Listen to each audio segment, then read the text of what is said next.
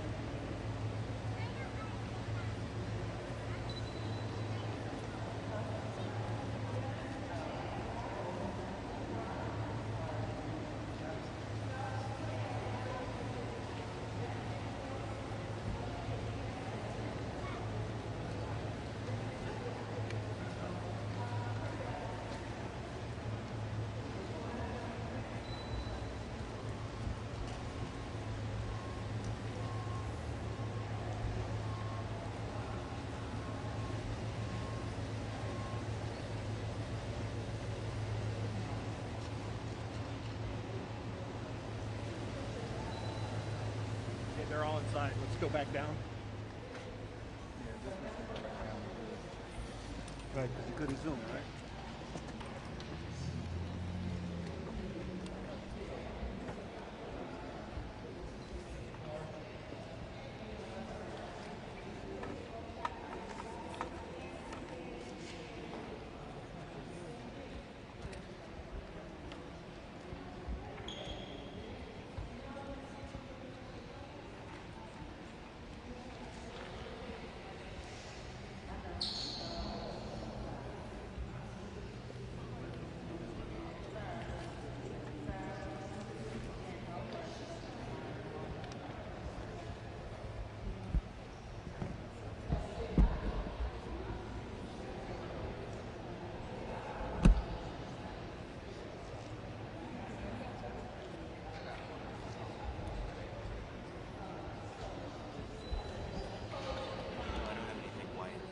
No, I just wanted to, actually I just wanted to focus on it. That's good.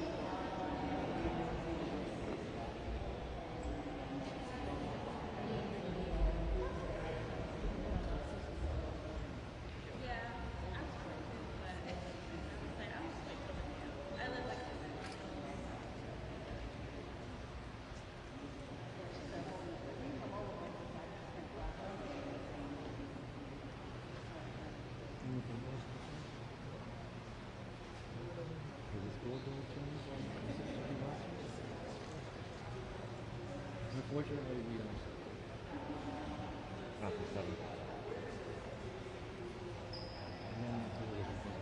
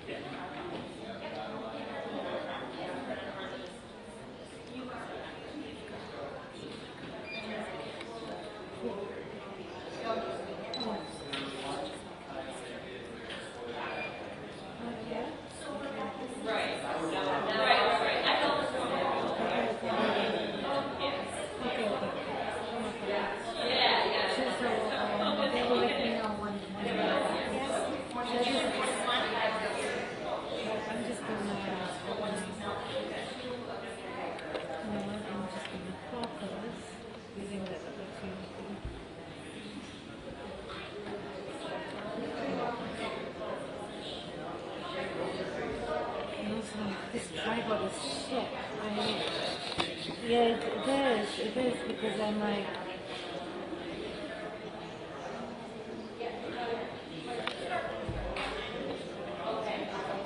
it's it says it's bubbles, but it's yeah, and it's not. It's like, so I'm just trying to adjust how I see it, but I can't.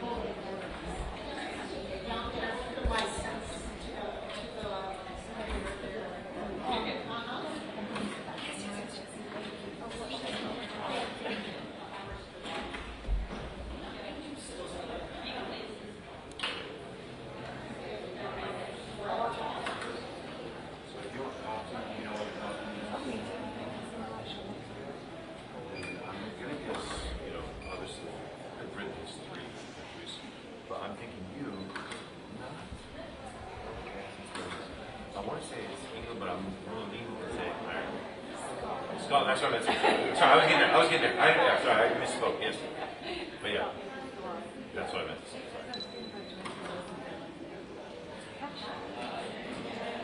Yeah, can you do an American egg?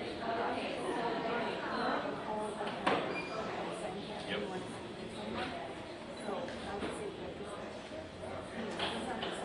You have to. Oh, see, you got it. Very well done. I love accents. I do impersonations. I do accents, and so I have co-coaching my son's soccer team, a man from England. And so we just have fun all the time. Like he calls them. Oh my gosh! Bids. You know, he said, oh, "That's not a bid. That's a penny. A penny. Pennies. E-E-N-N-Y."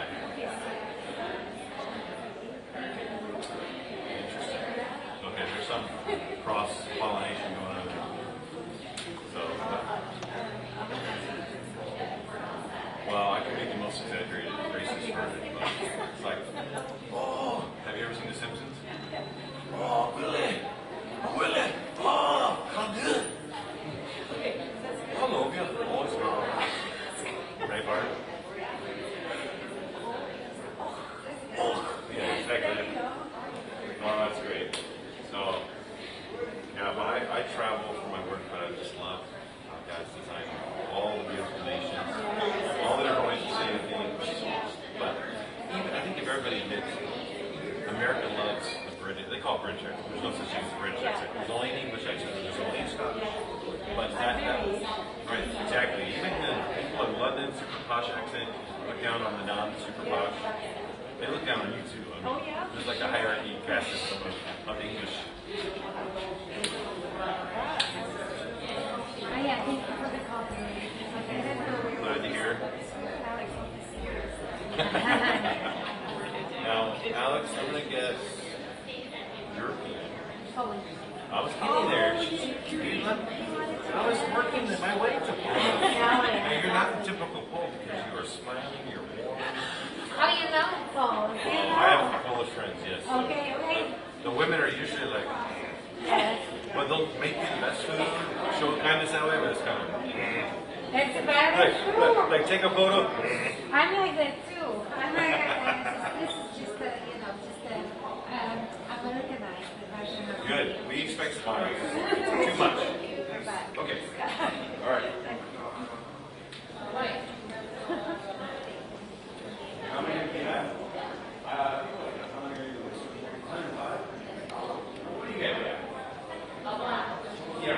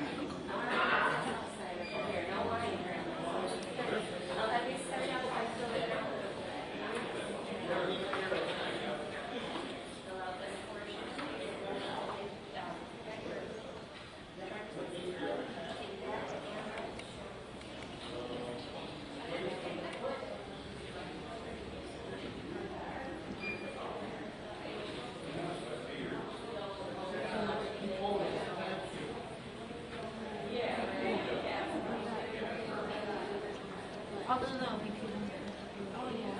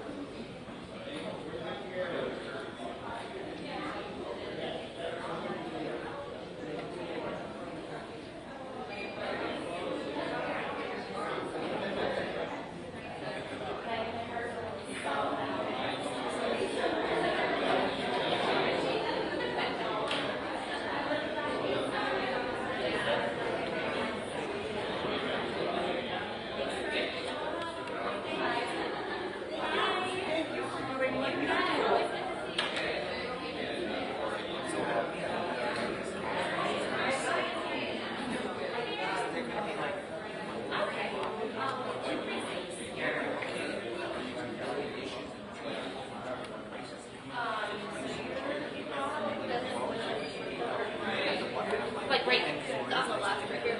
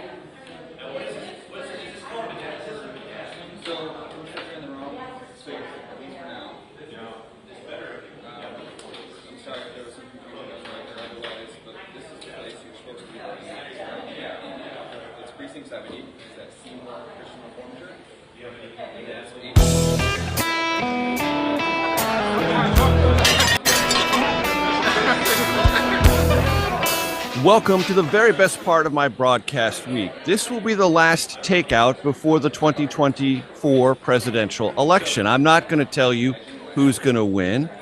I'm not going to tell you what to do with your anxiety, should you have any, about the outcome of this election. But we are going to have a voice that will help you sort through things that can actually be measured, at least partially, right now in this election.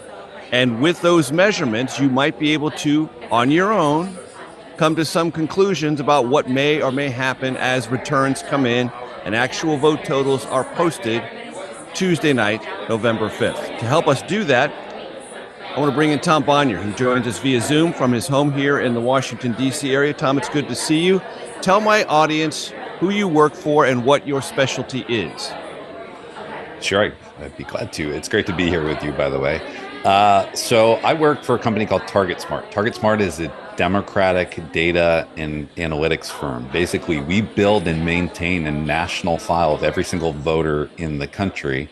And that file has a whole lot of information about each individual voter in terms of their partisanship, demographics, likely turnout. So we work with democratic and progressive campaigns and organizations generally and help them make decisions about who they're talking to and how they're talking. So you are a Democrat, correct? I am. That's right. The data we are discussing this podcast and TV show, does it have a party orientation? It does not. The cool thing about this data is it's all publicly available data. It's all verifiable. There are other similar sources out there in terms of Republican counterparts or even some bipartisan elements. But all the data is very transparent. We're just looking at who's voting, who's registering, all from publicly available election sources. We are recording this, ladies and gentlemen. I always am transparent with you about this on October 30th. So by the time some of you hear this, this number that I'm going to cite, early vote, more than 50 million, I think 54 million as of this morning, will be higher, okay? And some of the data points that Tom refers to will shift ever so slightly. So take that into consideration. But as you listen to Tom walk through the data, you can use that as informative information about how the data changes and what you can track yourself. So, Tom, tell my audience what you have concluded, if anything, from the early vote total and what it might mean for an overall turnout modeling or representation for this election. Yeah, when you think about that number, first of all, can I just say the obvious, that it's a very big number, but it's not quite as big as we saw 4 years ago. So with the data we have, we're able to compare to the same point in time, which is really key to this type of early vote analysis. We know that 4 years ago, there was a pandemic. And so credit to the election officials around the country who pivoted heroically to allow people to vote safely during a pandemic. Over 100 million people cast a ballot before Election Day 4 years ago. That was about 2/3 of all votes cast. 2 years later, in the 2022 midterms, we saw that drop down to 46%, closer to pre-pandemic numbers. So these numbers that we're seeing now that you cite, over 50 million votes, telling us that we're likely going to be above that 46% share. We're estimating at this point, it'll be a little bit over half of all votes will be cast early. So what is it telling us? It's telling us that in case there was any doubt, we do have to remember earlier this year, we thought that perhaps it wouldn't be a very high turnout election. Most Americans weren't very excited about a rematch between Presidents Biden and Trump. Obviously, we've seen that change since Vice President Harris took over at the top of the ticket. There's been a lot of excitement and enthusiasm on both sides. And so this is really the first true confirmation that we're seeing high level of engagements, and we're likely headed towards another very high turnout election. I don't know at this point if it'll break that record that was set 4 years ago, but it's certainly in play. Would you be surprised if turnout was in the range of 170 million when it's all said and done? I think 170 million is likely the very high end. I think the most likely range in my mind at this point is somewhere probably between 155 and 165 million. It's possible, right? If both sides are engaged, we are seeing potentially some new voters being brought into the process based on the events of the past 4 years. So it's in play, but that would be a bit surprising. Tom, do we know anything about those who choose to vote early? We do. We know a whole heck of a lot about them, actually, because we get every state, or in some cases, county or local election officials, they will provide effectively in real time a list of who's cast a ballot since their last update. Every state is updating at least once a day, some states more than that, some states twice a day. They'll produce a list. And I want to be clear about this. It just tells us that these individuals have voted. It does not say for whom. The secret ballot is sacred. It'll just tell us that this person cast a ballot today. It'll generally tell us how. Did they cast a mail ballot, an early in-person ballot? So we have a lot of data that we can then match that into our existing voter files and have really granular understanding of who voted. We do know that people who vote before Election Day tend to be older. Certainly during the pandemic, that was different. We saw a lot more young people voting early. A lot of them weren't where they were registered to vote because they were home from college. They were in Zoom classes. But generally, the early voting electorate is older. And this year we're seeing an electorate that's also more white than it was 4 years ago. Do some states provide party registration with this data about early voters? They do. And so, especially when we think about the 7 battleground states, you actually have almost even mix. So you have 4 of those states that have partisan registration: Pennsylvania, North Carolina, Nevada, and Arizona. And then Michigan, Wisconsin, and Georgia do not.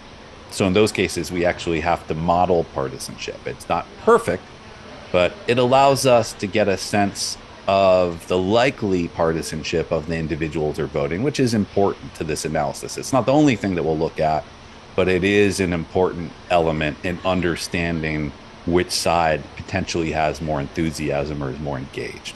And this is a good time, I believe, Tom, to remind our audience, or maybe they're hearing this for the first time, that they ought to exercise some manner of caution about assuming party registration equals a vote one way or the other. We do know that partisan allegiances are strong in this country. They have been visibly strong for quite some period of time, but you would probably be misguiding yourself if you were to assume every Democrat is voting for Harris and every registered Republican is voting for Trump. Yeah, that's exactly right. It's an incredibly important caveat and reminder. Sometimes people will confuse partisan registration with party identification, and it seems to be, it's a weird thing to parse, I think, to a lot of people, but people will register with a party for various reasons, or sometimes they will not register with a party for various reasons. We've seen more and more people registering as unaffiliated, especially Generation Z. They just don't like to register with a party. The polling data tells us that they vote overwhelmingly for Democratic candidates. But also, you might ask someone a question and they'll tell you they're one party or another, or they might tell you they're an independent and they could be registered a different way. We're seeing crossover voting. In places like Pennsylvania, you have what they call ancestral Democrats, people who have been registered as Democrats for 30, 40 years, but they tend to vote more Republican now because they've shifted along with the politics of our country. You have Republicans in other areas who are doing the same, who might have shifted more recently under the Trump presidency. So very important caveat. We do expect to see not insignificant crossover voting in this election. I think you're seeing it in the polling between the Senate races and the presidential races, where there are a lot of potential ticket splitters out there. That is the voice of Tom Bonier. We're going to continue to drill down on this data when we come back for segment 2 of the Takeout in just one moment. They're seeing very big gender gaps. We know since Dobbs, women have been more activated and motivated.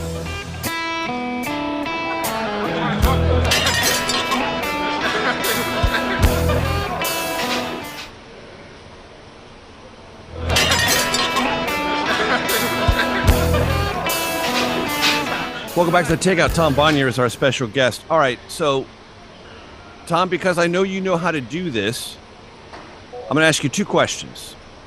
Look at the early vote, and for someone who is favorably inclined to former President Trump, tell them the best thing that they could see in the early vote. And for someone who's inclined to Vice President Harris, tell them the best thing that they might be able to find within the early vote. Well, I think what the Trump supporters and the Trump campaign are going to find as a positive in the early vote at this point is really the comparison to 2020, because in the 2020 election, we know that Democrats just dominated the early vote. It was a method of voting that prior to 2020, Republicans really used to their significant advantage, especially in these Sun Belt states like Arizona, Nevada, Florida, Texas, where they would really get out their supporters, especially older voters, quite effectively. And it was, frankly, the envy of Democratic campaigns. And then we saw this shift in 2020 where Donald Trump convinced his supporters that mail voting was potentially fraudulent, that election day should just be a single day. And what we saw was Republicans basically held a mass evacuation from early voting. And then after the election, you saw a lot of Republican strategists say, look, in this close election, this probably cost us the election. We need to do something about it. And so the Republican Party invested significantly in turning that around. They tested it in Virginia in 2023 to mixed results. But Donald Trump himself has been changing his tune to the extent that that he stays on message on some elements in this.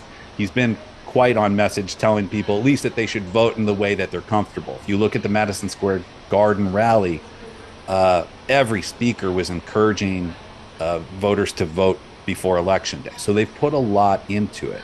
And you do see the results. You do see a shift where in many of these battleground states, Republicans are accounting for a larger share of the electorate than they did at this point 4 years ago. In Pennsylvania, that share increase is somewhere between 8 to 10 points. So it's happening. So I think Republicans are looking at that and they're feeling good about it. From the Democratic perspective, there was this expectation that this would happen, that it would shift more Republican. I think a couple things that Democrats are looking at when they see the magnitude of the shift. I think the Harris campaign looks at it and says, well, we expected it to be more Republican shifting to early voting. They look at the Republicans who are voting early and they say, well, look, these are mostly people who voted on election day 4 years ago. They're not generating new voters. And then I think they look at some of the demographics. They're seeing very big gender gaps. We know since Dobbs, women have been more activated and motivated. I think a Harris supporter who looks at this early vote and they see these large 10 to 12 point gender gaps in the early vote, they look at states like Michigan and Wisconsin that at this point appear to be more Democratic than they were 4 years ago. You're not seeing the Republican onslaught yet in those states, and they likely feel good about that as well. I want to double back on something we discussed in the first segment, which is turnout. And I threw out a number, 170 nationally, but then I reminded myself that national number is less important than what the turnout will be in the 7 closely contested states. Do you expect that turnout in those 7 states will be at or above 2020 levels? Because that's really where the rubber is going to meet the road in this race. Yeah, I'm glad you offered that distinction, because there is an interesting dynamic that's potentially developing. And in the end, we won't know until next week. To state the obvious, we won't know until Election Day. But what could potentially happen is higher turnout engagement, and that would not surprise me at this point. And in fact, I think that's more likely at this point to see more people voting for a number of reasons. Again, I think the intensity and enthusiasm is actually peaking above where it was in 2020 in these battleground states. You're seeing just, again, this push in early vote, which could add new voters at some point along the way to expand the electorate.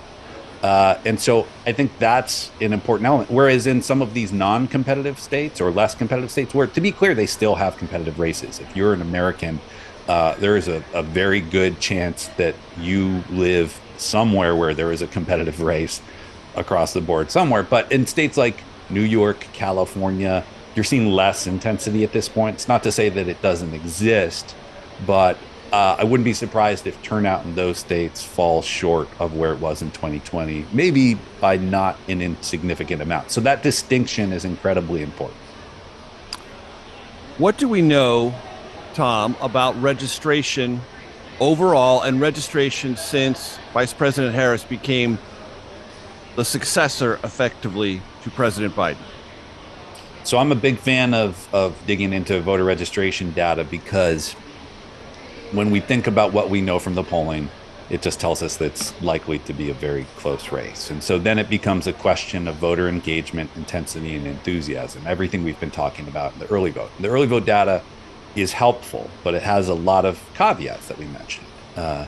Well, the other data set that can be helpful to us is voter registration data, new voter registration. It's looking at not just the raw numbers of voter registration, because we know many states, especially in the battleground, have added something called automatic voter registration, where an individual will automatically be registered to vote. It depends on the state, but generally when they have some interaction with the government, getting a driver's license or something else. So those baseline numbers aren't as interesting as seeing the sort of deviations from the baseline, meaning if we look at the trends in voter registration and we see when they vary, that's telling us something about a group that, for some reason, is paying more close attention to this election, that they're more engaged, that it's changing. And so if you look at the past year, or I could even expand to the last 4 years since Joe Biden became president, Republicans were having great success in voter registration over most of that time period. They've been investing in voter registration efforts, especially in battleground states like Pennsylvania, North Carolina. And you've seen the results. You've seen them registering more voters. And frankly, over at least the first half of this year, you were looking at typically Democratic constituencies, younger voters, women, voters of color, were really not registering at the rates that they were in 2020. There was a big lag, and frankly, that was something that I think we saw reflected in the public polling data, where President Biden was underperforming with these exact same voters.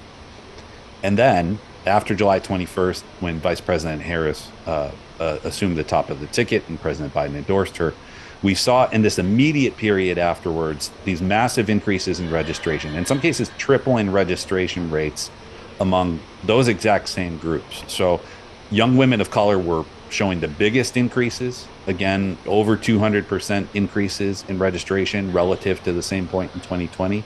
But broadly, all of those groups, younger voters, women, voters of color, were showing substantial increases. Where you really saw a spike in that first week of Vice President Harris's candidacy, but then after that spike leveled back down, it still was at, the registration rates were at a rate that were much higher than the baseline, either prior to the candidate change or even 2 to 4 years earlier. And that's been sustained really through now. We have to remember that in many states, you can still register to vote. Many states, you can register to vote up to and through Election Day. And so we're still seeing those high registration rates in those states. And what do we know is the statistical probability of someone registering right before an election and their likelihood to participate in that very next election? So we're able to look at this in the historic election data because we can see registration rates for voters. And again, we have the information of who cast a ballot, not for whom. And so we can look at 2020, and what we see is the new voter registrants in the last presidential election turned out at a rate of 83%. So it's a very high turnout rate. That's far above the national turnout of all registered voters. And, you know, these new registrants, again, keep in mind that entire pool includes everyone who registered to vote during that time period. Understanding that many of those new registrants were people who didn't actually intend to register, potentially. They just were getting a driver's license. If we were able to isolate those who are registering as part of these spikes, I'm confident you'd actually see a turnout rate that would be even above that very high 83%. The voice of Tom Bonnier. When we come back for segment 3 of the Takeout, we're going to ask about what these new registered voters may mean to the ability of polls to actually capture where this race is when we come back. Speaking as someone who has worked in the field of election data and analysis for 30 years now, I can tell you it's very difficult to get that right.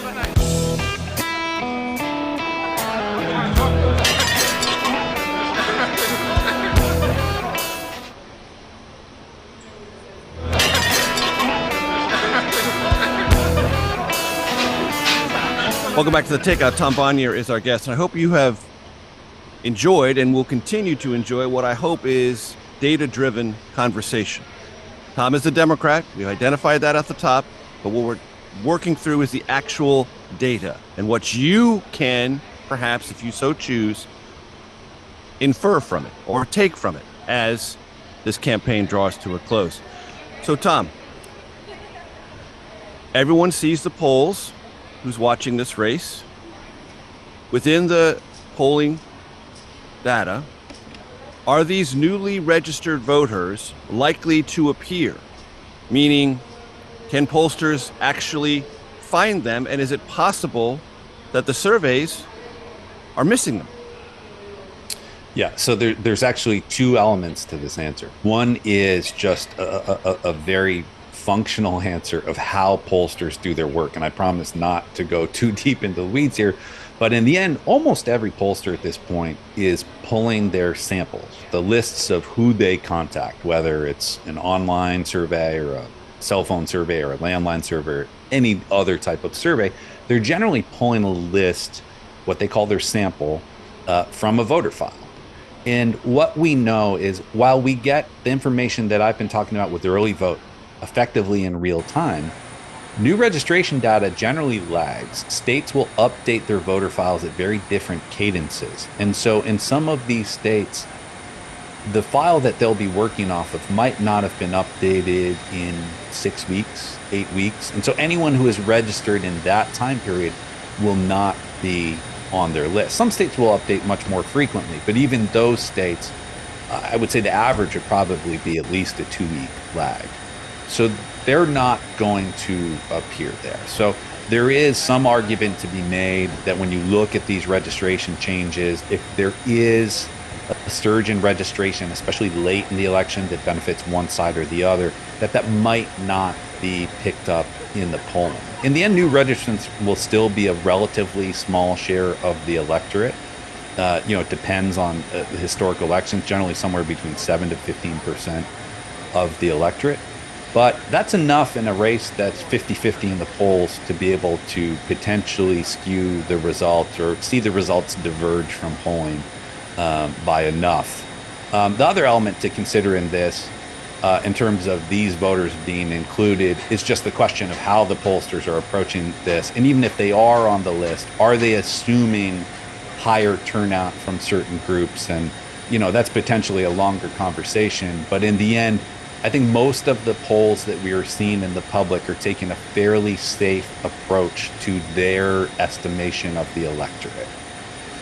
They're looking at what happened in 2020 in terms of turnout there. They're likely adjusting for some population changes and saying, here it is. This is our best estimate of what the electorate will look like.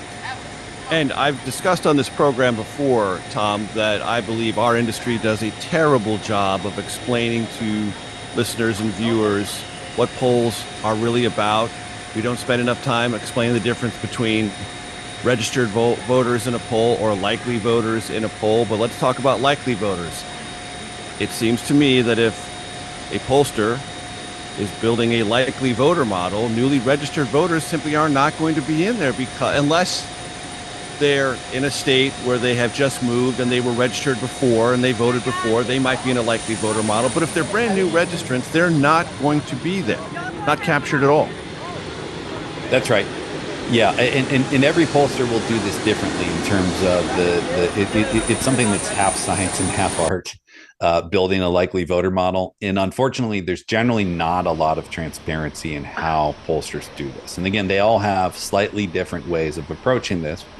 But they're making a decision about what they think the electorate will look like. And speaking as someone who has worked in the field of election data and analysis for 30 years now, I can tell you it's very difficult to get that right, because it's not just the conversation you and I were having at the outset about roughly how many people we think are going to vote.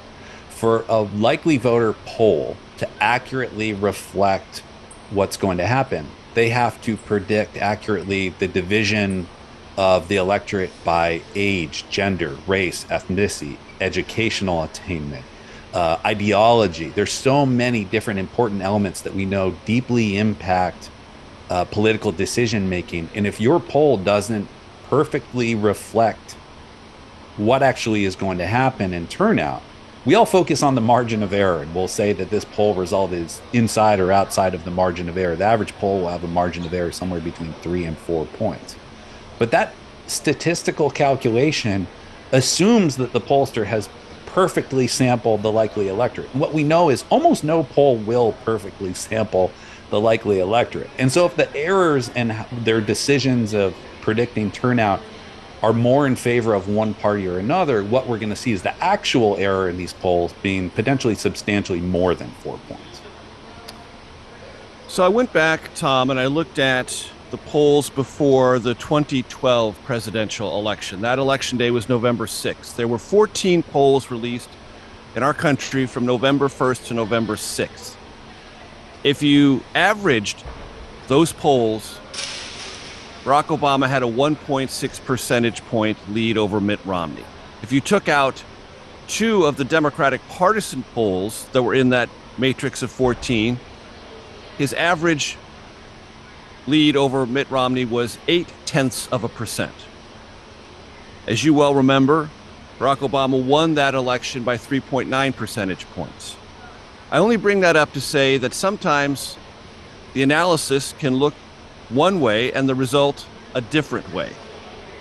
Should that in any way inform our understanding or expectation about this election? Oh, it absolutely should. And if we fast forward the 12 years that have transpired since then, really this industry of poll analysis and aggregation has changed dramatically. It's exploded in a lot of ways, where you have many more participating in this, which I think in general is a good thing. But really, that exercise that you just walked us through is incredibly instructive, because for a long time there was just a notion that the axiom in our business is trust the averages. Or when we would see a poll that maybe looked like an outlier, people would generally say, well, just throw it into averages. And the notion was, well, any one individual poll has a pretty substantial potential to err. It's just the way these things work, for all the reasons I just mentioned and other reasons that I haven't mentioned. But the idea is, well, if we take a lot of good polls and we throw them together in an average, that's going to give us a good result. And generally, that's been historically better than any other method. But what we have found is that we can't necessarily trust these averages, at least to the extent that we used to be able to, because we have to consider the components of the averages. And what we've seen this election cycle, and we saw this also 2 years ago in 2022, is sort of two factors happening at the same time. Fewer high quality, nonpartisan public media surveys. It used to be that every big city newspaper would do public polls, and they're very high quality polls. That barely happens anymore. And at the same time, you're seeing a flood of partisan polls. And at this point, the partisan polls are coming almost exclusively from the right, from Republican pollsters. It's something that it's not to say that there aren't partisan Democratic polls, they exist. At this point, the ratio might be 10-1 in terms of Republican to Democratic. So the impact on the averages, or how these different poll aggregators are handling that phenomena, is really going to have an impact on where those averages end up, and therefore our understanding of where the election stands, which is why, even though the polls are generally converging around a very close 50-50 race, if you look at the different sources for aggregation, you're going to see different shades of gray that would favor one candidate or another. That is the voice of Tom Bonnier, and we are going to continue our data-driven conversation. And when we come back, we're going to grapple with two questions. One, the euphoria in the Trump world, because they say he's always been underpolled, he always overperforms. That means he's coasting to victory, and what 2022 ought to tell us about what we might expect on election night. That's segment 4 when we come back. The average poll in 2022 missed the actual result by 4.9 points.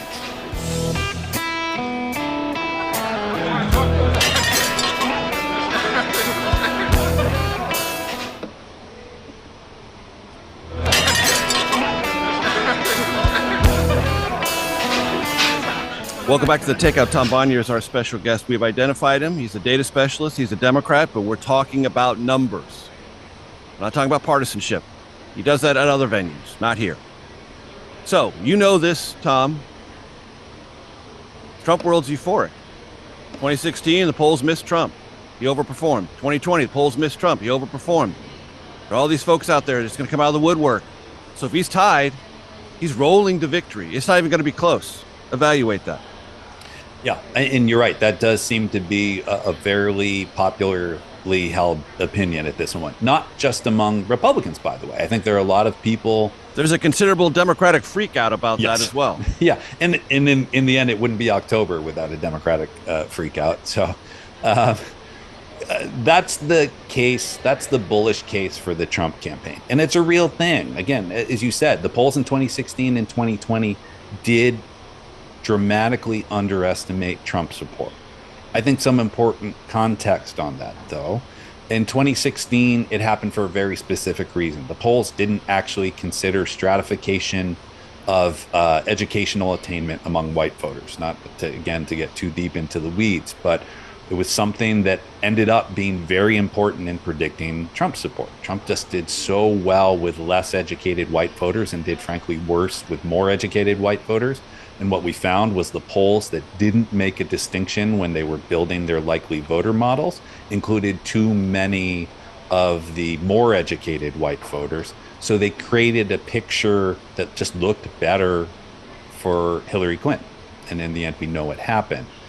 In 2020, the dynamic in terms of the end result was the same, but they had already accounted for that. They had corrected for that problem and then found another problem. In the end, there actually isn't a consensus on exactly why it happened in 2020. There are various theories. Democrats were more likely to be home because of COVID, therefore more likely to take surveys, so they were overrepresented in surveys.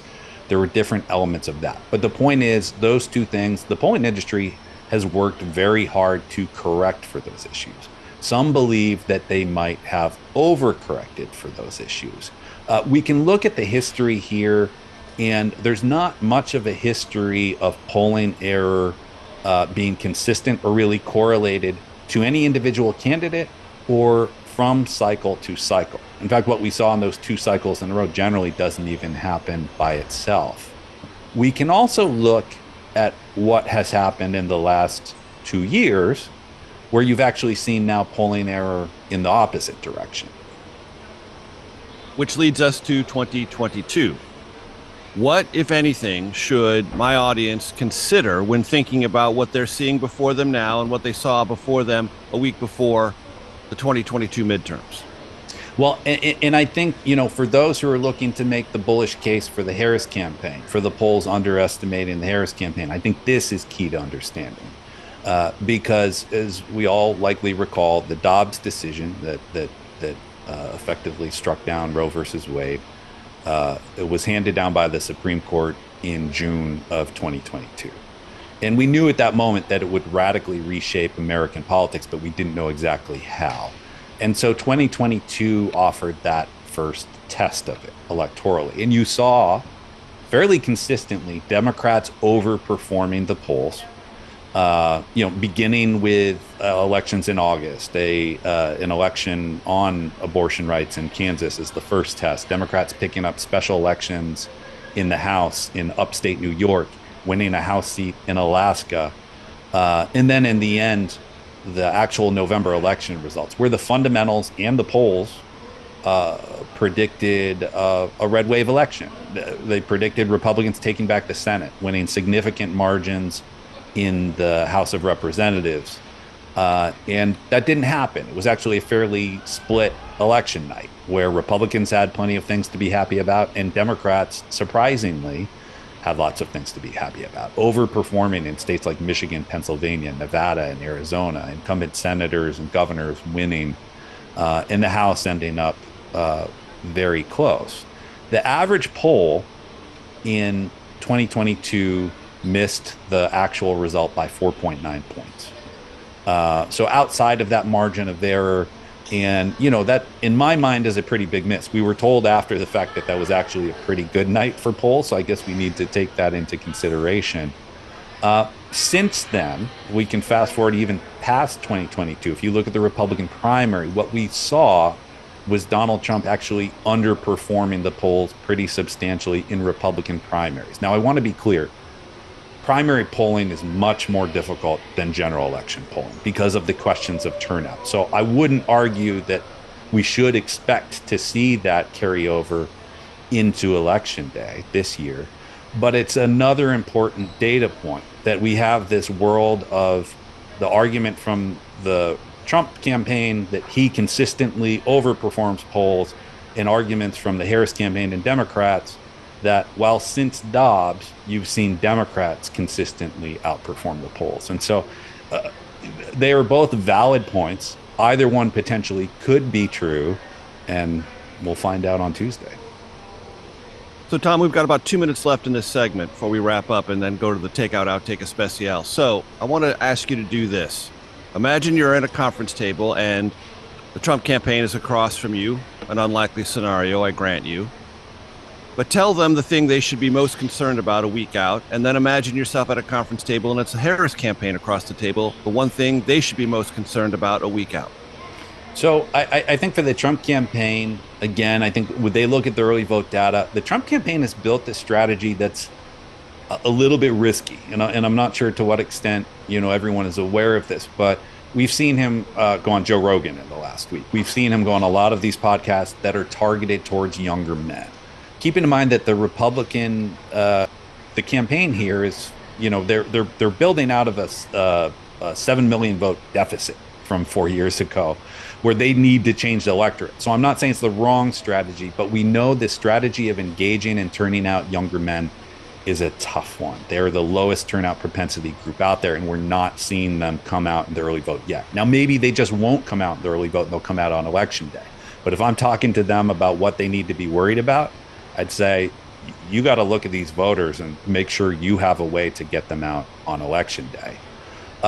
From the Harris campaign perspective, it's a little bit of the flip side of that coin. As I said before, Democrats dominated the early vote to great success in 2020. There's been a movement away from that among Democrats. And so what it means is the Harris campaign goes into election day needing higher turnout, especially from younger voters, voters of color, women. Now, they feel optimistic about this, I'm sure, because these are the voters who have been engaged and activated since Dobbs, and their expectation is they will come out on election day. But going into election day, that's something. It just means they've got more work to do than they had to do 4 years ago. And that is the fundamental work of any successful campaign. Not only knowing who your likely voters are, but making sure they are persuaded, activated, and they actually participate. Tom Bonier, it's been a pleasure. Stay tuned, ladies and gentlemen, for the Takeout Outtake Especial. That is next. Every election has some number of surprises. In this, I think the atmosphere is ripe for potentially more.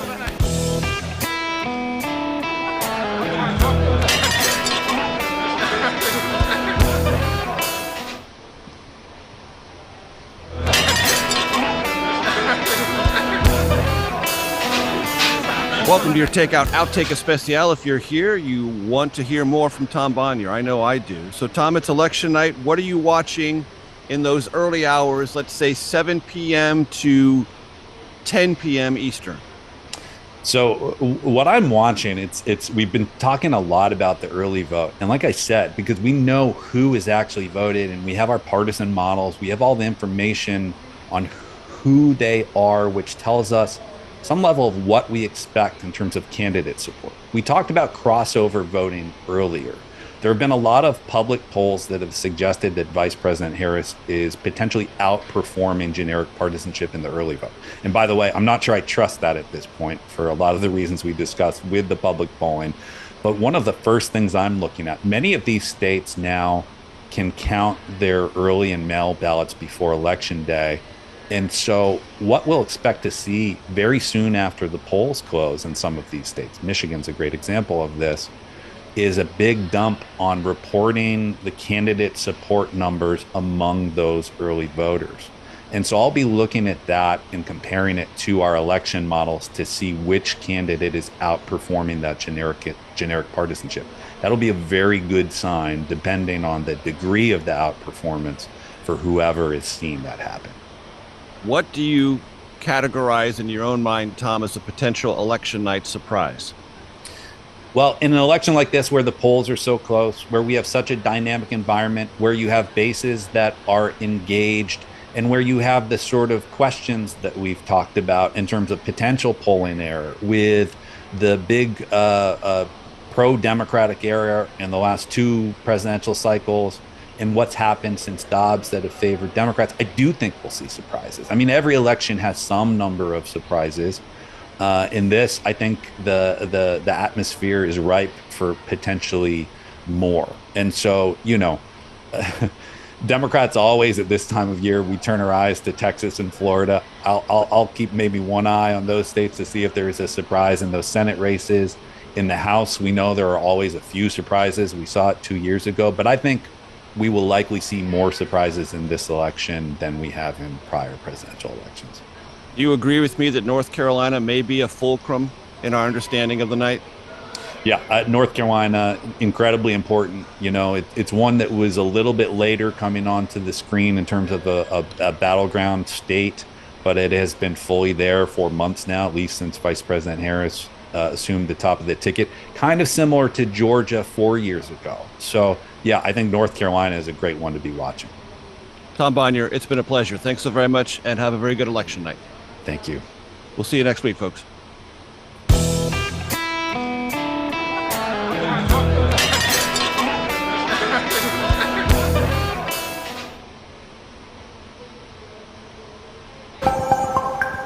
Hello everyone, I welcome you all to the live session on ELK Stack tutorial by IntelliPad. But before we begin the session, make sure to subscribe to our channel and press the bell icon so that you'll never miss any update from us. Now let's begin with the agenda. Firstly, we'll start with Introduction to ELK. where we will discuss what actually ELK is and what are its uses in cloud computing.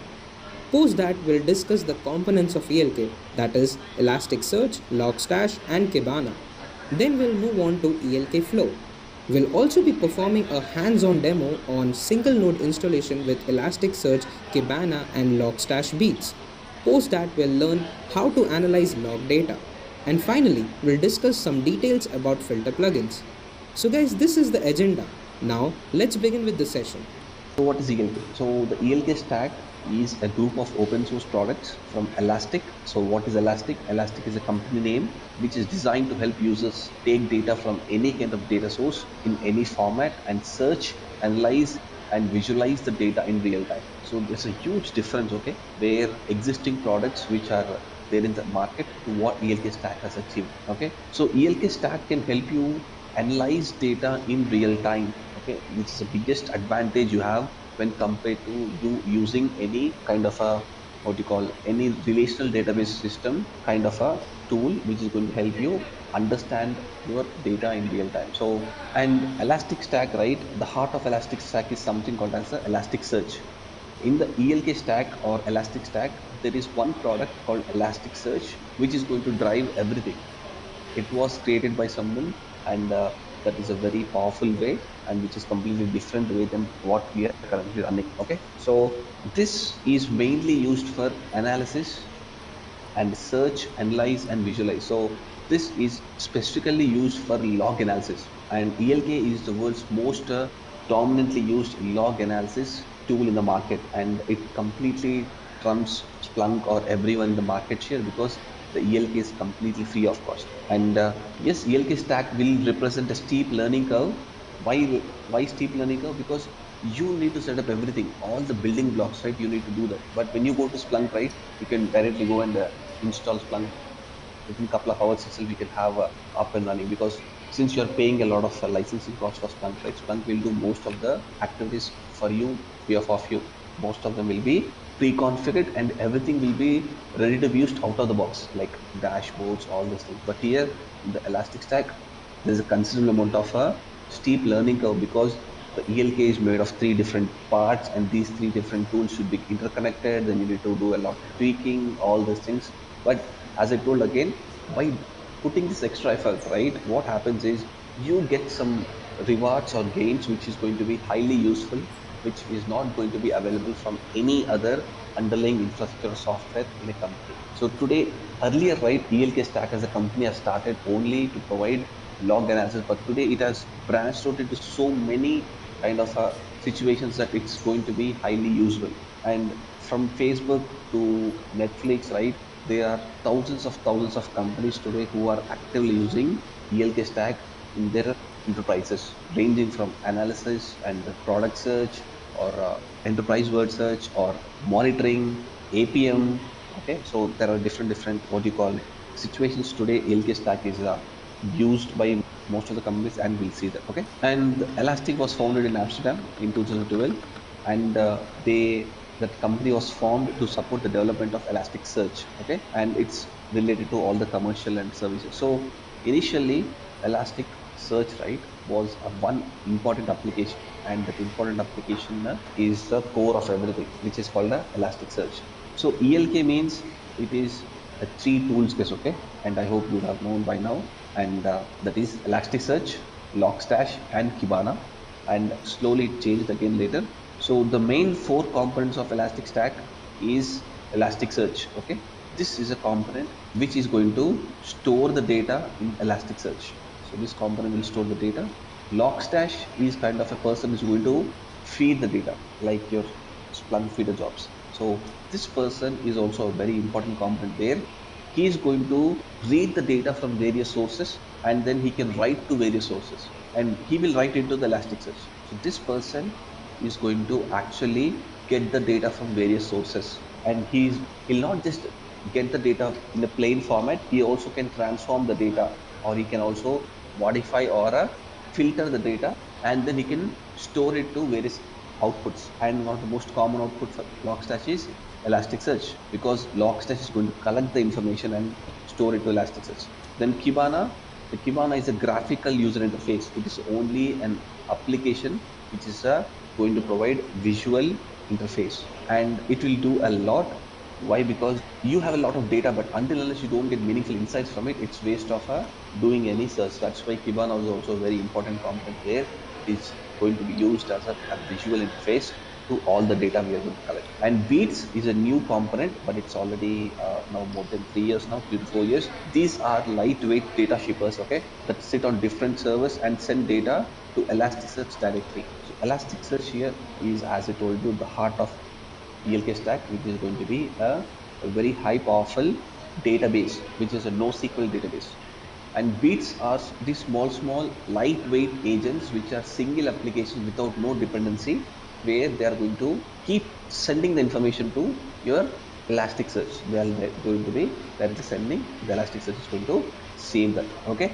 And yes, we will talk in a lot more detail than this. Okay, because understanding your ELK stack architecture or components or what is the importance of it is very, very critical. Okay, let's talk about a problem statement, like how is my what you call ELK stack going to help me. Okay, so that once we understand the kind of problem statements, so that you'll better understand. Okay, let's take that. Okay, your customers are looking for product information, okay, from the business with huge product catalog. So you have an e-commerce site, okay, where the customers are looking for product information, and you have a huge product base, okay, and you also have a huge client base where you're facing an issue with the long time in the product information retrieval, because Amazon has millions of products as a listed, right?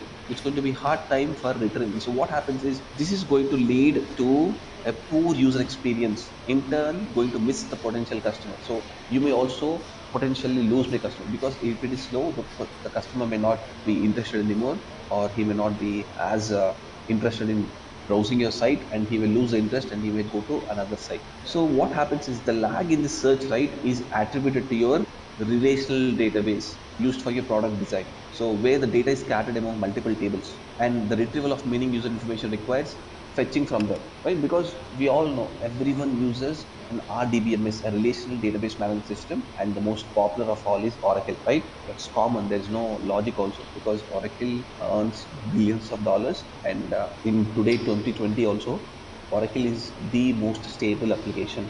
SAP uses it, okay? Everyone uses it, okay? Because everyone trusts it. So it's so trusting that, okay, everyone uses it as their backend. It means that using these kind of relational database systems for retrieving your product information is going to slow down, and it's going to be the main culprit for that slowness in your product search. So why? Because your relational database, right, works comparatively slow when you are going to look for a huge amount of data and you're going to fetch that search results. And what are we going to do? We are going to do this through query. I'm going to send a query from the database business application, and what happens is it is becoming slow, and it is slow. That's where the businesses have started looking for alternative ways where the data stored is in a such a way that it can be quickly retrieved. This can be achieved through a NoSQL database rather than a RDBMS database. And SQL has some kind of properties, right? You know, ACID properties. SQL is based on ACID properties. ACID are for these four pillars, right?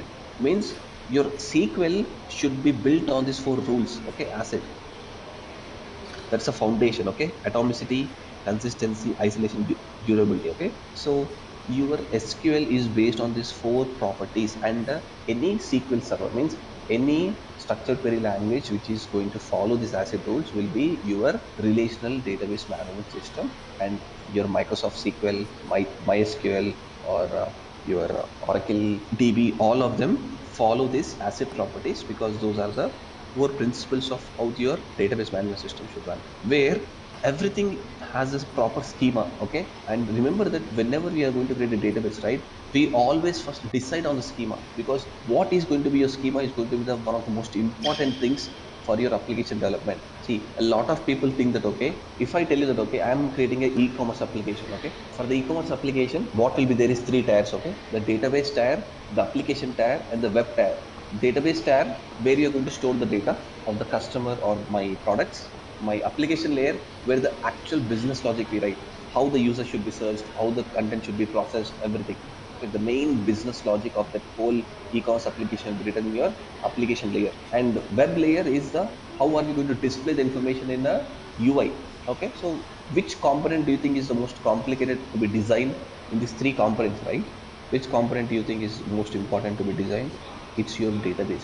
Why? Because the Java applications are nothing but they are only about applications which people write to query upon the database. See, if you have created a proper database with a perfect schema, it is easy for your developers to write Java code to retrieve, because literally 99% of the time, any Java application most of the time will deal with a database.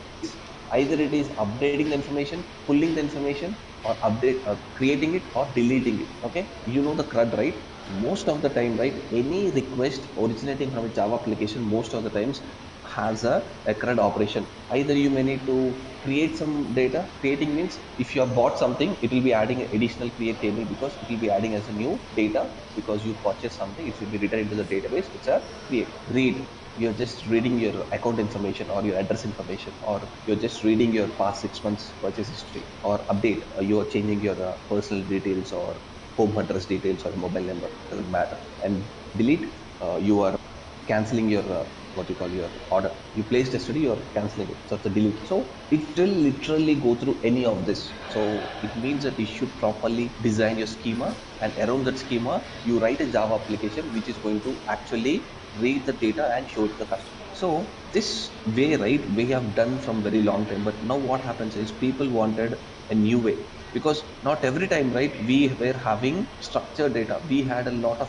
unstructured data, and this unstructured data started becoming increased highly. Okay, for like 7 or 8 years back, right, there was not much unstructured data to be processed, but today we have petabytes of information which is specifically unstructured data. And unstructured data cannot be properly maintained by NoSQL, by normal SQL, because a SQL needs a proper schema. Okay, means what is the row, column, everything, what is the primary row, everything should be properly defined. Otherwise you can't store the data, and it should always have the same number of columns. If all the data should only have 4 columns. If any of the data has 5 columns, you can't store the data in the table, because the table only accepts 4 row data, or sorry, 4 column data. So means SQL expects you to have a specific what you call number of rows, everything, the type of the data, everything. But the NoSQL doesn't care about it, because it is an alternative to SQL and it doesn't have any schema.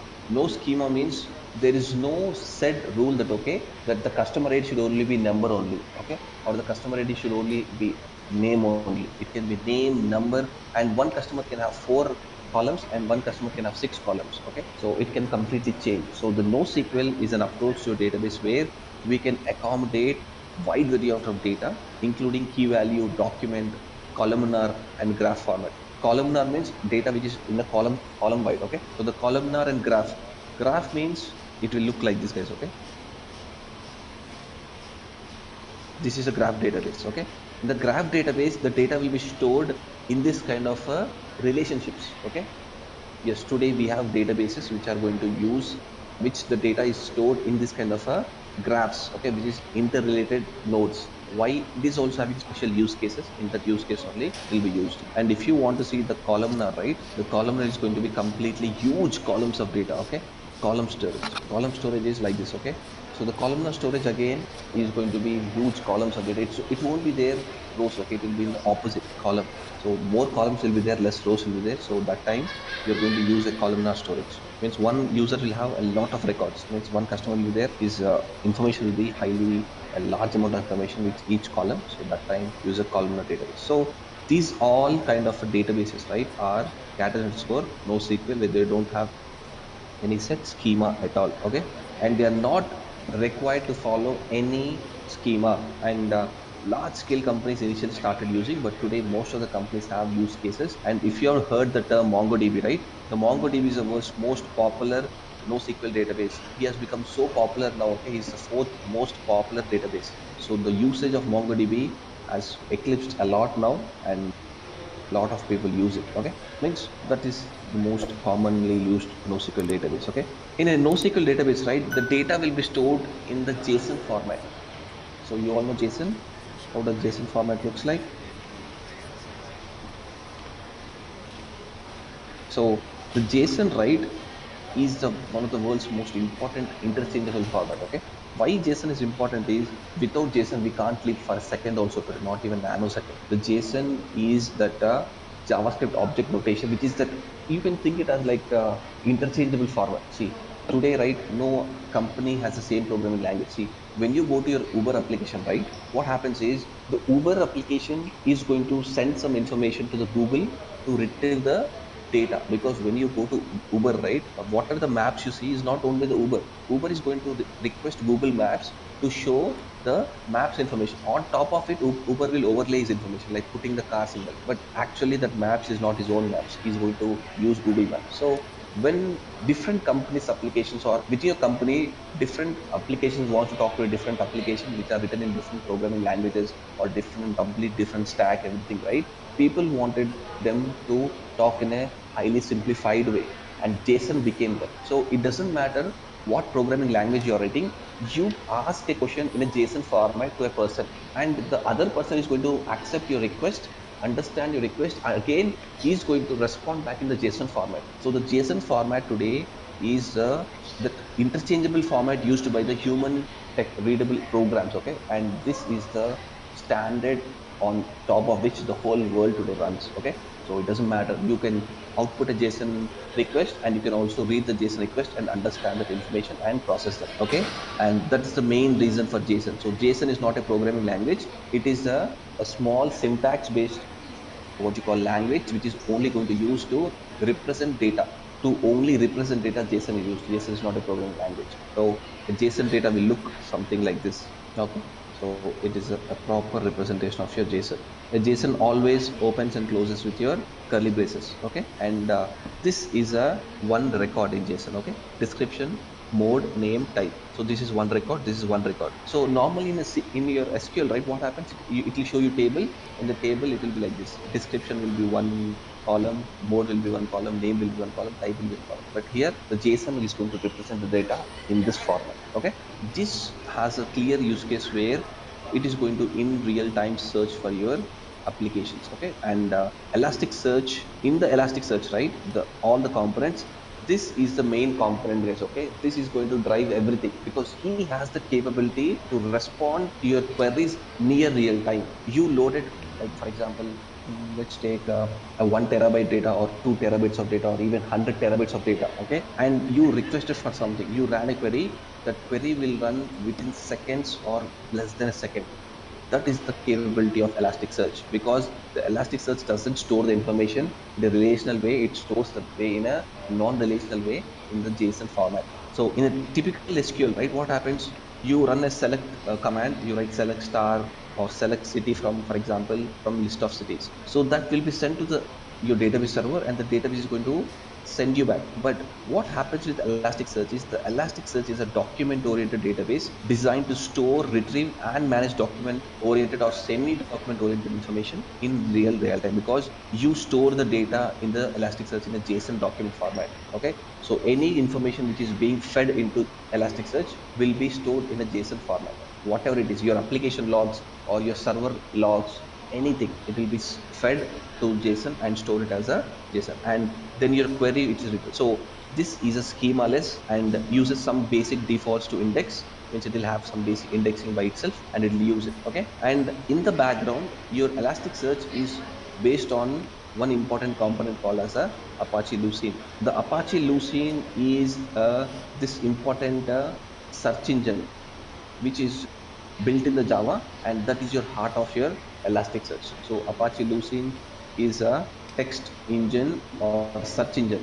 Okay, so this is a core, okay, which is going to be driving your Elasticsearch. Okay, so this is Apache Lucene, this is an open source product, and this product is heart of your Elasticsearch. Apache Lucene is a highly performance, full featured text search engine library written entirely in Java. Okay, so someone has written a small Java program which is highly efficient, highly performance, and it has a fully featured text search. Okay, and Elasticsearch is based on this Apache Lucene. Okay, let's go to a little bit deep dive into architecture. Okay, so the Elastic Stack has 4 important components.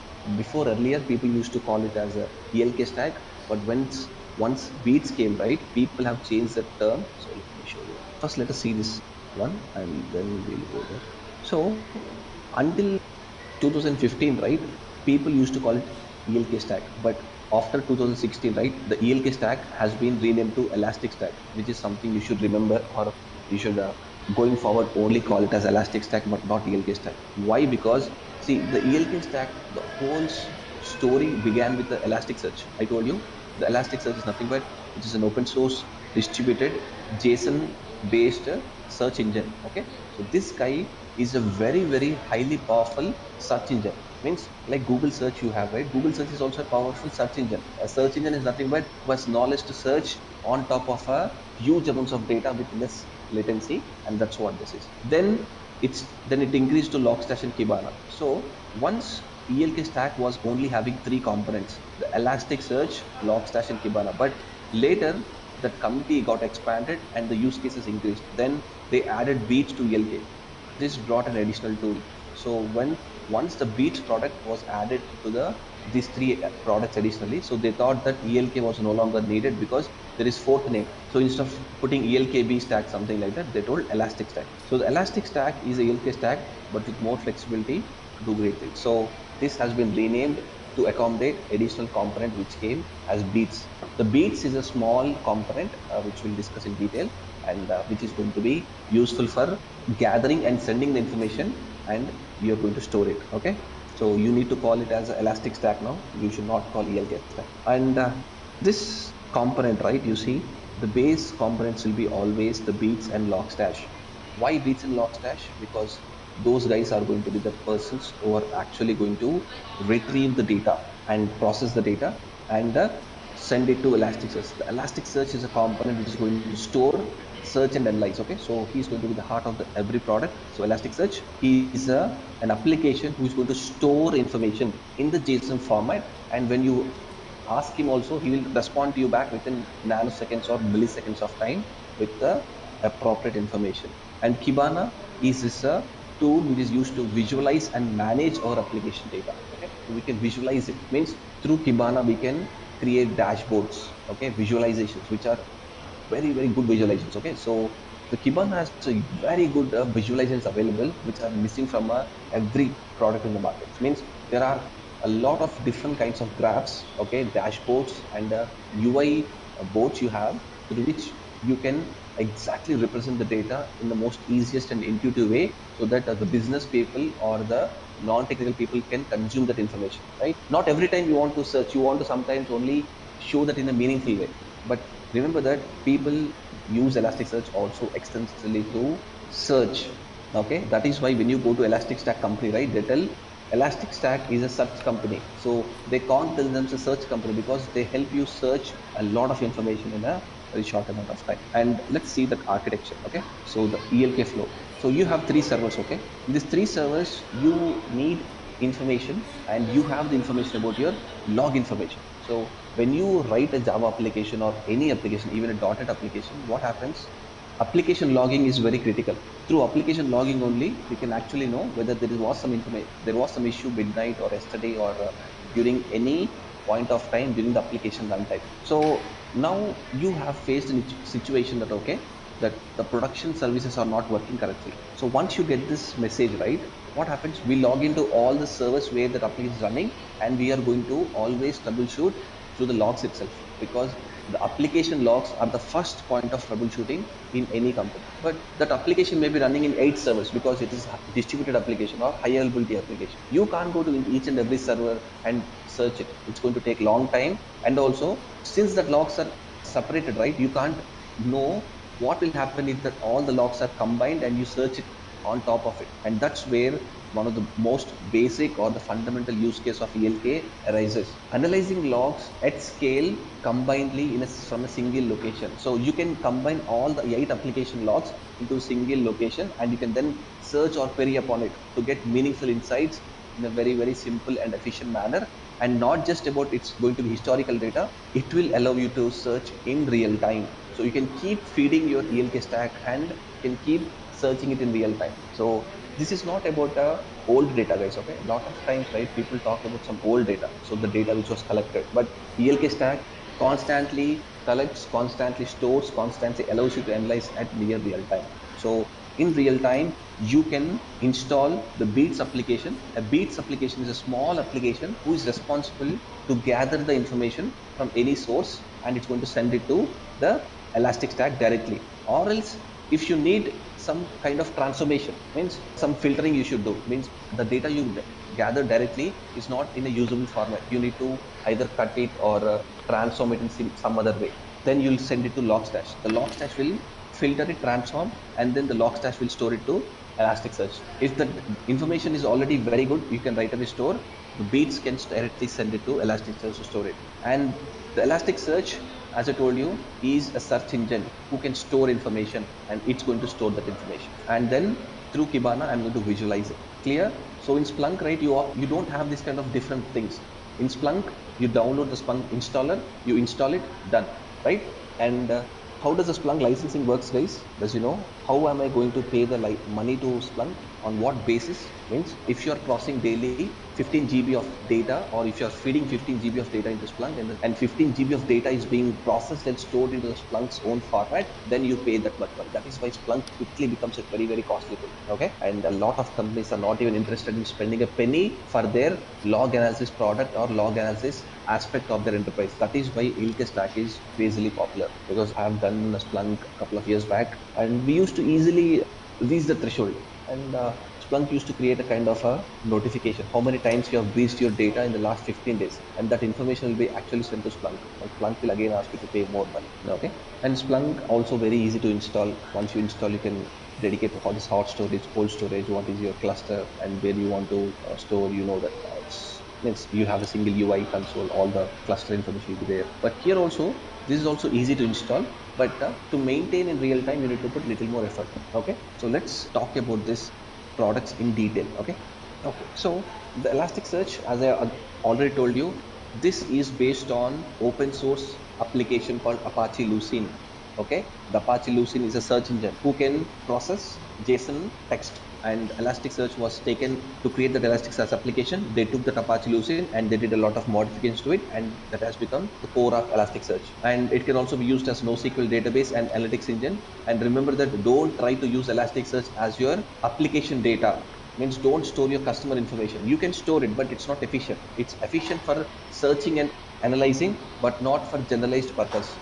Yes, if you really want to use it, you can use, but never try to use Elasticsearch for your general purpose. The general purpose, your SQL database is always good, but the kind of search activities and analyzing activities, right, which is your Elasticsearch is going to be very popular. Okay, and the purpose, as I told you, is Elasticsearch is basically schemaless, and it works in near real time, and it has a RESTful interface. What is RESTful interface? What does it mean?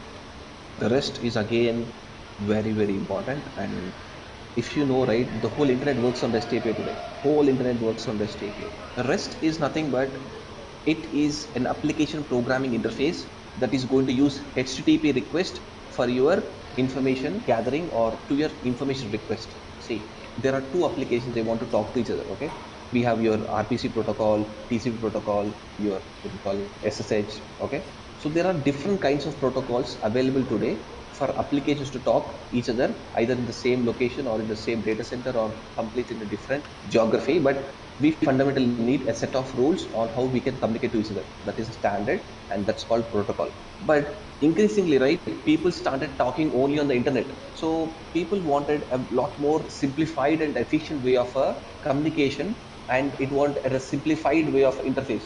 And that's where the RESTful started. The REST is an API. What does API mean?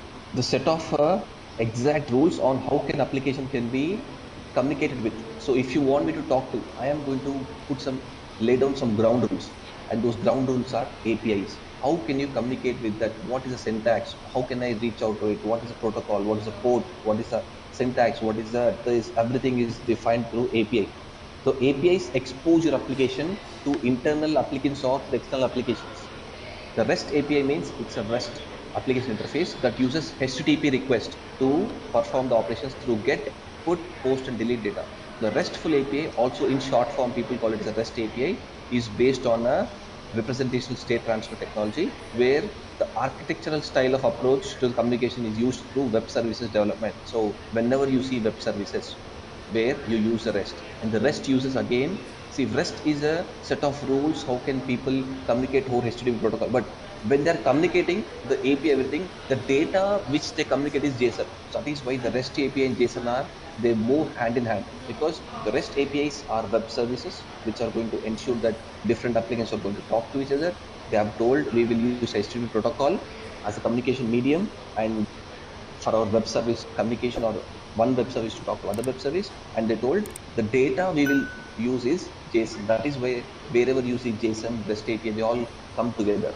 And understanding your HTTP protocol is that is why very critical today. Today, HTTP protocol has become the foundation of every service talking to every service, because you can simply set it up, and it's easy to secure by putting SSL on top of it, and it's easy to understand. Means the HTTP protocol is very easy to understand. Means anyone can right away understand. You don't need a very complex knowledge to understand it. That's why today even internal communication in your companies are today happening on HTTP protocol.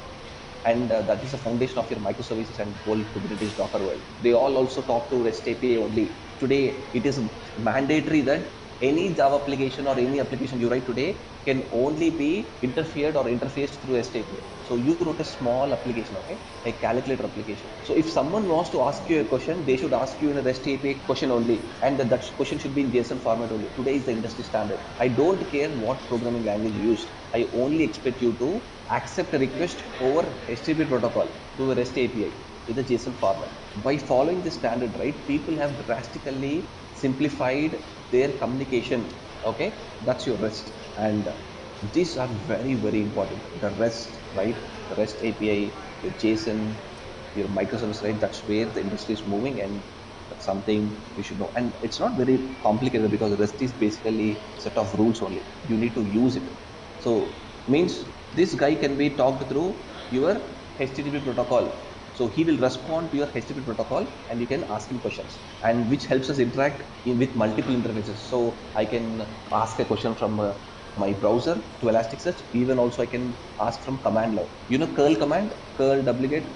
You know these two commands? Yes. The curl command, right? You sometimes as a developers, right? You guys use curl HTTP colon, right? To check whether a service is running or not, right? So the curl command is a small Linux utility which operates on HTTP protocol. So you can ask questions through curl to any application who is responding on HTTP protocol is going to respond back to you with the answer, and we'll see that. Okay. And your Elasticsearch, right, is an analytics engine where you can run a query or a search against that, and you can retrieve that information, and it stores your data in the most optimized way. Elasticsearch, right, I told you, is one person is going to store and allow you to retrieve. But when it is storing that information, it is going to store in a highly efficient way so that you can read it. And your implementation of your what you call database, right, is in a lot different way, because Elasticsearch will keep ingesting the data. Let's go to the next component, the Kibana. So Kibana, I told you, is completely a UI graphical user interface application, okay, where you can do a lot of things. When Kibana was first released, right, it was only used to create charts and histogram. Histogram, you know histograms, right? Since you guys are all of this Splunk, so you know different ways of displaying the information, right? So histogram is also one way of displaying information. You can use pie charts, you can use what you call dial, right? It shows you like a speedometer. That is also one kind of representation, and histograms are one kind of charts are representation. So it used to only have first charts and histograms, but with each update, right, the Kibana has evolved now, which has a lot of important features that make Kibana stand out of the crowd. Okay, and if you really want, Kibana also can work in a standalone mode, but it's highly effective when it's only working in tandem with the other two components, Elasticsearch and your Logstash. So let's talk about these main features where Kibana is useful to you. Okay, it will help you discover your data by exploring it. So you can explore your data visually. Okay, what are the data Elasticsearch store, right? I can see that visually. We can analyze your data by applying different metrics. Yes, I can in real time apply metrics and see the output, and I can visualize the data by creating different kinds of charts. Chart here is nothing but a dashboard. Okay, in terms of Kibana, we call it as a dashboard. And you can apply machine learning on the data and get anomalies of future trends. Yes, you have machine learning features in ELK stack, which is a paid feature. but your company, since you are already going with Elasticsearch, most of the companies go with the Elasticsearch paid only. But as I told you, if you don't want to use only some features, some advanced features, Elasticsearch is completely free of cost. You can deploy as large cluster as you want. But there are some features, right? Because Elasticsearch also is a company who should also pay salaries to his employees. So he can't release everything free, right? So you should put something aside which you feel that, okay, you're compelled to pay money. That machine learning, some important features he has he has hidden from the customers in the open source version. And if you pay money only, he'll give you that, because again, that company should run sustained, right? So that's why. And you can monitor your application through APM, application performance monitoring. Means when you write a Java application, you're not just interested in knowing whether Java is running or not. You also want to know what is happening inside the Java code. That is possible. All of these things can be possible through your Kibana, which is mostly about allowing you to see the information in visual way and also visualizing them through different charts. The Logstash I told you is the actual data pipeline that can take the data input from various sources, filter it and output into various sources. Means Logstash also can be used independently, and it can be used as an input to Kafka or any other databases. Okay, so Apache Kafka is also a very popular tool in the market today, which is related to big data, but we'll not go there. But Logstash can work independently because it's a small software which constantly reads data from an input and sends that input data to multiple different kinds of outputs. But again, Logstash will work better when it is used together in this ELK stack, and it can also take the data which has been collected and sent to other sources other than the Elasticsearch. The Logstash is very important tool, guys, okay, because he is the primary person who is going to be the person who is doing all the hard work and collecting information from everywhere and properly feeding that information to the Elasticsearch. So Logstash is that person who is going to act as a Splunk feeder jobs. Okay, in the Splunk you have feeder jobs, right, where you install that, it will constantly collect. But here it's separately having its own name called Logstash. Okay, and we can take any type of data using Logstash. Okay, structured, unstructured, anything. It doesn't tell, okay, I need this information with this structure only, because it is NoSQL. It accepts any data, any unstructured data is happily ingested into Logstash, and it will be stored in your Elasticsearch. And beats, I told you, Logstash became, once ELK stack became popular, right? The Logstash became a thick application. Means it was very, very hard for people to install Logstash everywhere because it was consuming a lot of RAM and CPU, and it became a thick application. So they wanted a very simple, efficient, lightweight application, and that's where the beats came. See, Logstash is going to be, it can fulfill any kind of a requirement, but your beats, right, is a purpose-built small applications. There is one bit called file bit, there is network bit. So the beats, right, are small applications which are single purpose built lightweight data shippers that are used to get the data from the different servers and then send it to the Elasticsearch. So the beats can be installed on all of your remote servers in a company, and it is a lightweight agent which sends information to either it can send the data to Logstash or Elasticsearch.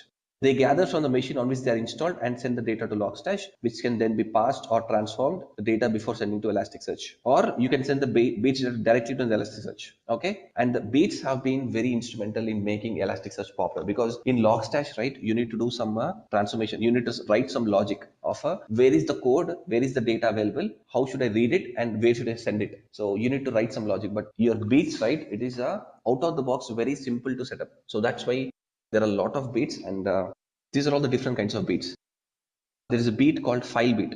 The file beat is the most popular of all the beats because he's going to take or ingest log data and send it to Elasticsearch to store it. These guys are very, very light in weight, guys. Okay, no one will ever complain you, your application team or any database team or any team will never complain that, okay, guys, you installed the agent on our server. That guy is taking a lot of RAM is a complaint you'll never get. And it does not have any dependencies. It's very, very lightweight. There is one thing called metric bit. The metrics bit will gather the metrics from your server. Metrics means your CPU, memory, file system, all of them is a metrics bit, a small tool. And packet bit is going to gather the network data. The networking is also very important because hackings happen most of the time on the networks. Windows events. Windows event means, right, in Windows server or Windows laptop, right, there are events happening, okay, which is going to be gathered by your Windows laptop or Windows server. This guy will gather all these events and keep sending the data. And audit bit for auditing information. Audit means reading the system log files or system operating system files to gather this auditing information. Heartbeat, uptime, only uptime, whether the server is available or not. That's all. It will not do anything. and serverless. Serverless means functions. Today there is a new industry trend called serverless. I'm not sure whether you heard this. Guys, have you heard AWS Lambda anytime? See, no matter what you do, right, you always need a server, right? A server means a computing environment, means where the program you wrote should run, right? That's mandatory. Without a laptop or without a server, nothing runs. The whole IT world doesn't run, right? But people are making to run without that. Means you are never going to interact with a server anymore going forward. That is called serverless architecture. Means you are going to write a code and you will upload the code to a location. Once you upload the code, whenever the request comes in, the code will run, or else the code will be in sleeping state. That is called serverless. That's where the industry is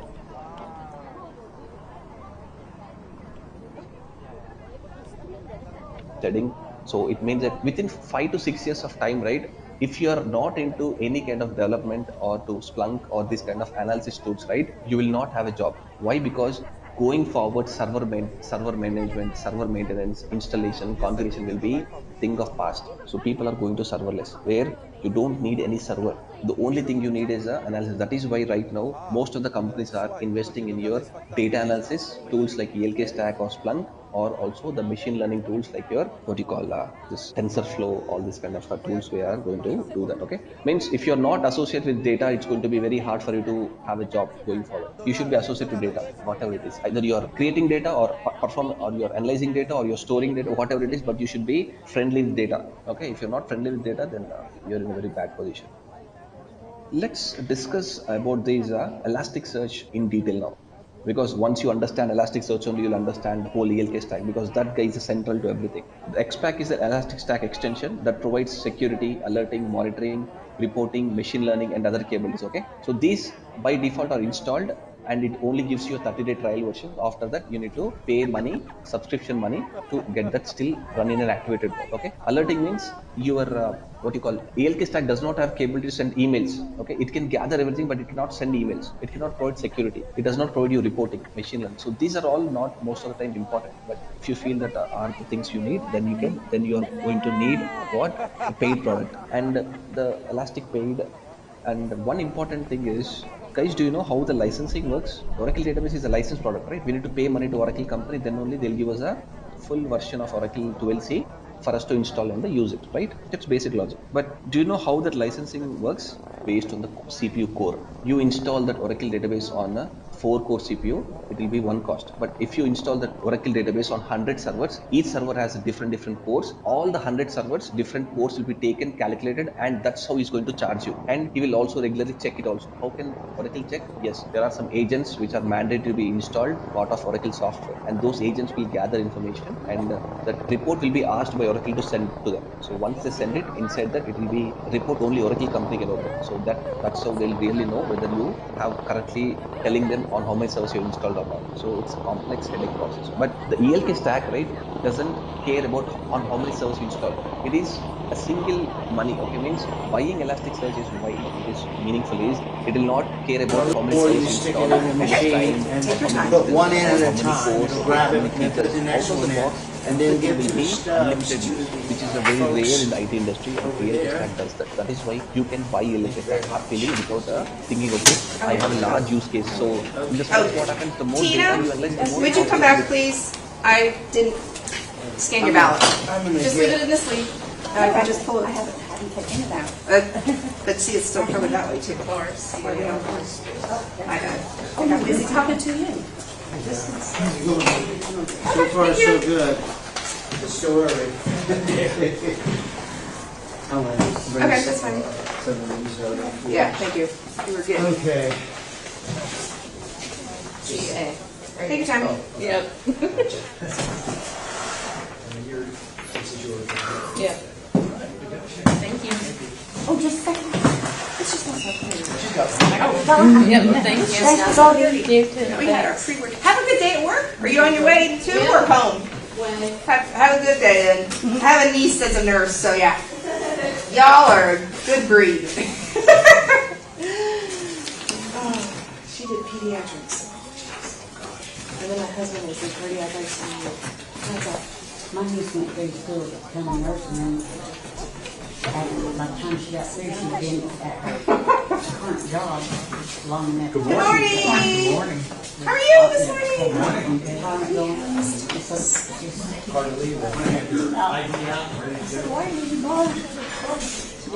All right, Miss Thomas, what is your current address? Thank you.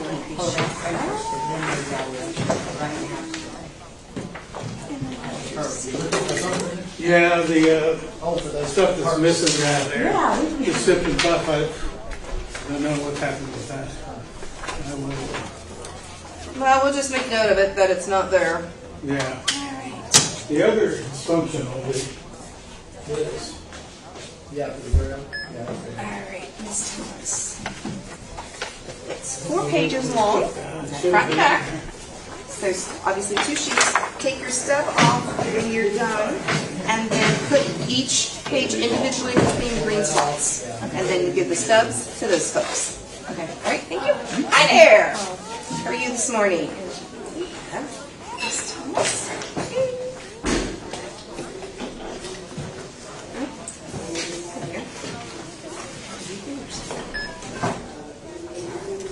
Okay, have you registered to vote? Yeah. Okay, let's see. You're not. Let's see if we can find you. If not, we will get you voted.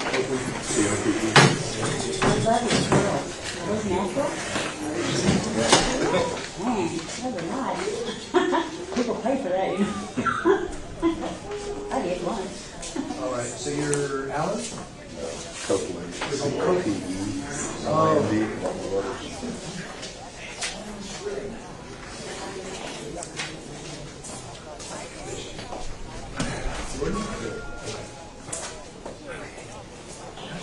Thank you. Thanks for voting. You too. Have a good day, G. See you later. Thanks for voting. Cheryl out working today? No, she's not working. This first time I've done this. Is it? I don't know what took me so long. Been voting for 52 years. Trying to get with the program. Get some water. Let's go ahead and get you a provisional ballot. And we'll Pretty get you excited. Okay? You're in the right place. You're not right here. I know after 12 or 13 hours. Yeah, a little later. Hello. Let's get you filled out so Good we can get you morning. voted. That way, Okay. we'll get you. We'll Let's make sure see. your vote counts. They said that. This is your precinct. Well, okay. Okay. Where Address. were you registered to vote in yours? Yeah, but I changed my address. if I could, Did you change your voter registration? It's still, so, let's get you filled out, that's what, that might be fun. So, name, your current address and your former address, so then they'll see that you were in the system. Okay?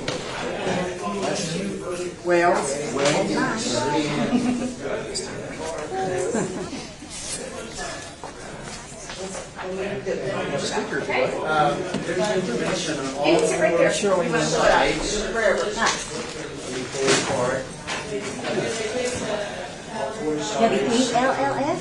WELLS? After you're finished, could you get these subs off before you put it in the No, he's my, right, okay. Just put one at a time. He's our helper that runs around. He's called a scout, so he runs around and helps us with any questions. This issue, but the perforation's bad on the studs. Yeah. And you gotta really insist people, that they tear them off clean. Yeah, I think we kind of fold it along that, yeah, when they give them a ballot. yeah, I do that. That's the best way to. Yeah, we kind of crease Kind them. of avoid, creasing, because they've had a bunch of them, they had to, soil in the face up there, because people were tearing them off. That's what First Gonzalez told me, is crease them. Yeah, and they won't. Northington. Okay. Northington. There we go. What's your current address? Alright, thank you. Gotta be a nice street, Okay. clean cut. I didn't know that. Yeah. My thumb was on that one. I was running something Okay. all the time. Your signature Yeah. there. I don't know why they seem worse this time than Actually, normal. the paper seems even thicker this. Yeah, that could be this it. The time. paper is, it's glued pretty good. Hi. Hi. Yes. That's how I would rather you do that. I mean, most people don't, but.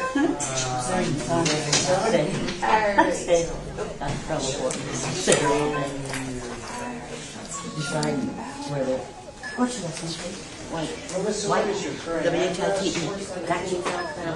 So, clear off the stuff when you're done. Put both sheets between the green slot individually. Give your stuff to those folks. Thank you. Get your signature. Yes, sir. And then get done when you're Okay, I'm going to head on because I haven't been there. Okay. Otherwise, I will report. That's the only problem. Okay. All right. I'll see you a little bit later. All right. here. Stay well. All right. It's bias, right? Bias. Let's see now. Melissa, this is And what is your current address, Mr. Bias? information, voting information on all four sides, even the back side. I'm going to give your ID and ask for your signature here. And after you're done voting, I'm going to crease this. Somewhere Yes. There. Good morning. You could carefully tear these off, then put one ballot in at a time. It'll grab it once you get it in there. And then the two stubs, There's you can fill get out those four folks over pages. So there. fill out both sides. How you wish to vote. Tear the stub off when you're done. Put the ballots individually between the green slot and give the Got our stub to the sequence. Perfect. That jump. There's usually a limit over there. Yes. Those two. Okay, thank you. Thank you. I'm brand new. I'm going to so take this lady right here because she's. I'm getting the hang of it. Thank There we you. go. Okay. Thank you. Yeah, help All right. yourself. And we got some towels over there too when you're done. Thank you so much. Okay, you're welcome. Good morning. Bright-eyed, bushy-tailed so far. Yes, I am. I love voting. Okay, Joyce, what is your current address? Okay, that's what I have. There we go. And if you could sign down there, please, and hit done when you're done signing.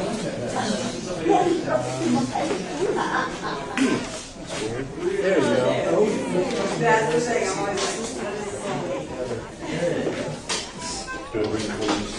Yes.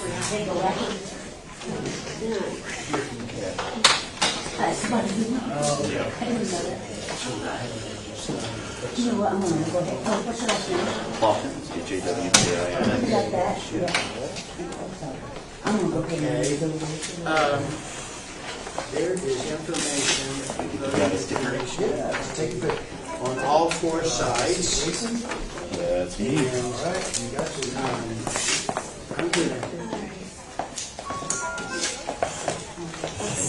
Thank you. tear these off clean because the machine does not like it. But there's these little stubs when you're done voting.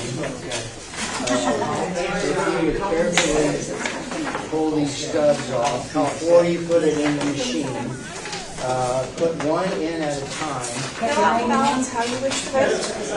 When you come back and then bring the ballot back here. No, and I will you put it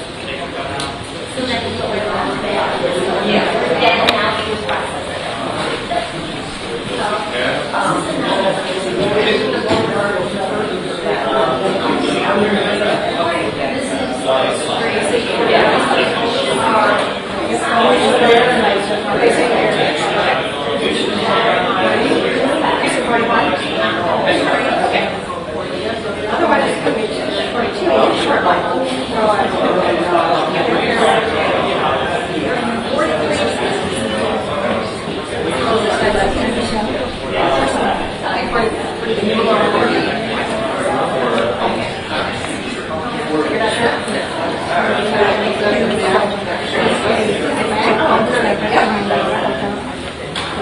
41, the map is 42, this is right here.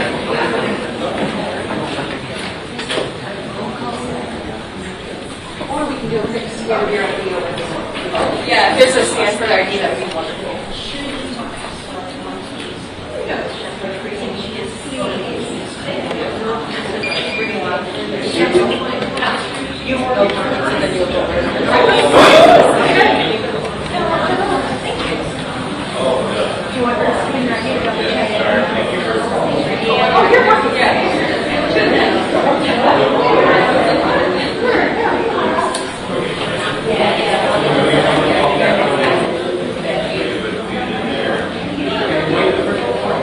Precinct 41? I think so.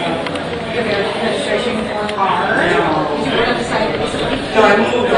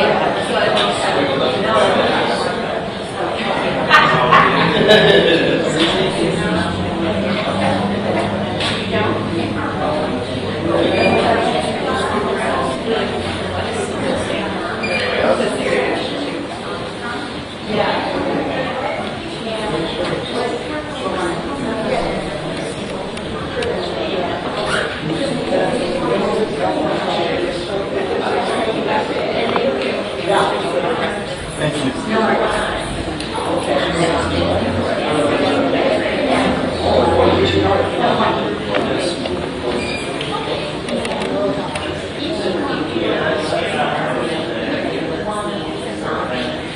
right, got the glasses. Okay.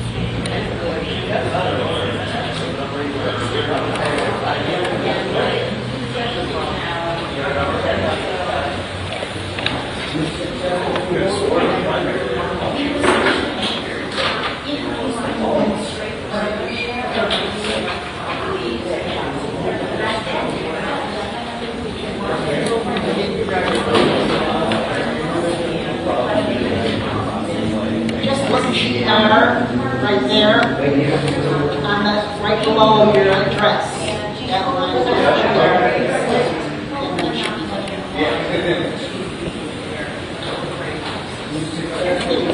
down here to the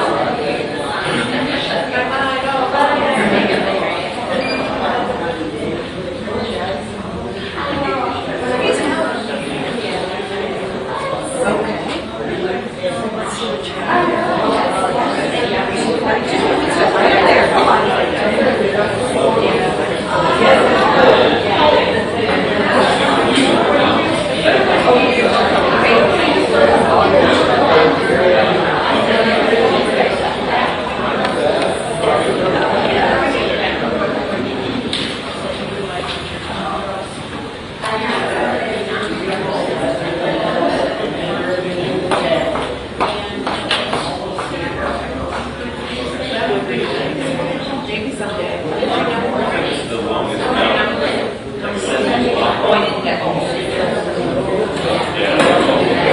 Were you here in 2020?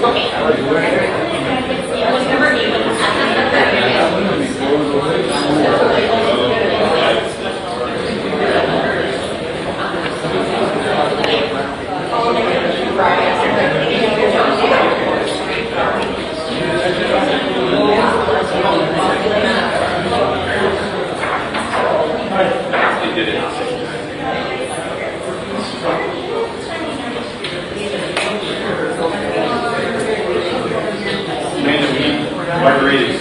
Where's the machine?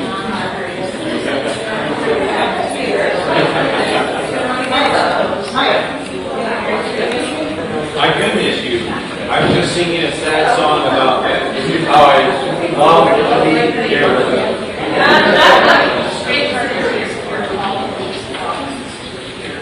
It's kind of like the Stockholm syndrome, you know?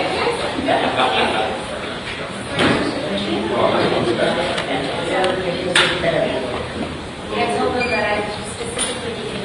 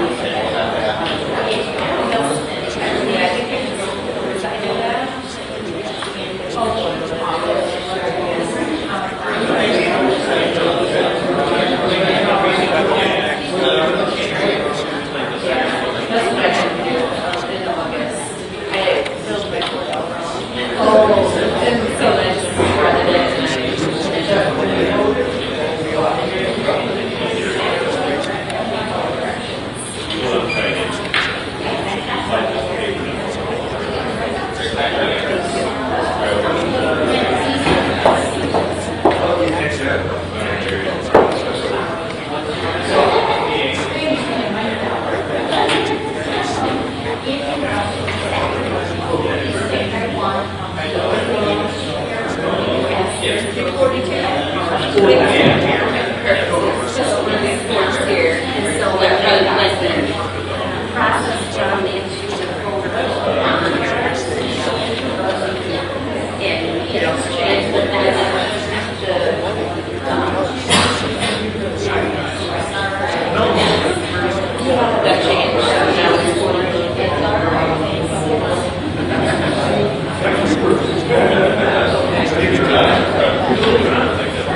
bet, yeah, you're used to voting the same place.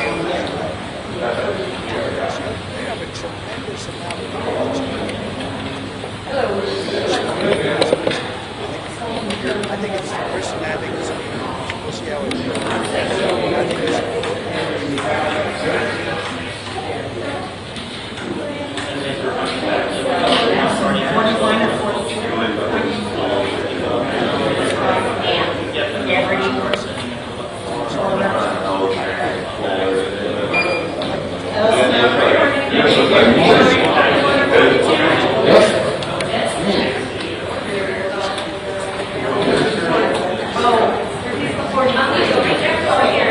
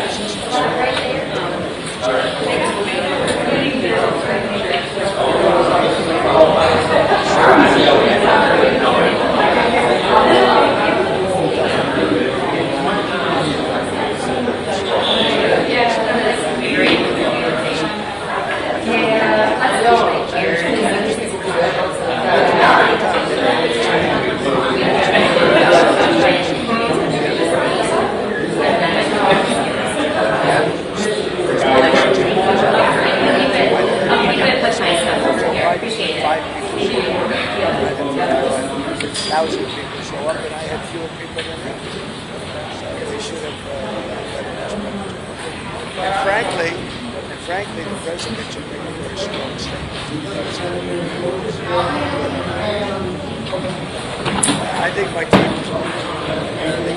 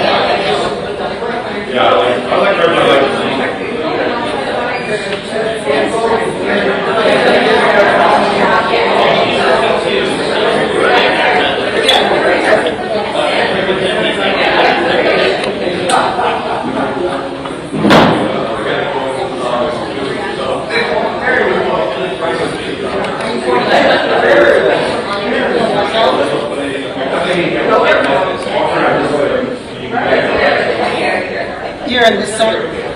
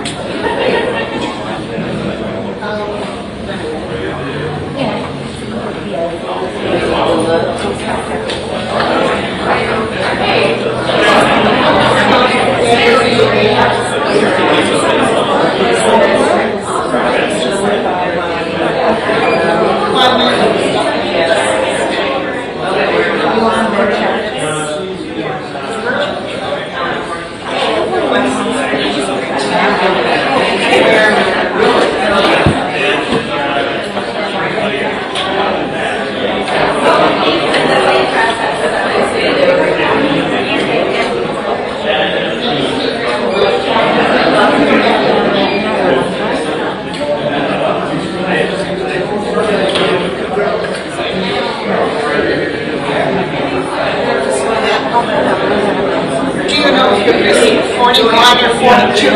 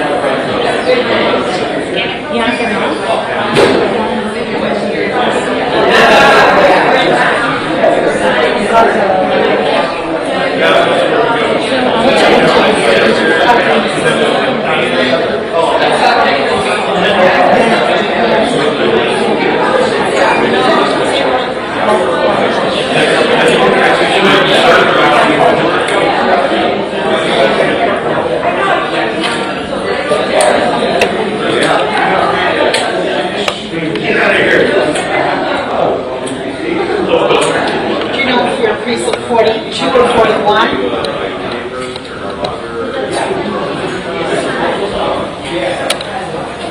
Okay, so I'm going to get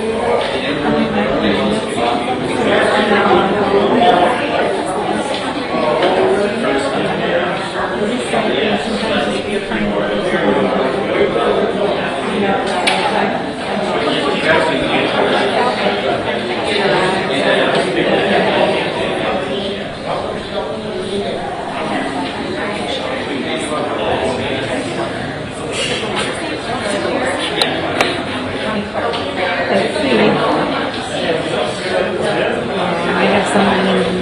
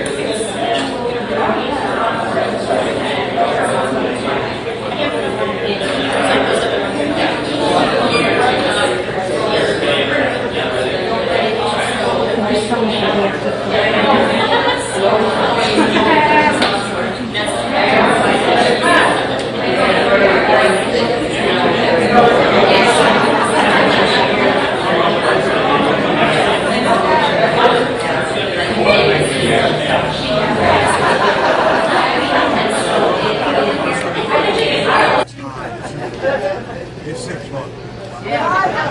But that's going to happen all day. Yes, we do. Free press and modern. Yes. Right. So just stay calm, stay with it. Yeah, I know that. I said, that's anxiety. Sure as is action coming out of something like this, calling up somebody. Remember, I'm one of the people that got I will be honest, if they live in like South Dakota, I don't text them. I text my friends, you know. That's right. Complicate the case, every little matters. Everybody's voice matters. So it's this moment, and I think, you know, we're being very conscious of this as a family. Love it. Be mindful, live in the moment, understand the rest, because we all have it. Because history's going to be told. And I'll tell you what, I will always stand up for the right thing versus that darkness.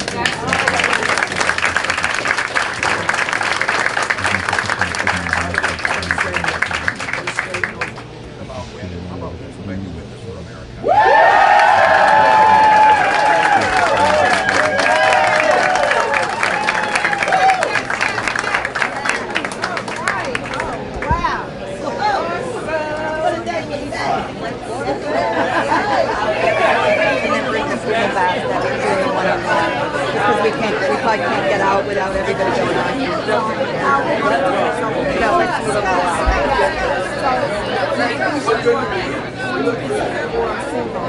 We'll do a quick single and real quick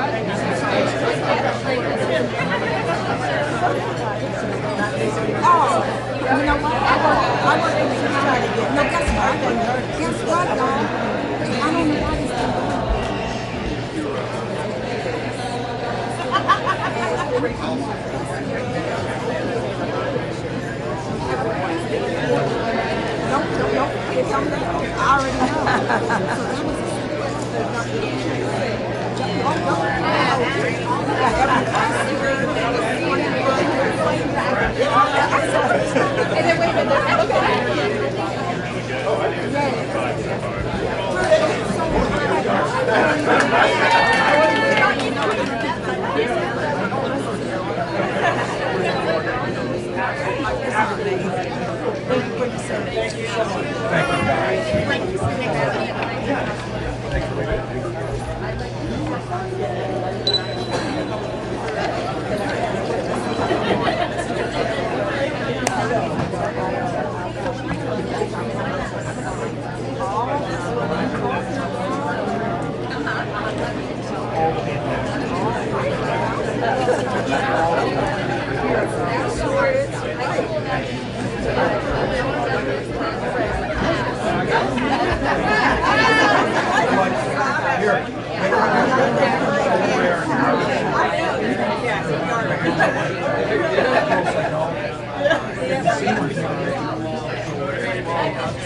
We're going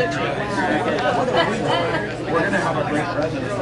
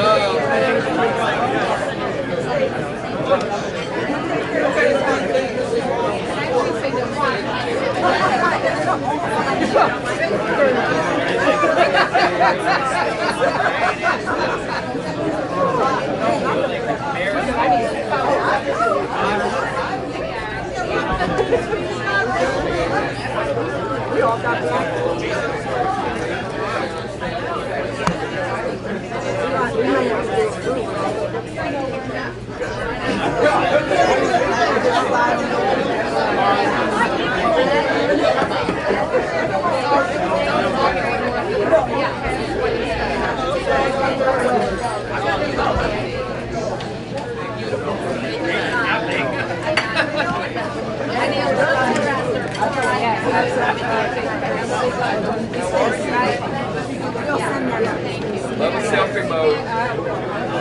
Oh, he's great. I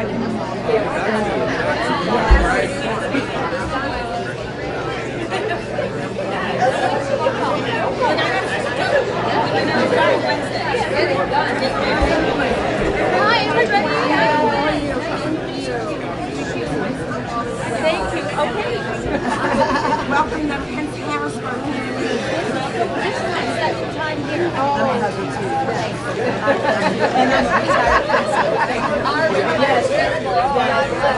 You know I know. You're so grateful. And the first lady was here for somebody.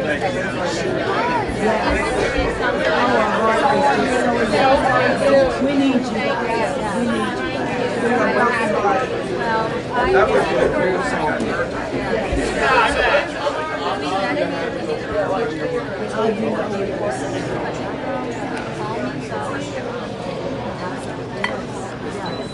Okay. But you're not there. Enough is enough. Well, I know But enough is enough. we're going to take it home. Okay. I'm going to do 3 cameras for 3 sheroes.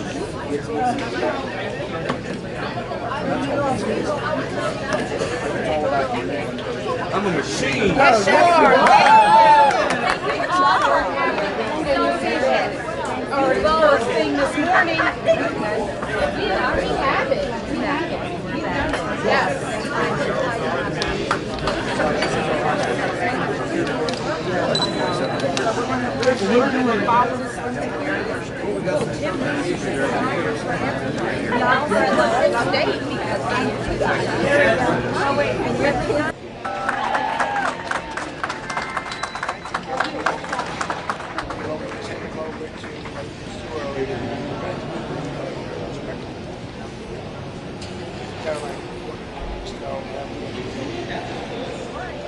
Enthusiasm is very high. We're seeing our voters are turning out, especially in rural areas across the country. We see Democrat areas are not as great for our people.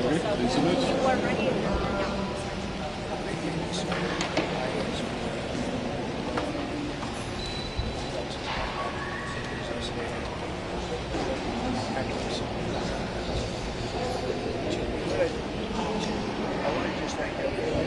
regardless. Our #1 best-selling author.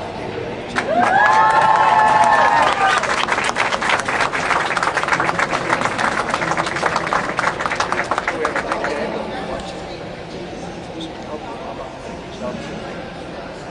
You see areas that are winning big. They might not be able to come up with. What do we say this morning? Paper ballot, same-day voting, voter ID, and be done. One day, same day. And you know, you're talking about for 8%. 8%. For 8%, you get a better.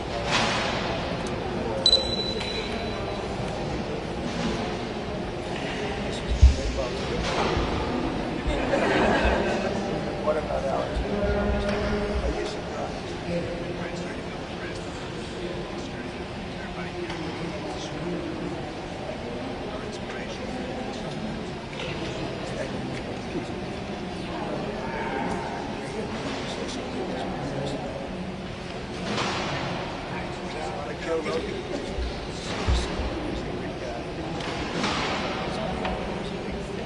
Did that just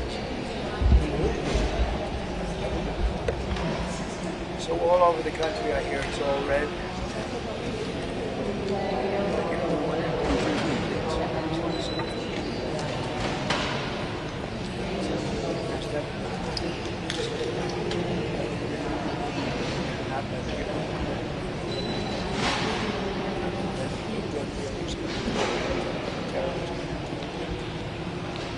It's like that, people don't understand this way.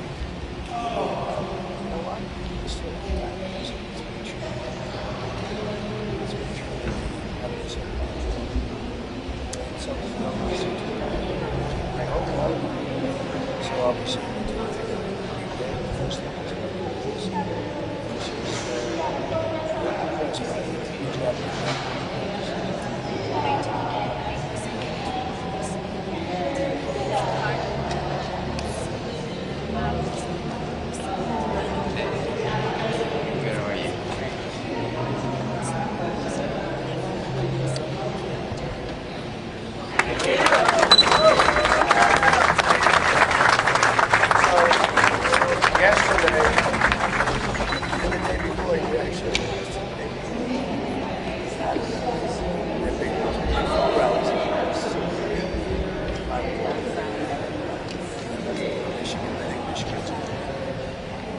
Especially since we built the biggest factory there, auto factory, anywhere, anytime.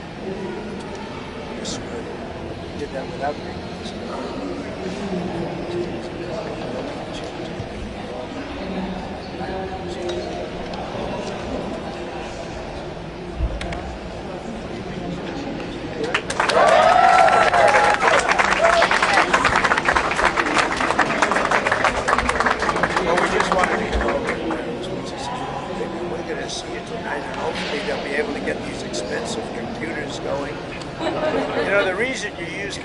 is to make time so that it's like fast. You don't use them so that you have to come up with an answer 3 days later. And that's a little scary when they say, what are they doing? You use a computer because it calculates quickly. And you use paper because you save costs. The paper turns out to be much quicker than you know something. A lot of things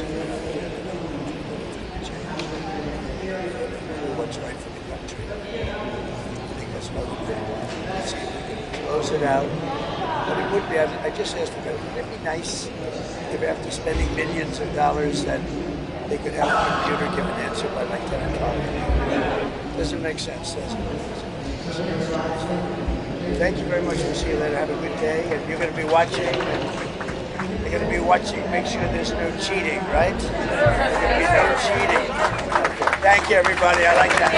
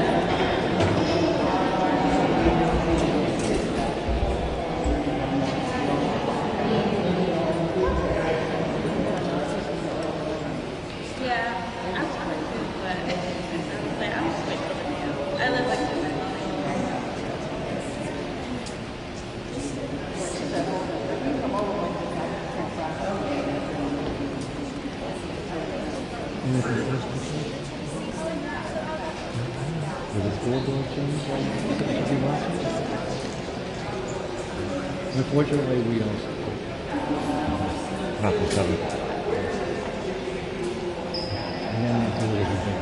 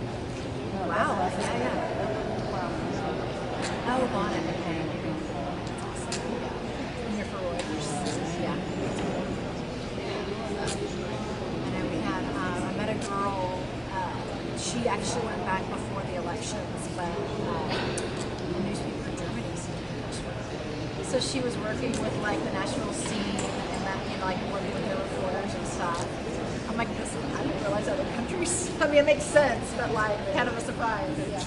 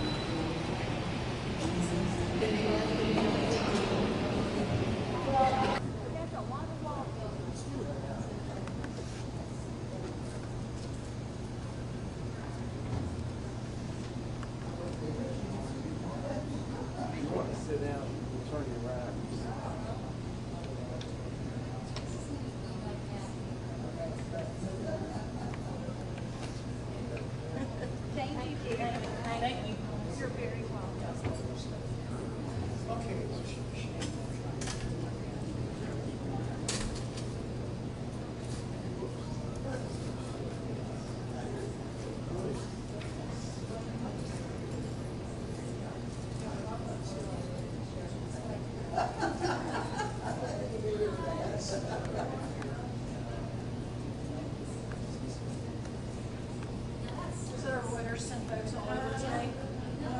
Did they send folks all over today, Reuters? Yeah. Yeah.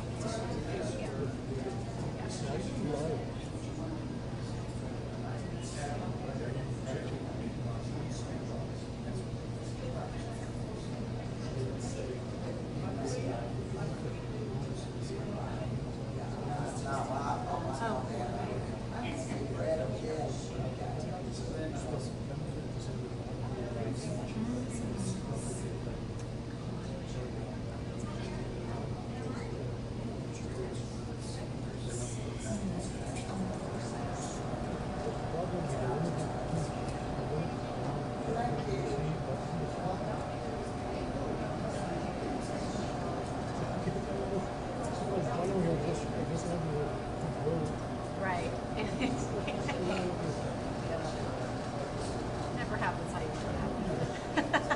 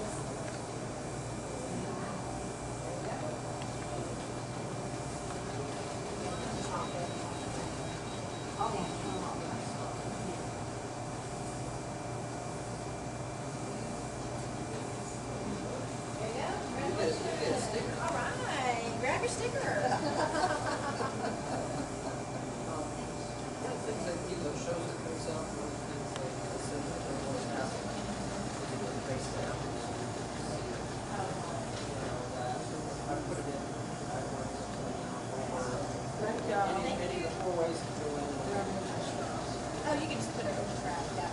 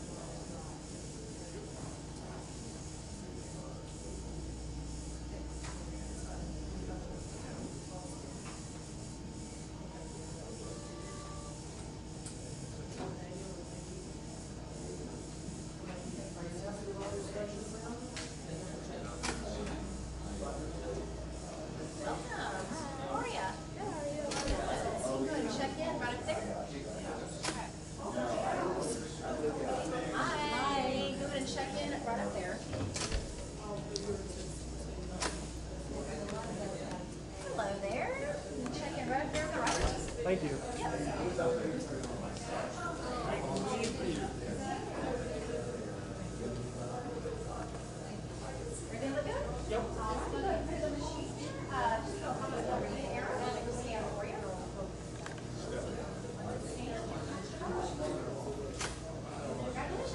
Grab a sticker? Yeah, you too.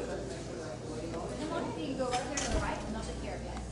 Thanks for coming by, Dave. Thank you.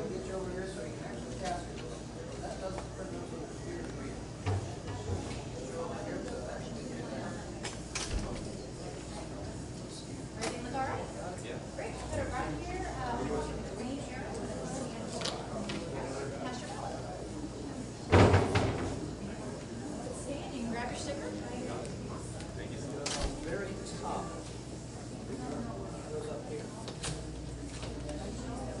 I'm going to grab my food real quick.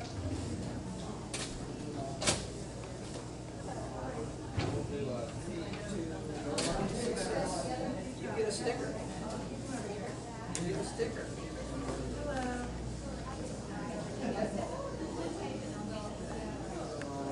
Is your chariot waiting just outside the door? Hold on just a second.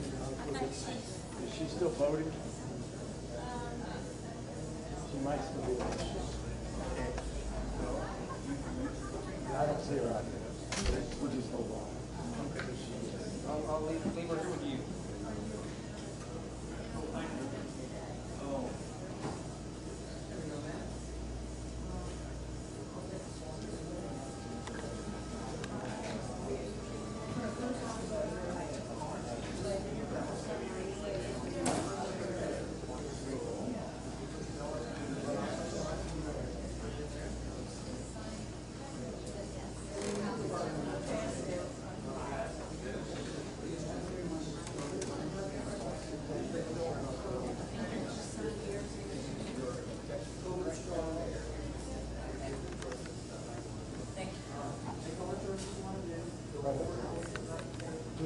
What's your ballot? On the top.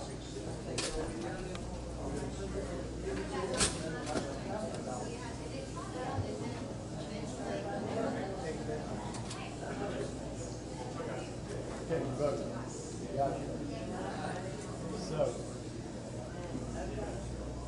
So can we take her outside and transfer her to the car, or how do you want to do it?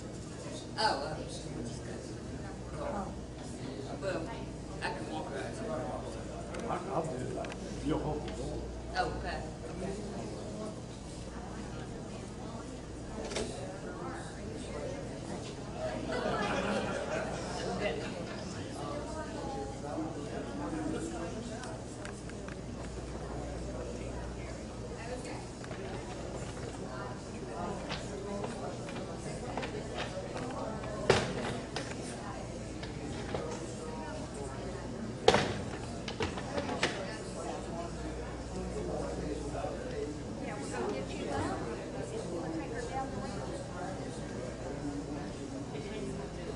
You want to get out here? Okay. Her car is right here. You want to go back to the car? Okay. Here. Hold on. You got a troublemaker. Okay, so he is. Go down the ramp. He did call. Tell them. Where did you go?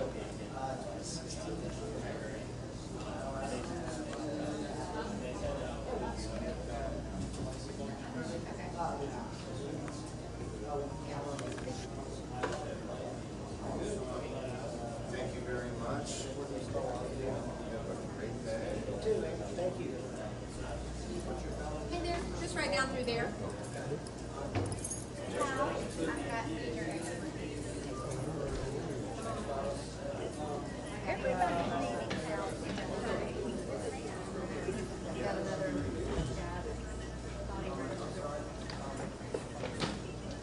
I can take this back.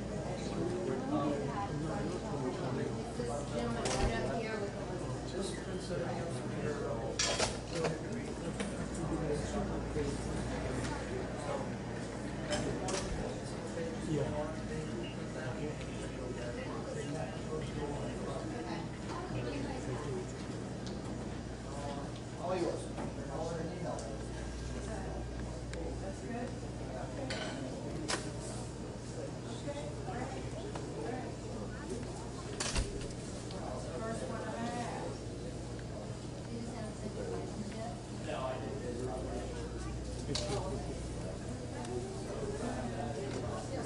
Okay. Where'd they go? Again, I just put it up so the computer created it. Either the two machines on top of the piano, every which way it was.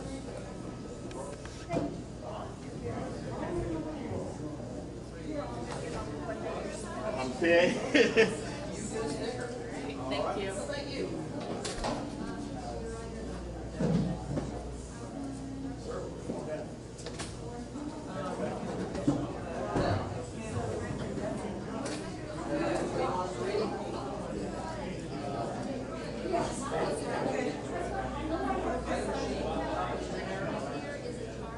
Well, because maybe he did it, maybe he was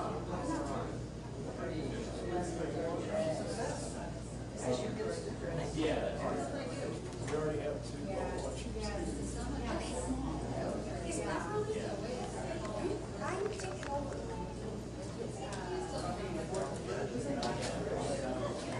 Yes. I'm just going to sign in.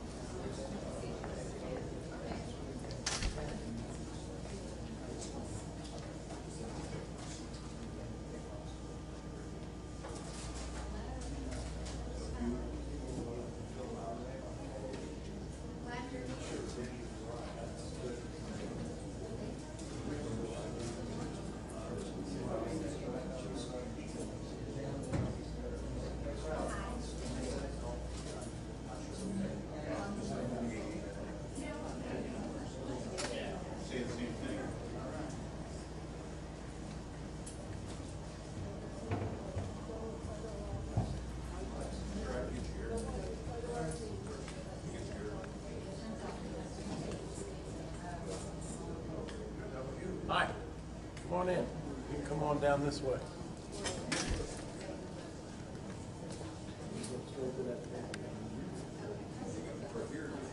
You're upside down.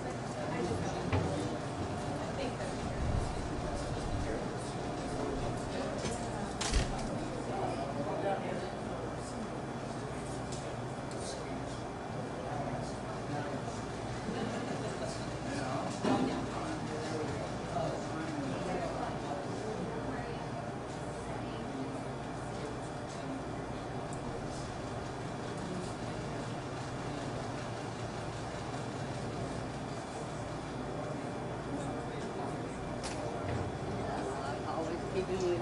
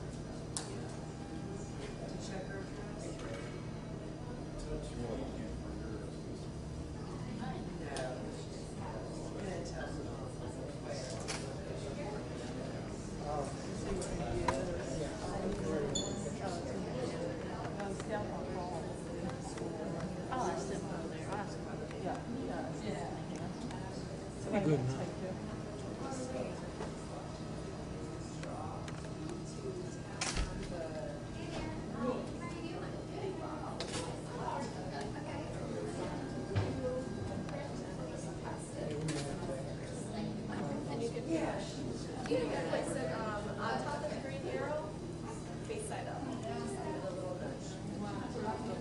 Yeah, either one.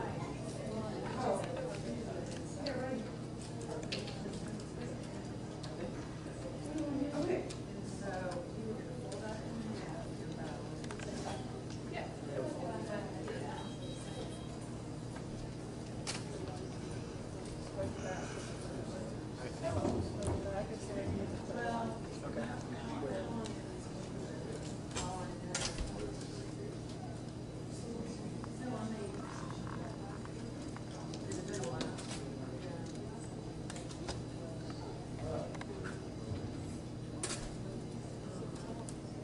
Thank you. Yeah, I got it.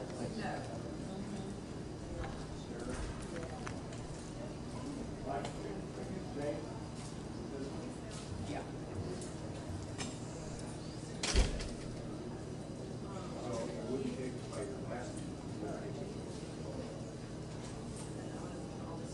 That's you.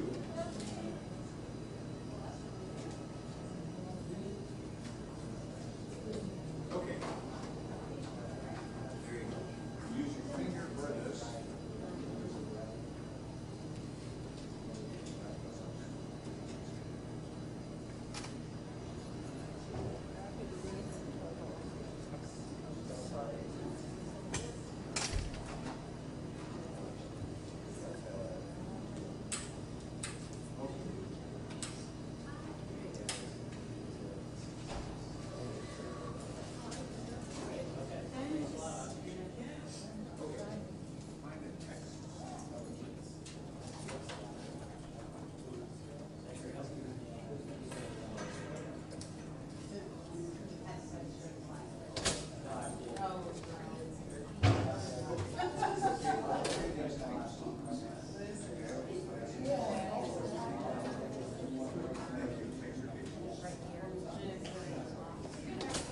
What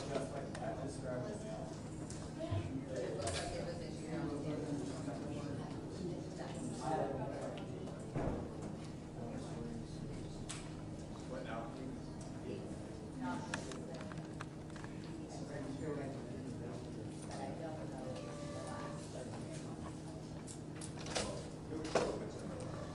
It's not showing up.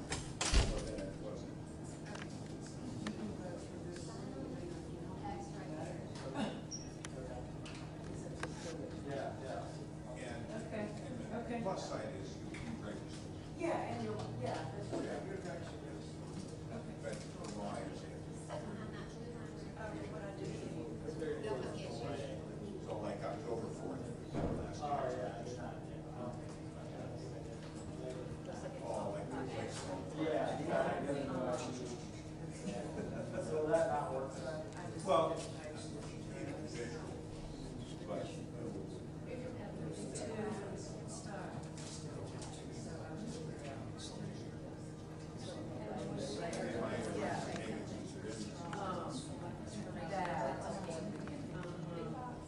Sorry, I was like. No, you're. no, I just. Past it.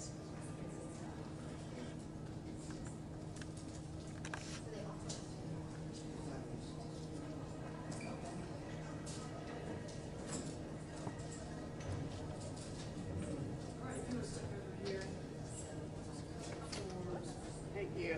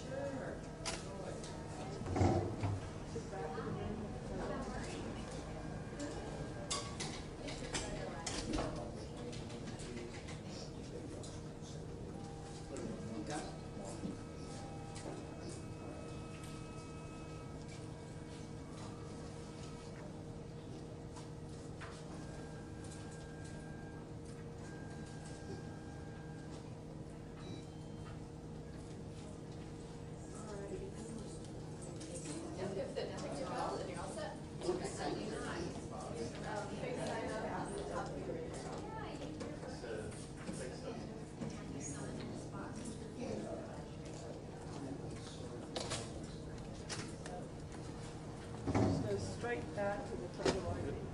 Thank you.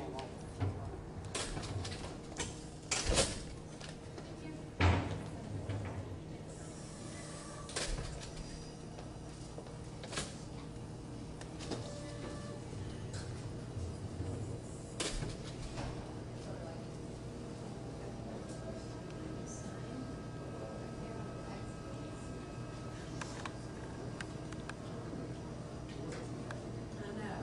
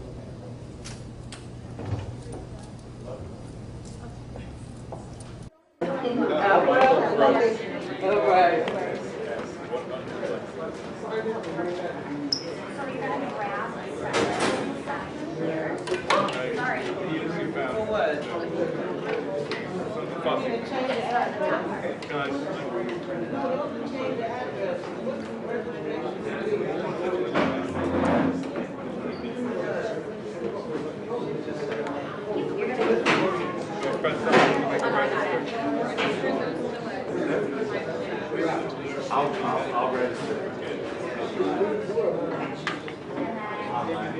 Yeah, I'll do it online. Thank you very much.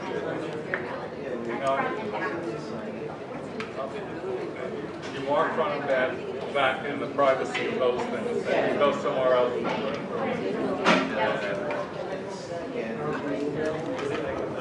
Sample? Oh, yeah.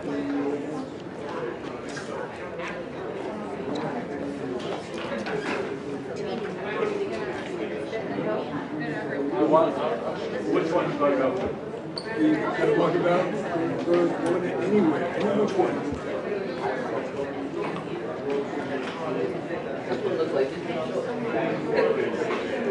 This one look like it's a little. The purpose of it is privacy, isn't it? Uh-huh.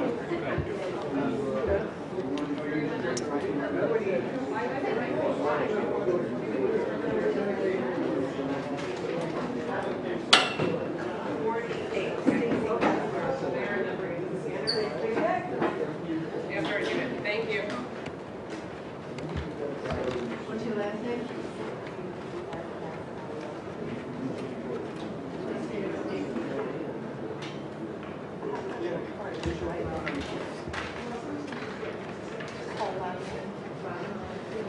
Robin. Has the card for next time.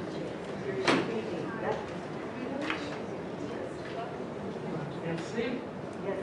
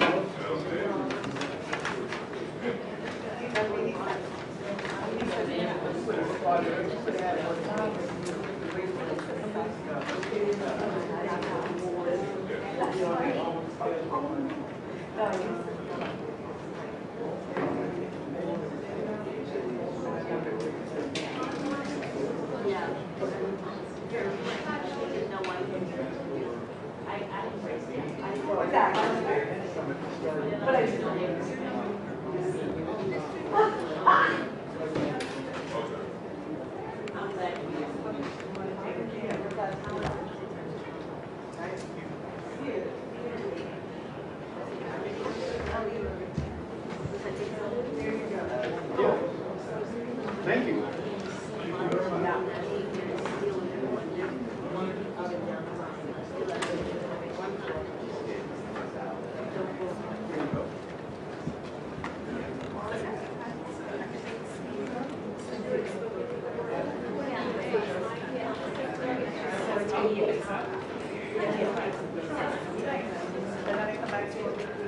Thank you so much.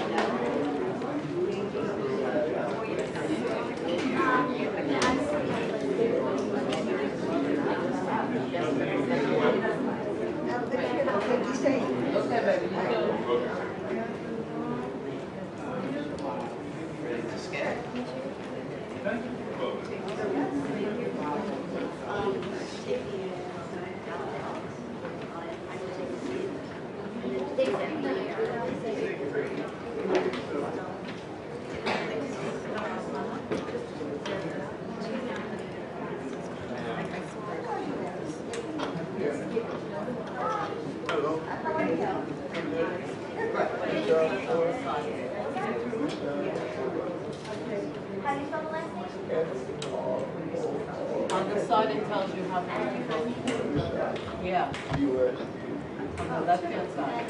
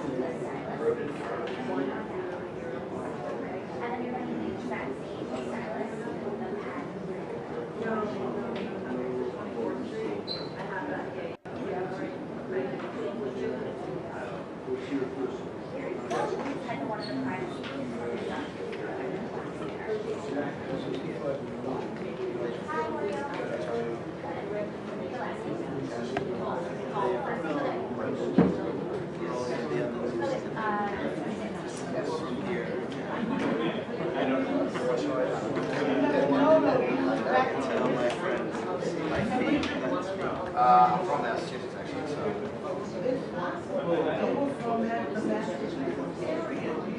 I did. I see your face on TV.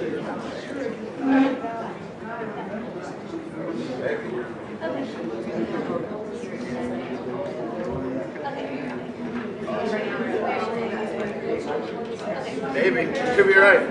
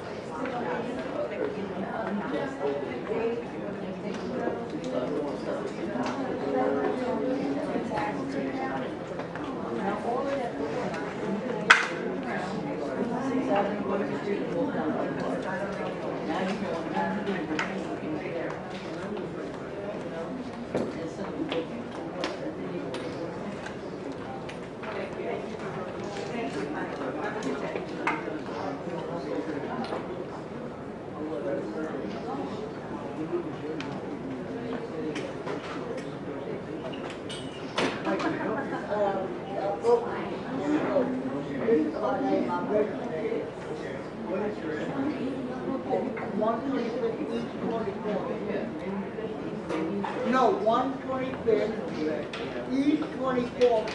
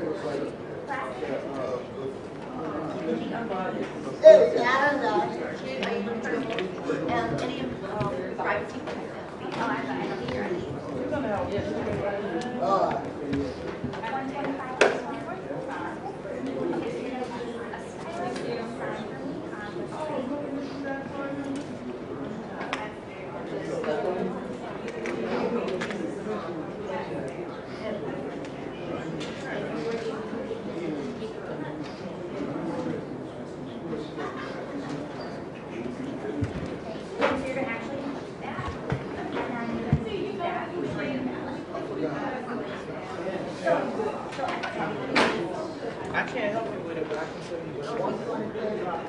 125, each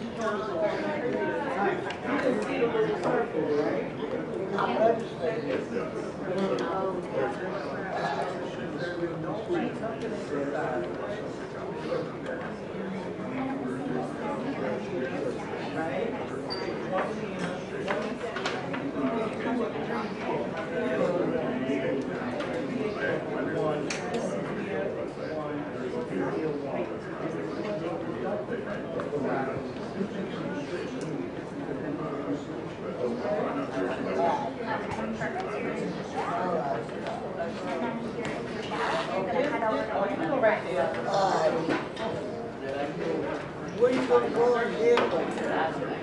Now, what do you order again?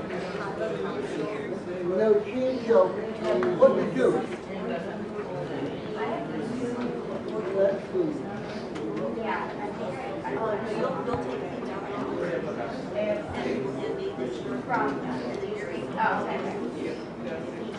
Let's think about what do you mark on here? Subject, John? What come out of the house? What's your subject, right? All three down the line I'm going, didn't I? All right.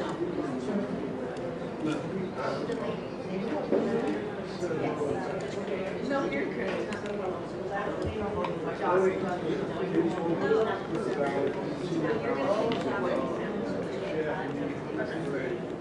That was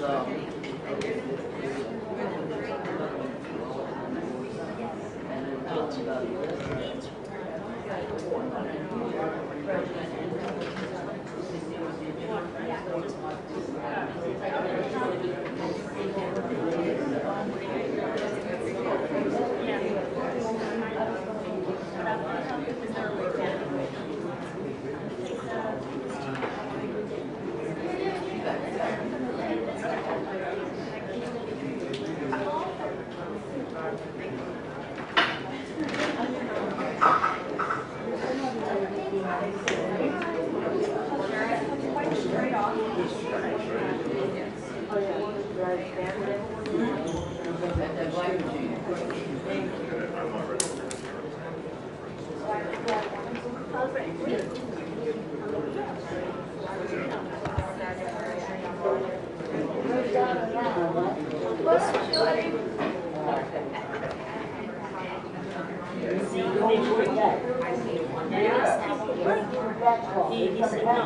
don't want to work there. He's just sitting here, man.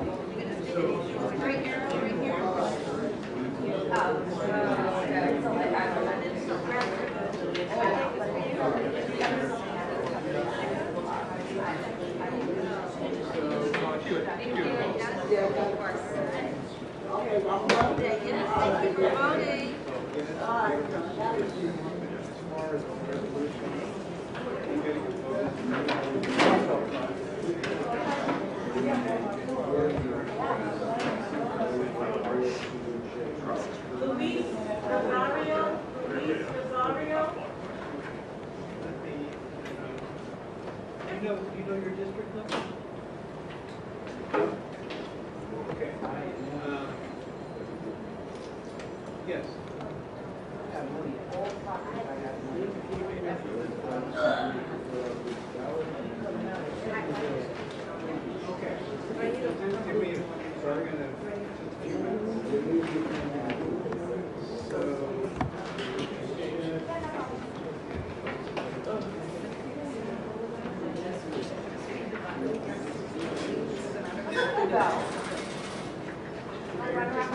Not really.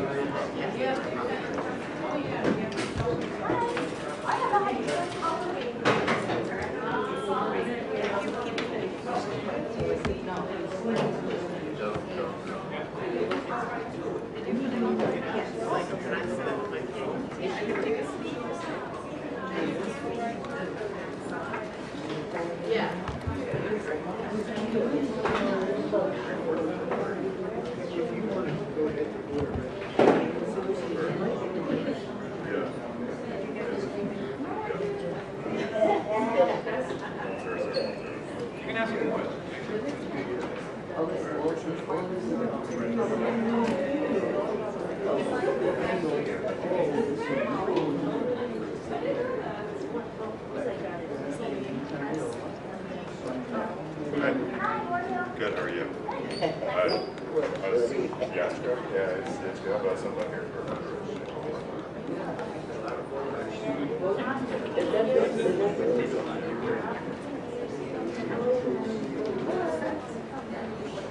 Believe me, I think you pushed him through a lot of stuff. Because he ain't really putting this back on him.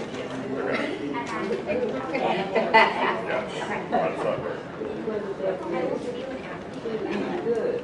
Yeah.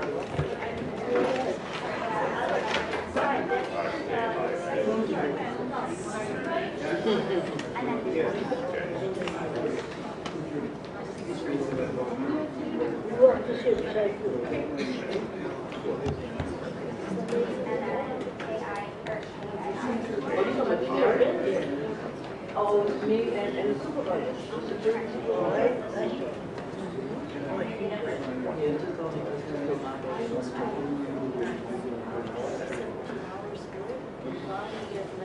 Listen, I just did the marathon Sunday. And I worked 15 hours that day. And outside in the cold. I'm getting ready to go to Atlanta Friday. So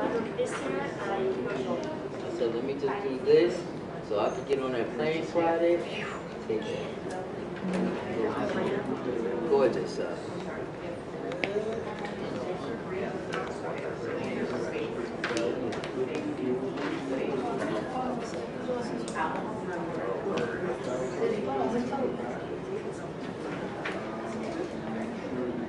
Because he went to lunch, and then he realized he had the keys to the machine in his pocket, so he probably got scared and got up.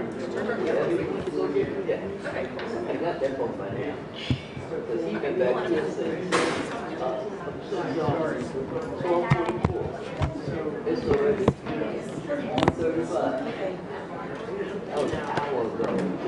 Put mine in my pocket, I always keep tapping.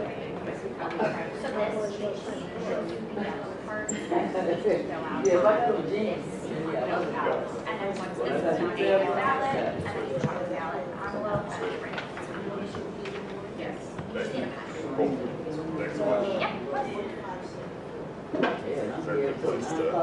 the privacy.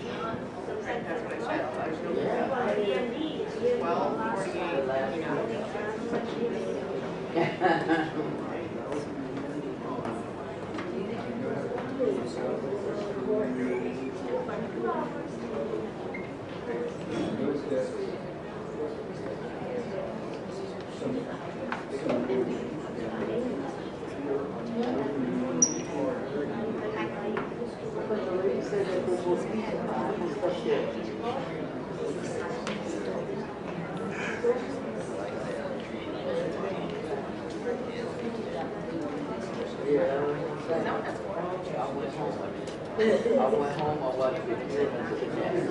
No, I didn't take a nap, but I was like, oh, see, you found it. Look at that. Oh, okay, God bless the people. Thank God for that. Yeah, I'm saying. At one time I left mine at the pier, at Chelsea Pier, in the bathroom, and one of my girlfriends called the phone. Somebody picked it up. So I'm a worker here, but I don't want to be on camera. Okay, I don't want to be filmed. How do you ensure that though? I'll know not to point the camera. Oh, okay, but I've been here all day, so I don't know if you've. Oh, okay. I mean, you have to have.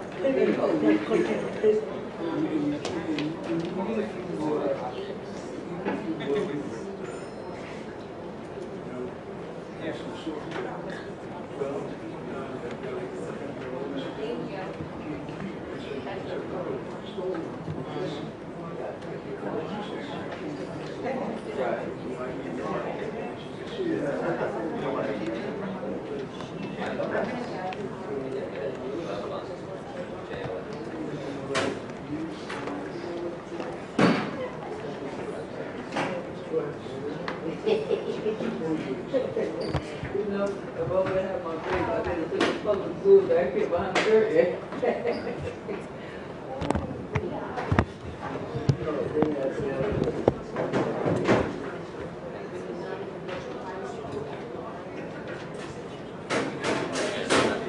Thank you.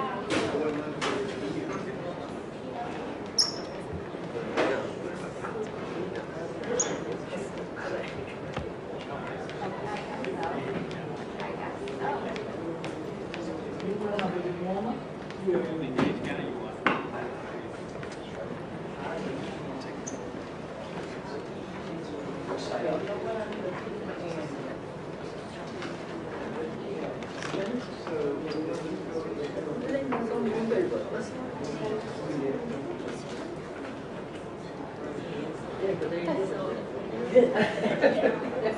don't need to put nothing, they ain't doing nothing. So you go to that breakfast, and you scan it. That's not yours, this is yours. See? See? I want you to go outside, I'm going to smoke.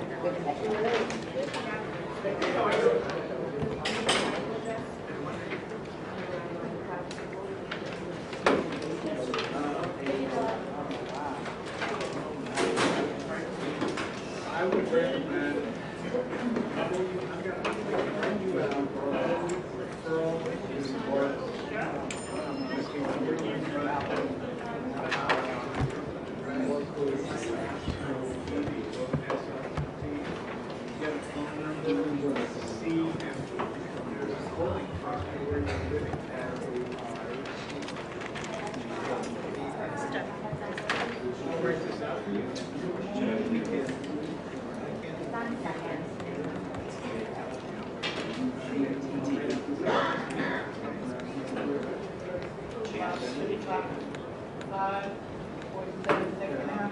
Yes.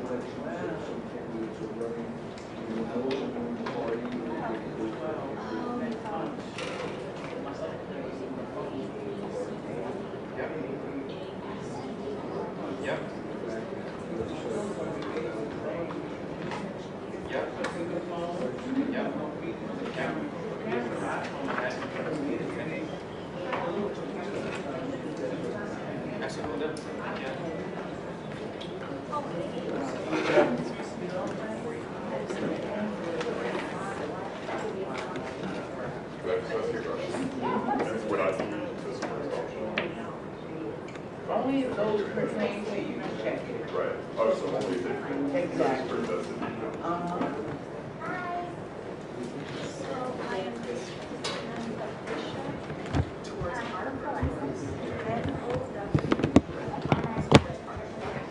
Yes, this is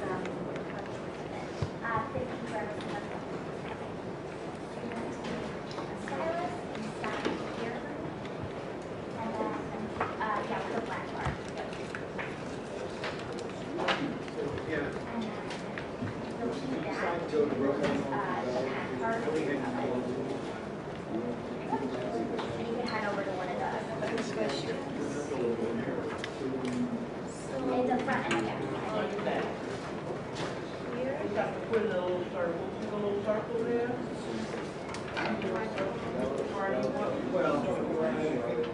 Well, all the way down. Not on this side, pull it down.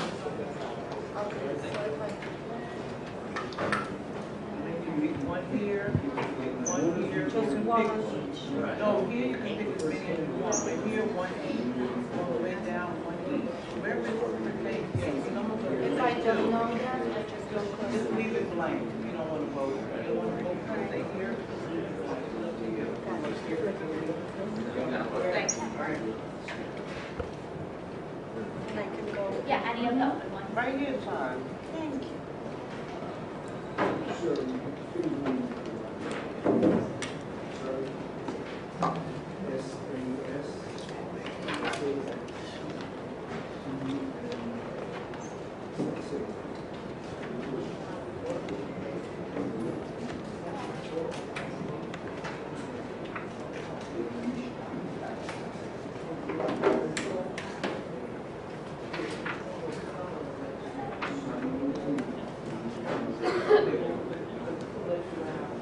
Yeah, 949.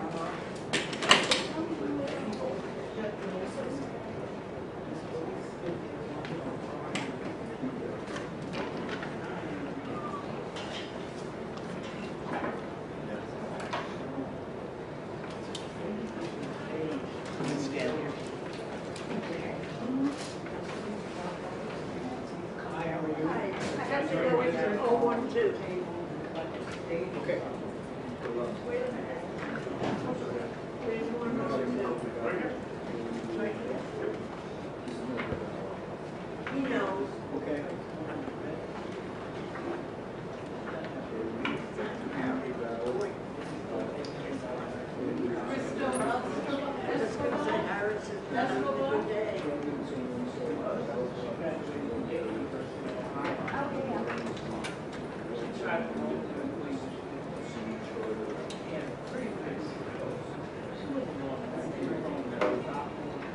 Hi, good morning.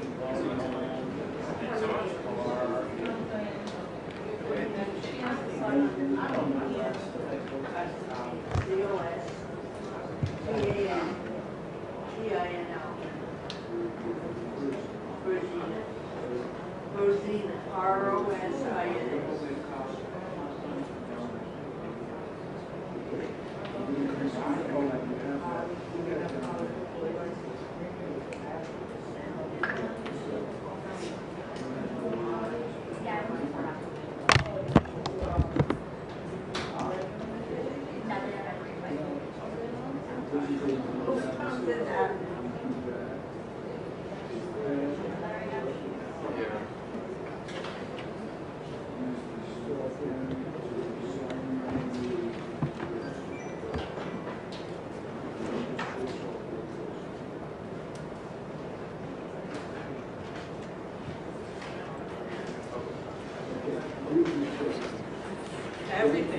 At the entire box you have to fill out.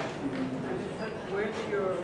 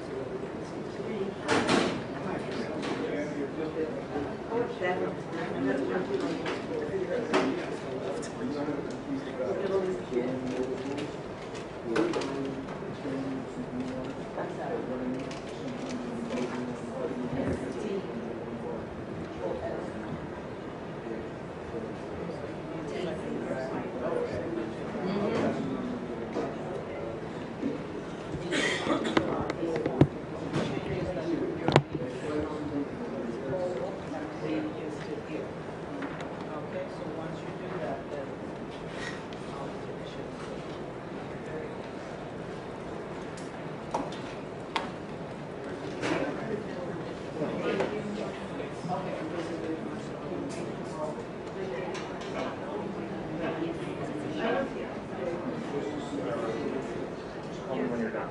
I'll be right here. Renee? Where can I wait?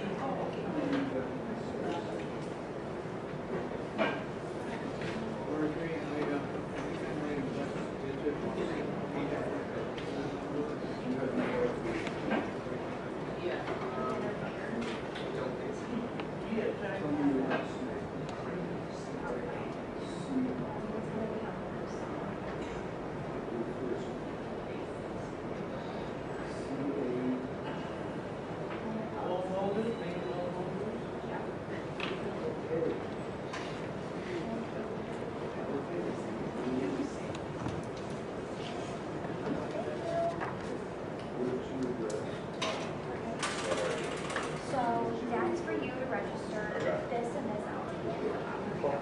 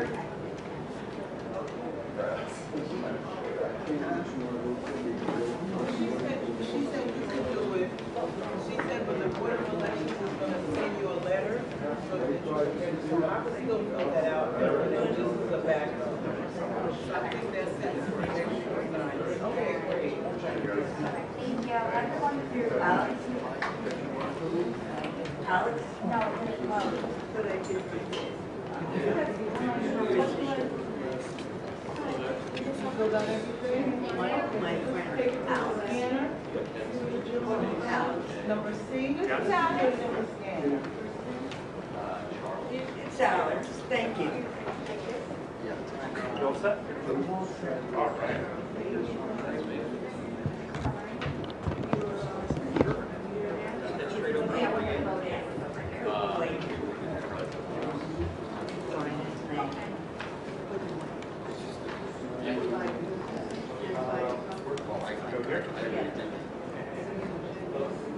Hi.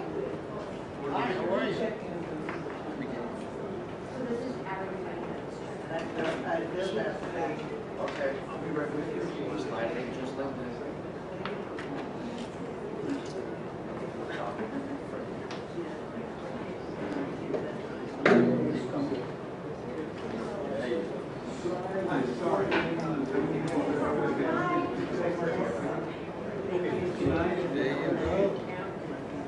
Thank you, love. Thank you so much. Thank you. Boy, you wait.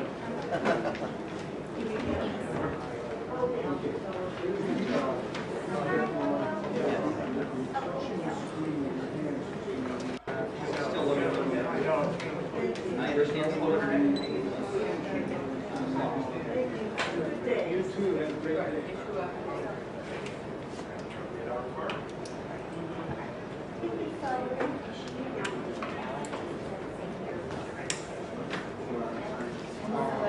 Hi, how you doing?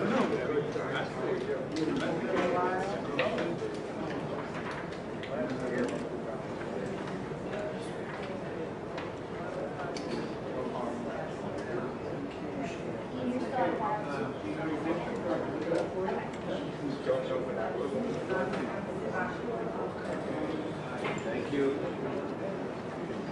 That's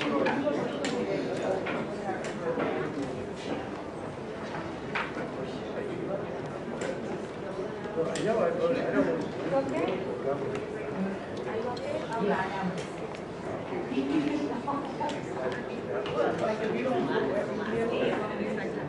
That's right. No, I haven't. Or C that applies to you. It's pretty quick form, okay? The age is 39, the last year. You got all the cards in that. Okay? You got the last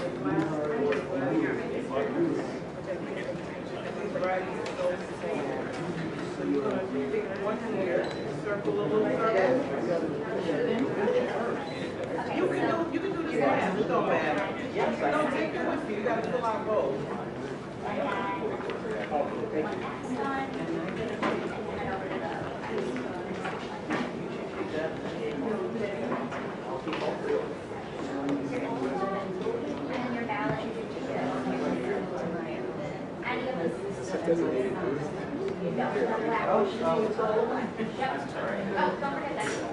There we go.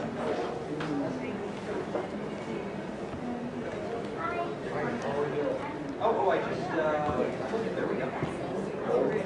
Thank you.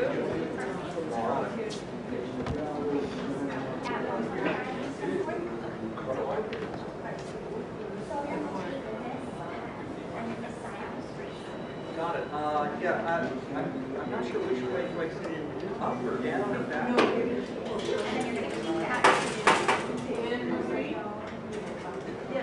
Any which way. So you can head over to one of those. I think I can have that question. Yeah, of course. Take one.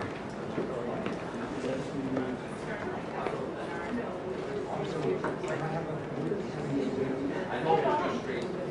You don't.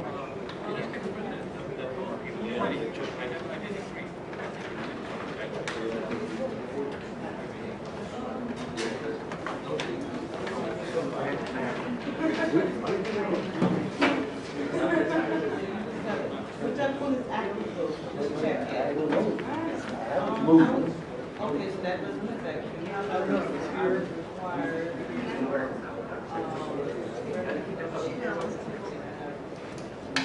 So that doesn't apply to you. Skip that. Okay, that's, check that.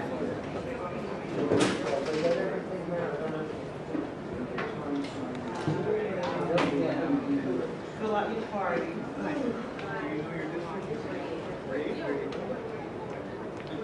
Sign. That's pretty good. This is sign right here. Okay.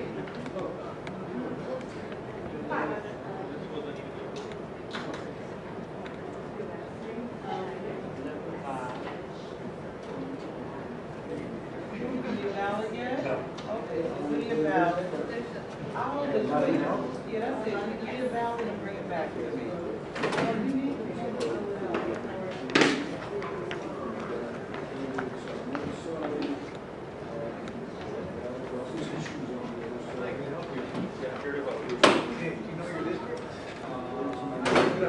Okay.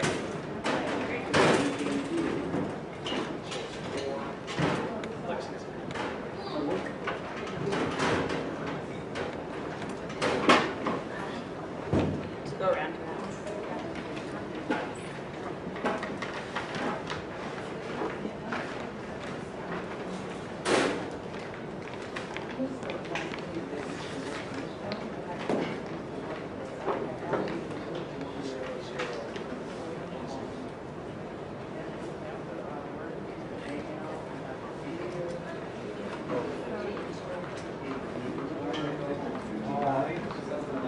Thank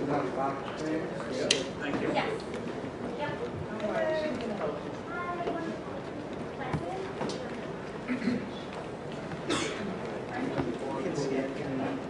Step on down, you don't have to wait long for scanning, there's more scanners. Step down.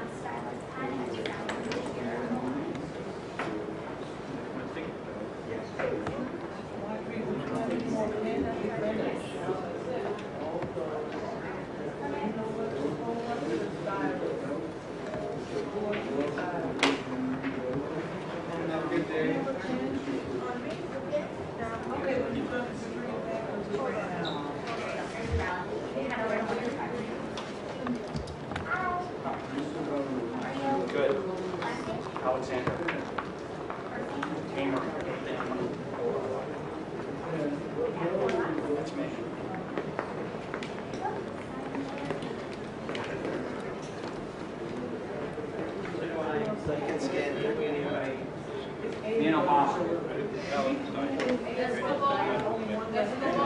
Really?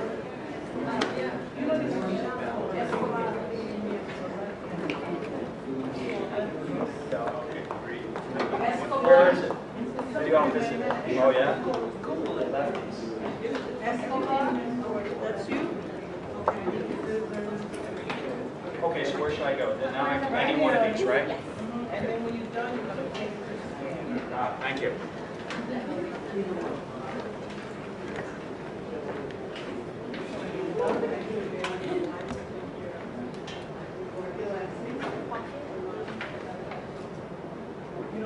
Oh, you don't skip it? Okay, so that's it, you're done. No, this doesn't scan.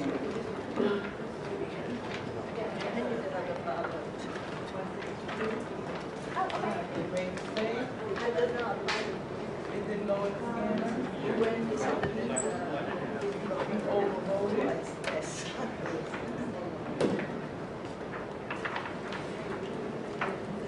Oh, you only should have did it once here. Okay. Do it over. Okay, George, you're going to sign in this section here. Here's where you sign.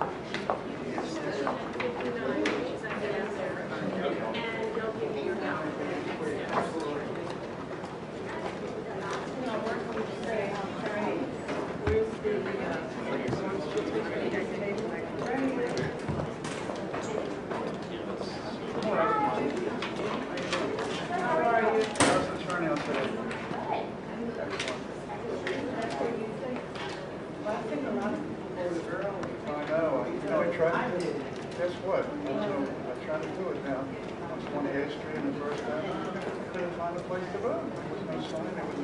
It was supposed to be a dormitory. And, Make sure you have the right address. yeah, of course. That's right here.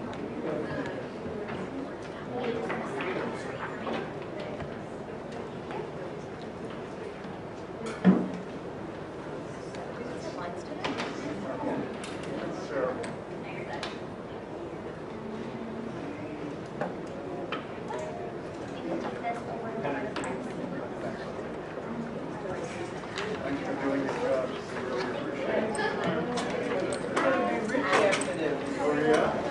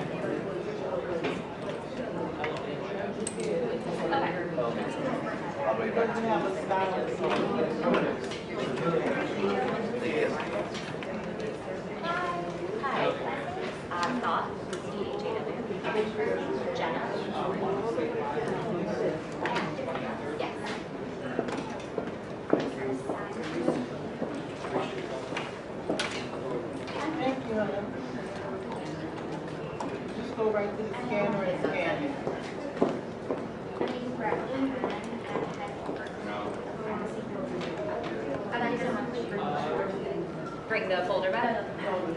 Oh, the pen. Yeah, no problem. Yeah, no problem.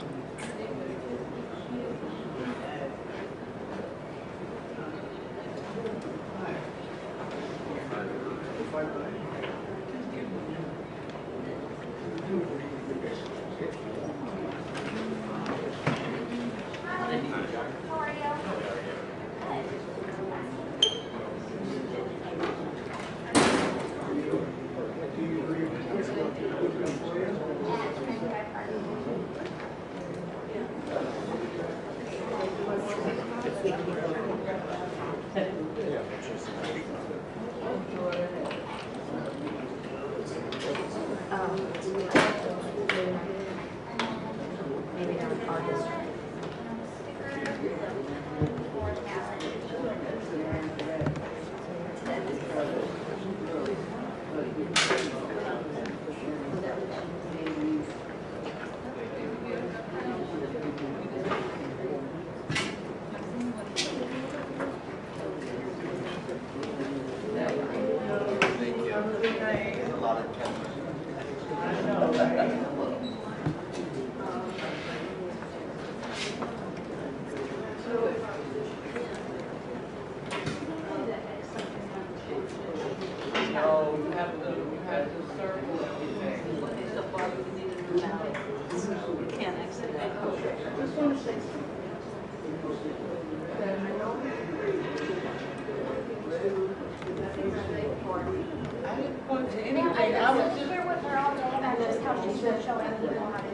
I do not do that, man. Don't do that to me, please. I'm a very nice person. All I said to you, you said, how do I do it? I said, just circle, and I was showing you where to circle. That's all I showed you. I didn't tell you who to vote for or nothing. I don't want to hear it. Sorry.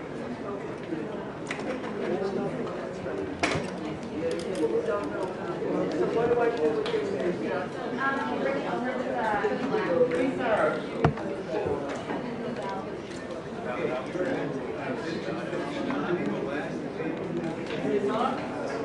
This is for your ballot.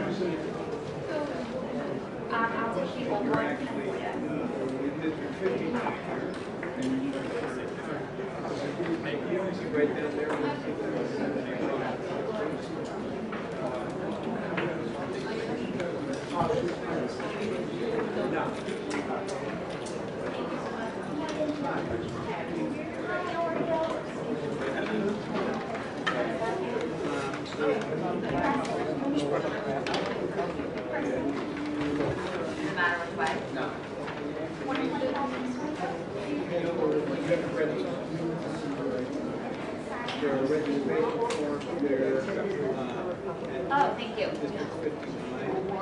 So much. I said yes.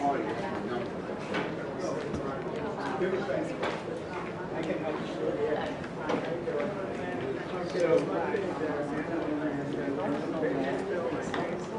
well, I just need your address.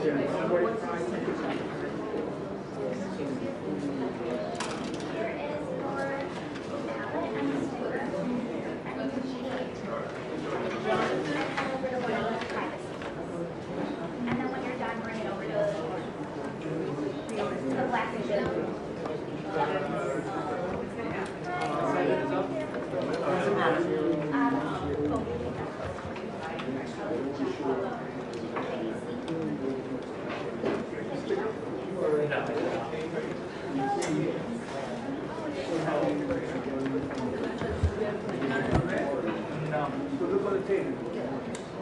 Where? Yeah. Sorry.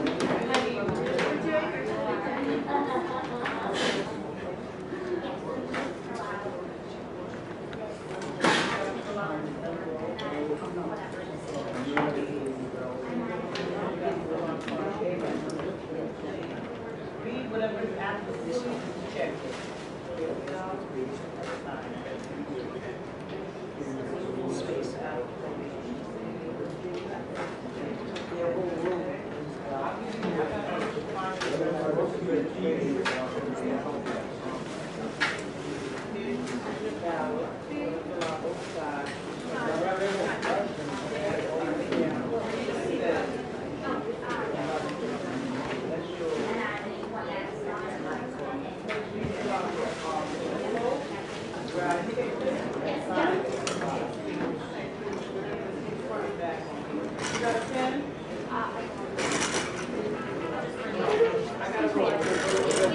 Excuse me, are you with the news media? Sorry? Are you with the news media? I don't want to be on camera.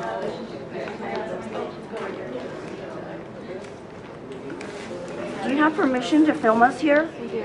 From where? Let me see. I want to see it. If I see myself on camera, I will fucking sue you. What station? It's Reuters. Reuters?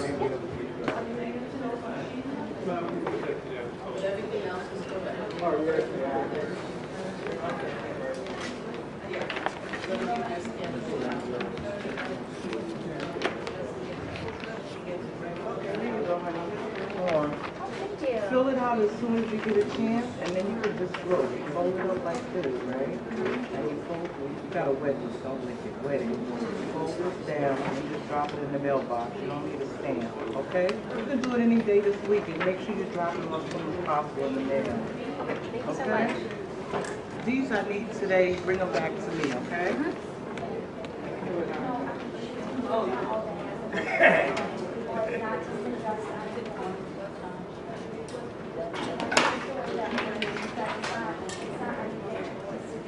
they still started? Have a good night, then.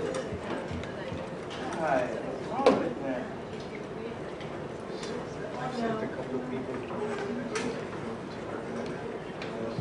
Yeah, they don't have. We ran out of corn. Oh, okay. They only give you like 5. She had some at the birthday. Okay. Yeah, we ran out. Okay.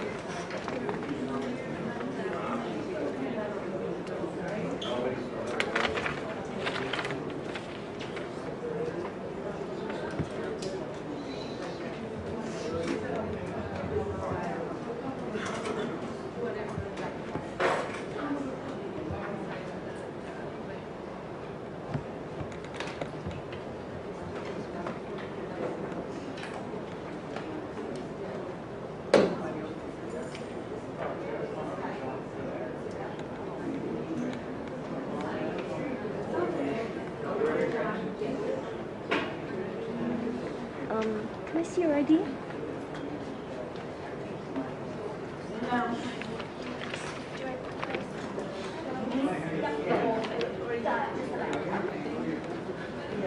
Does he have an ID?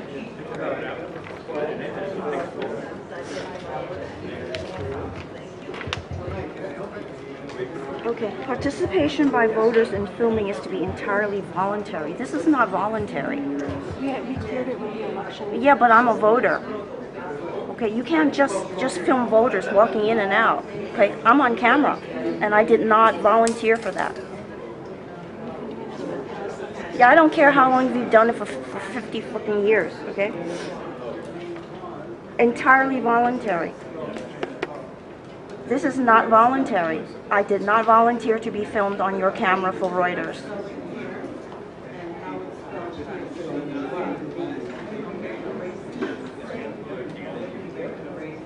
Okay, also, the filming of any student is strictly prohibited. Well, you don't know who's a student or not. 59? And who do you answer to at Reuters? Yeah, you can call it Joan. Yeah, who do you answer to? My manager, Joan Soley. Can you write it down for me? Write it down. Okay, I'll copy it.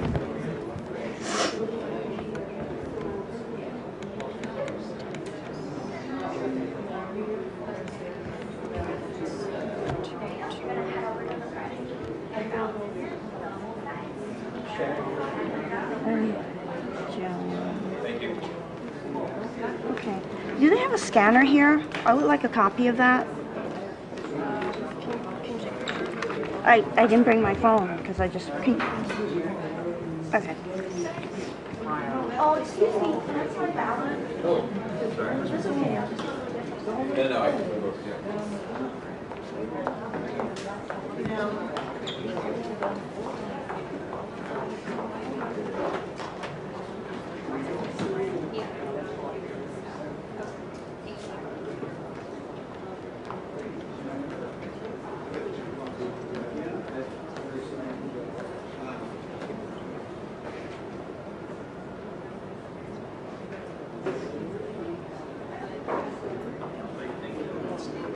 Thank you.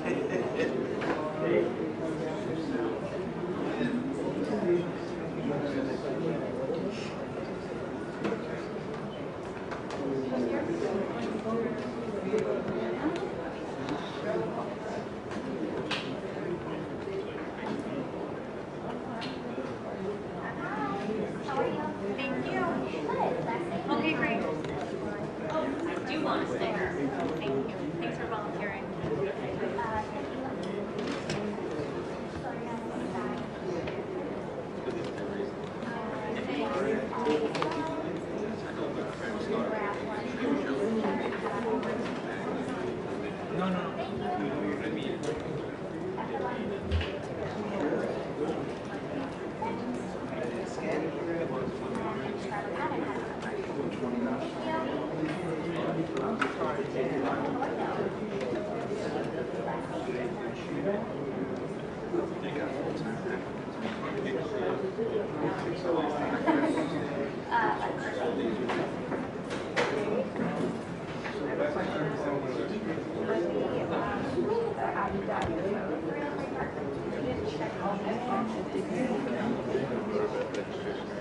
Yeah, but for the other one, you didn't check all the boxes,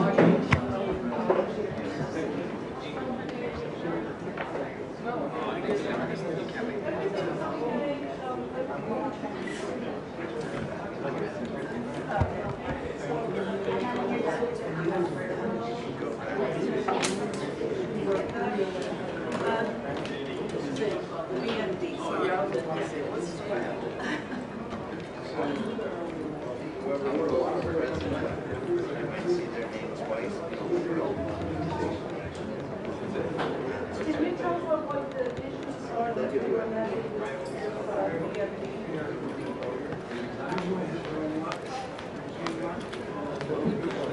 Oh, okay.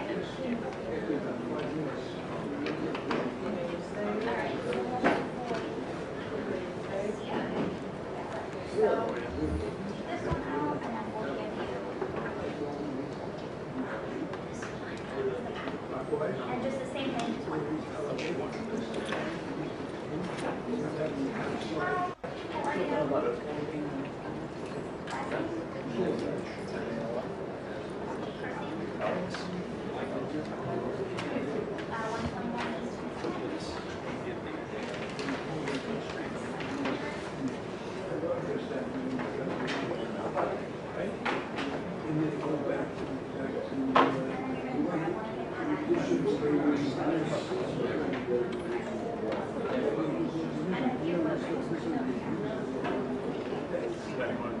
How are you?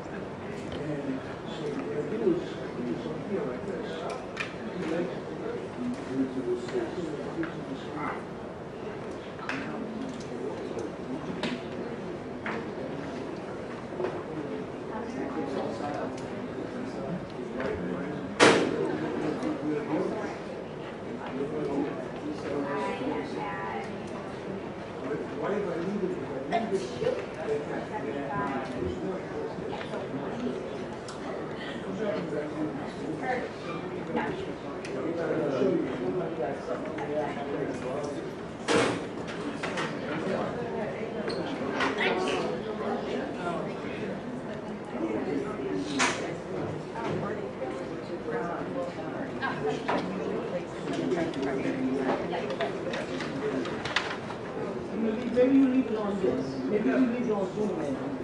I'm stuck. Come back. No, I'm not going nowhere. I'm staying.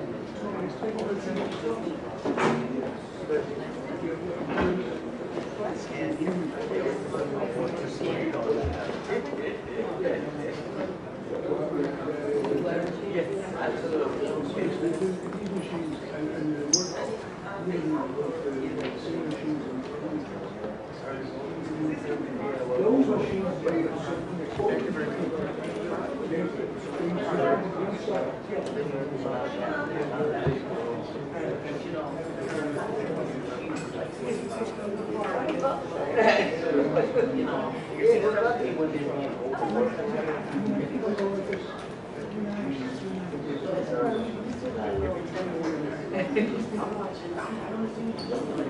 It doesn't move.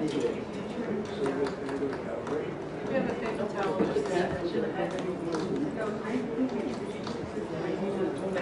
Like the gallery screen. And that's really not even gallery. But, you know, I'm going to stay here for the next 10 minutes. Watch 10 minutes now.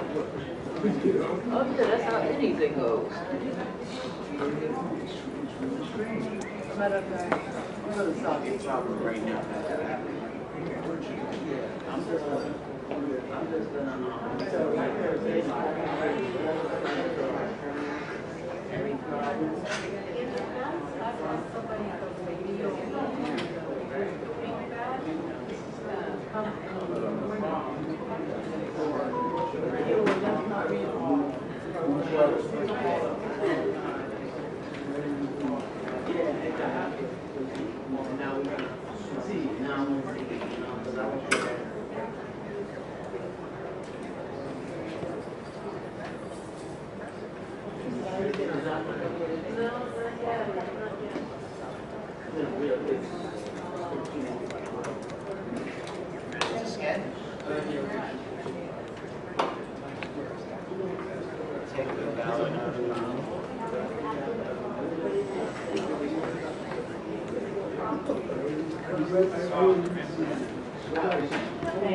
What does yours say? Your name thing? It says R,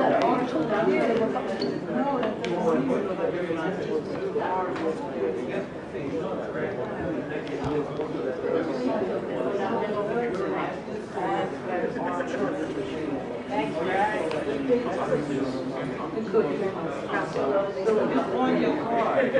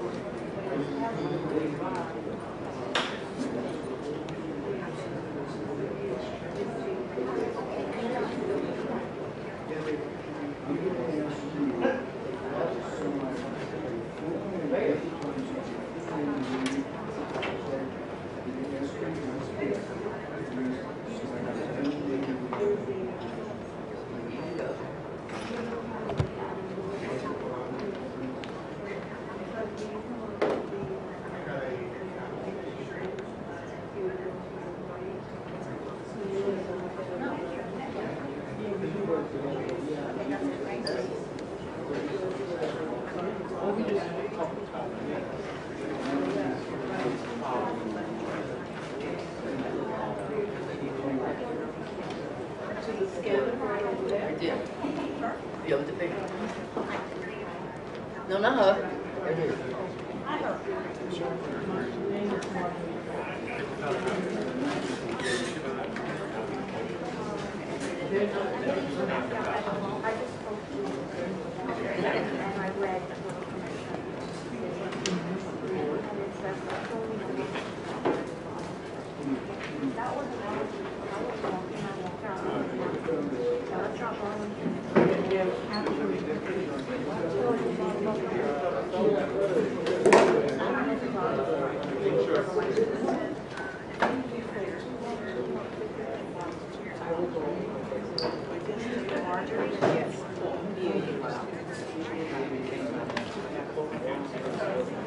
So you're only capturing the people's feet, right?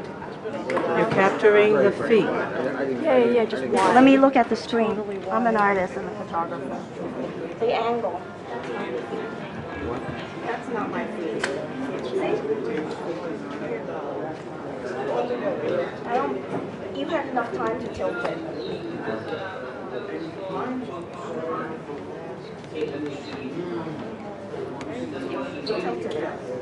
I do photography. Right? Yeah, you're doing it now. Okay, run it back. Run it back over the last 15 minutes. Show me my feet. Can you show me my feet?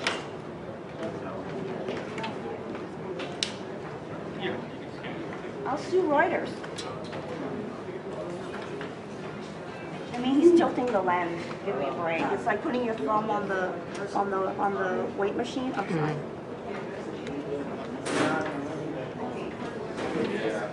He tilted some more.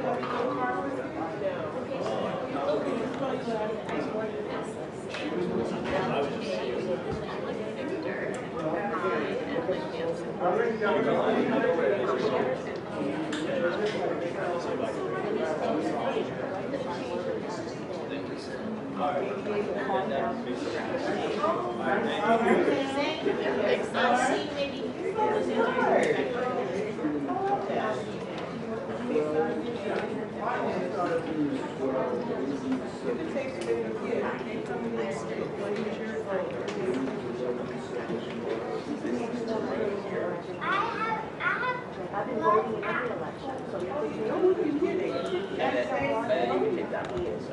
this is the first one. I have a camera pointed at me.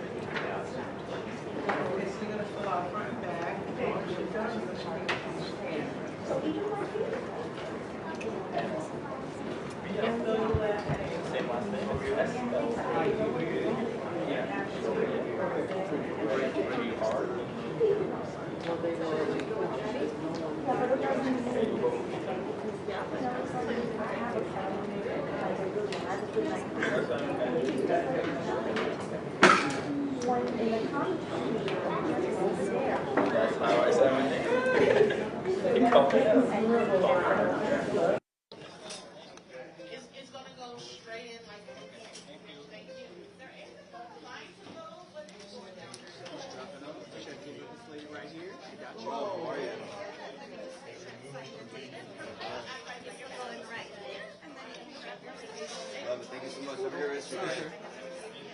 Thank you, sir. Have a good rest of your day.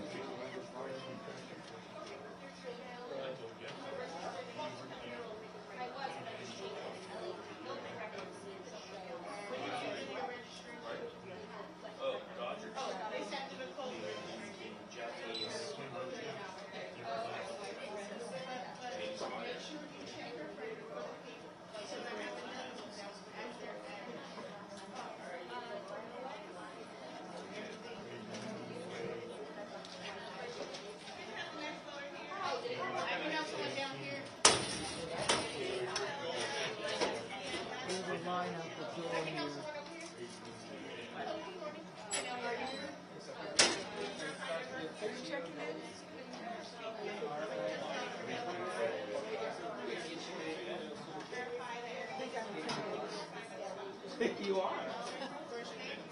Very serious.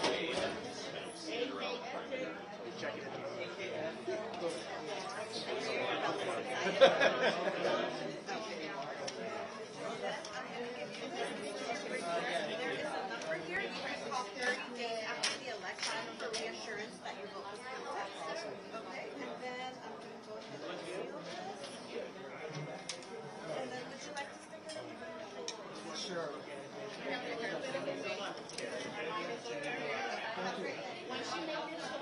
Yes, they said they got the signal. They said the signal looks good. I just spoke to Lisa over the phone.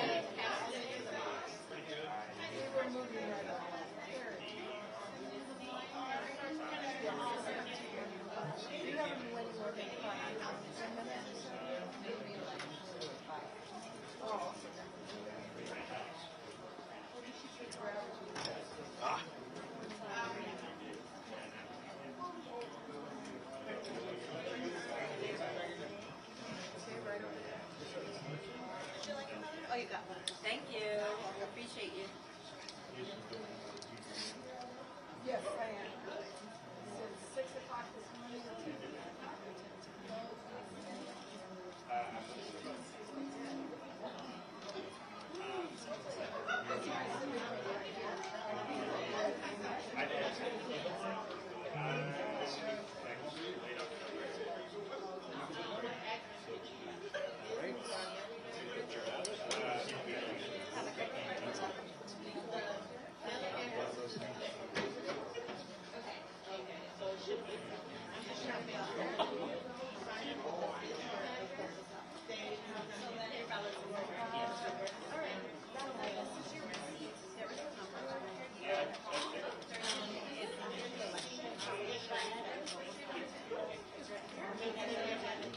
Oh, you just dropped it off? Yeah. Okay, just go right there. Like this. Good morning.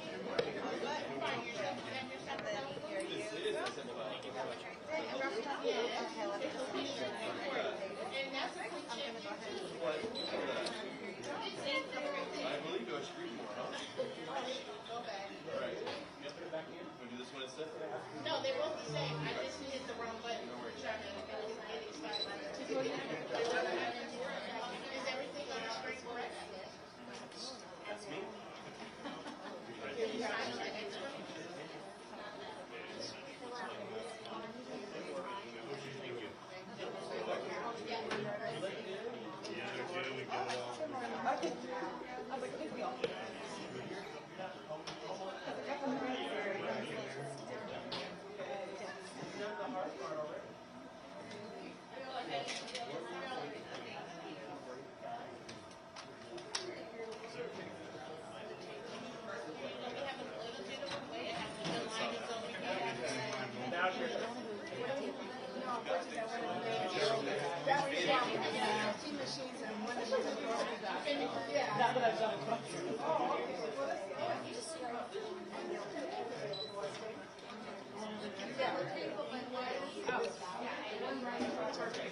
Thank you. Thank you.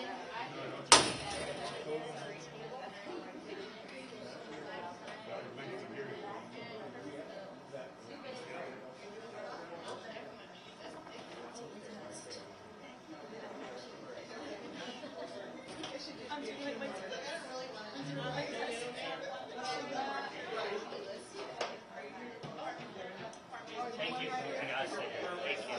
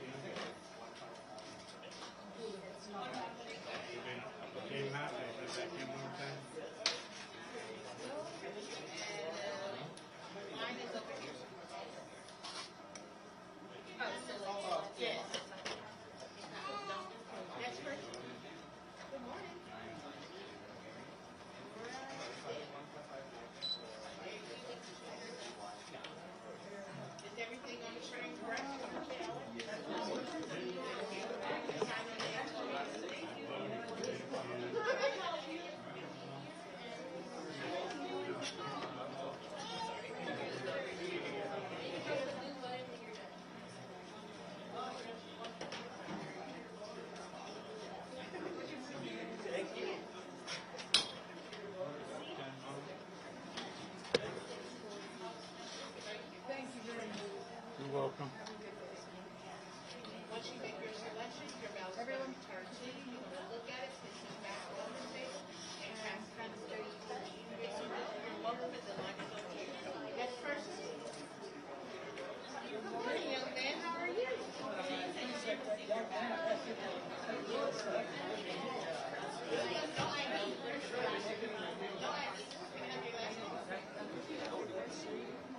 Capital MC.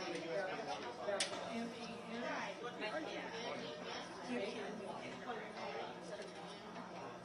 First name?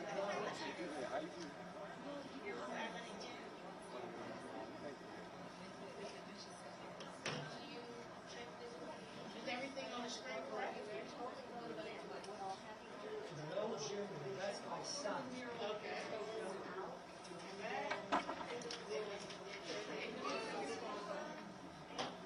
Same name. Yeah, they separated it. Oh, yeah. Is everything on the screen correct? Oh, there's another one.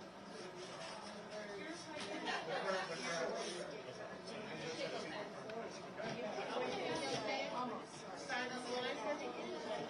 Oh, no. Not yet, not quite yet. Okay, everybody raise their hand.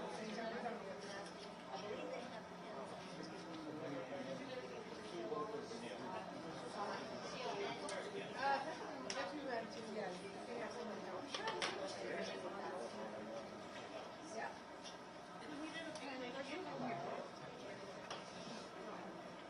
Sometimes when it's the first time. We have a little bit of a wait. Once you make your selections on your ballot, it's going to come back out. We're going to review it. And, Oh, wait, no, never mind, because someone else got it. For the page, I'll take it. Sorry. oh, well, you have some Yeah, someone Oh. Just raise your hand, they'll come to you. Here you go, and the line is over here. Have a great day. You're welcome. Next person in line, and that was one small. Oh, off the door. Yeah. Good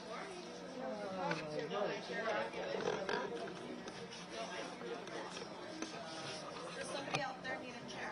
I don't know, no, I don't know if they, I just said if somebody does.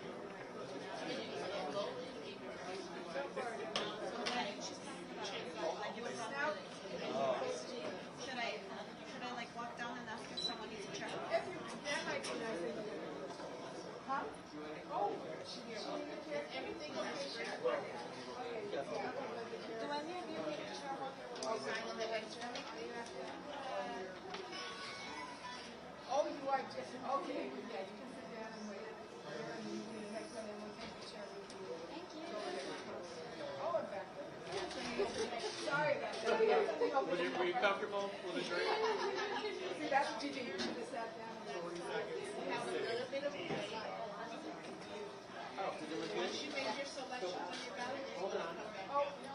Wait a minute, I'm sorry. She leave it on the tray and cast it back into the box. Make sure you recast. Here you go. Print it out and.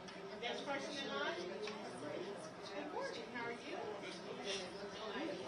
Can I be Sure.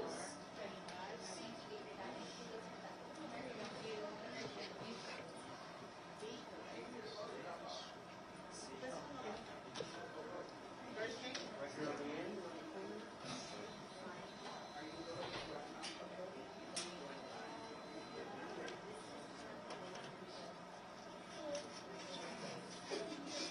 Did I spell it right? No.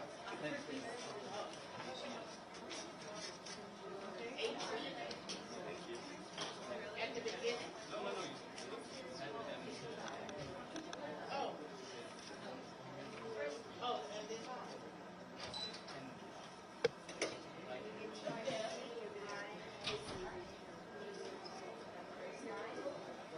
Is everything right on the screen? Sign on the X for me.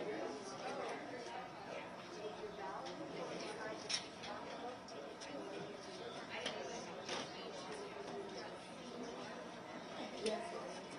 We'll allow that.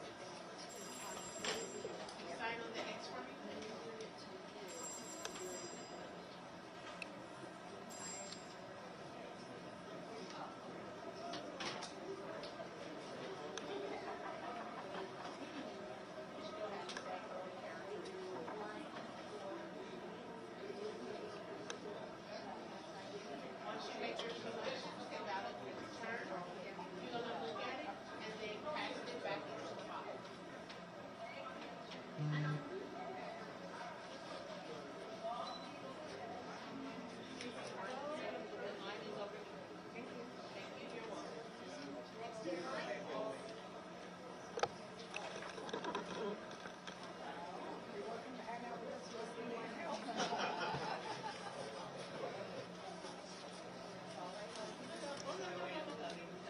Can I have your last name? Can you put that away so you don't lose it? First name?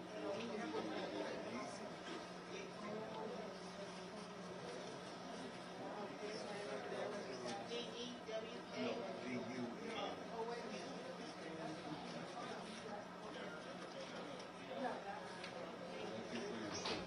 Thank you for coming. Is everything correct?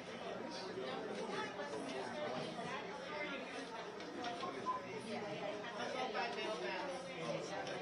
Everyone in Early County is this one.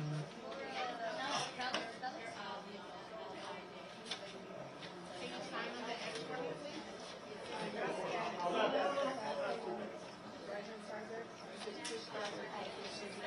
There it is. You got it.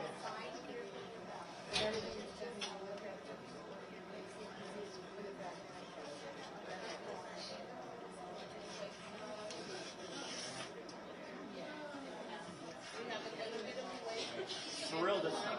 For real this time. Oh, really? We love to take you. Hold on. Thank you very much. Yeah, well, basically, you just seem to. Next person in line? Is that your second letter? Yes. I'll put it in line. So here's this way. I was gonna say there's a chair. Sit here and then my right hand here.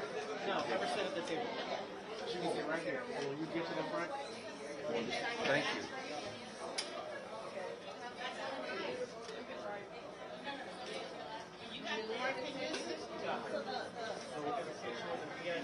Oh, good. Right over.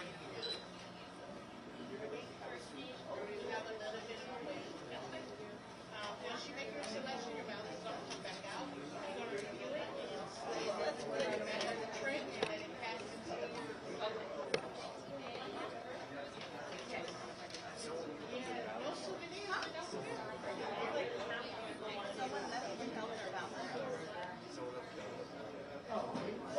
What is this right here, Mark?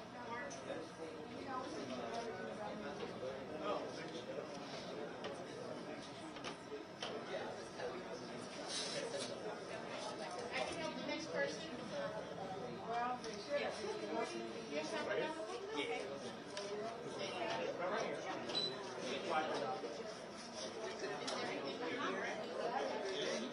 Okay. Please sign on the extra. Thank you.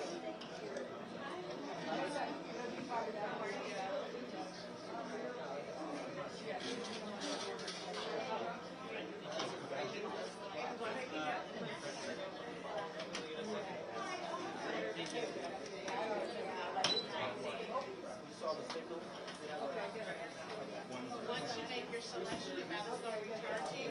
You're going to look at it, place it back on the tray, and pass it in. It's just a printer. You make it. Yes. And you see how it's blank? You just go in there to mark the ballot, and come back out for all your choices, and pass it into the ballot. Thank you.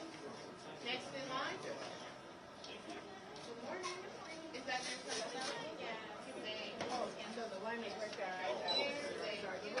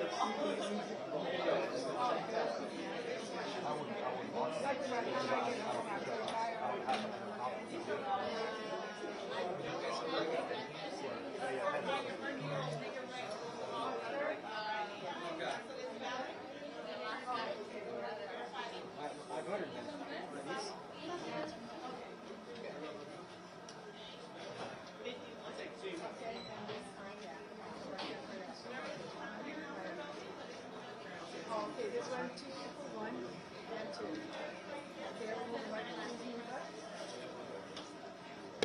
You have one too? Wow. Everyone, if you like it, please group up in the line and listen to the Yeah, no, it's great. Correct. Ron, pleasure to meet you too.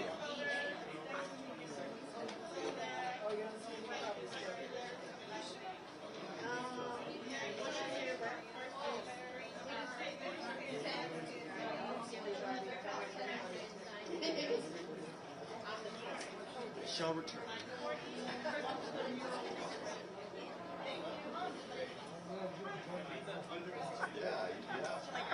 It makes it not work. You gotta do it every week. So you don't enjoy it. Yeah. You too, Ron. Take it easy.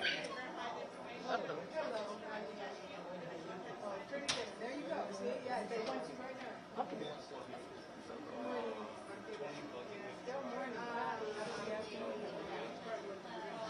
Which term, sorry?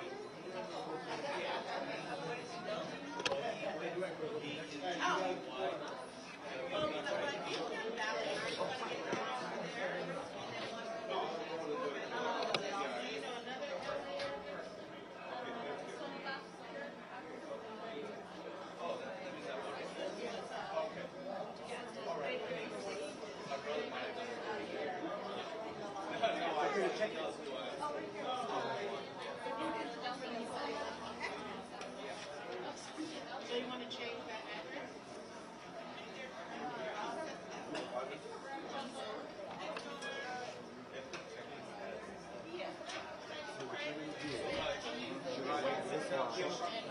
And then when you get to the front,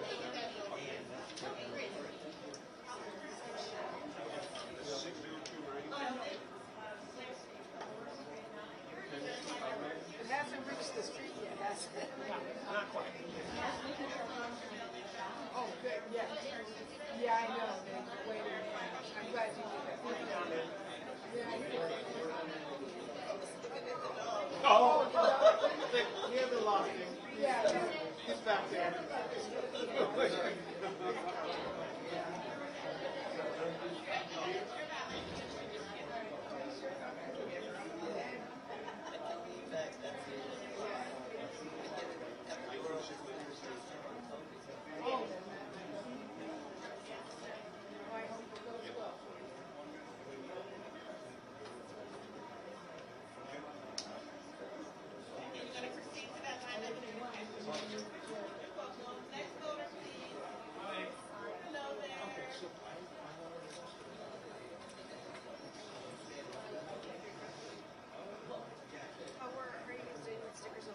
Oh, planning.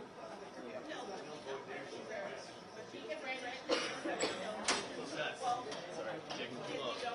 Thanks, y'all.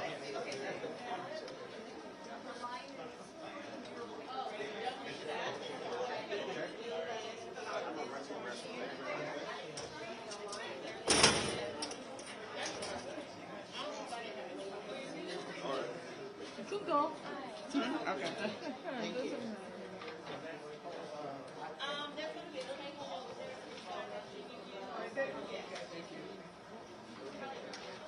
Oh, no.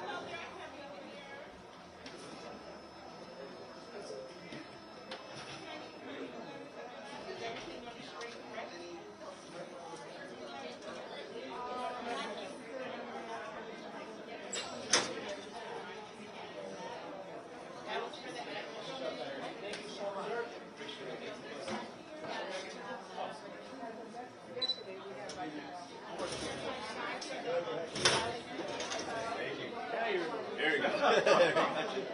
Now you're back.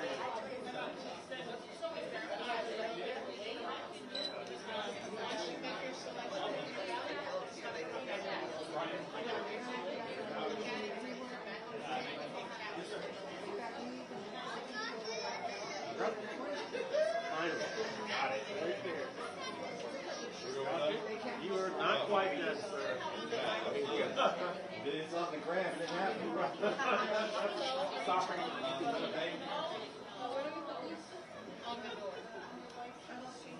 Yeah, but there's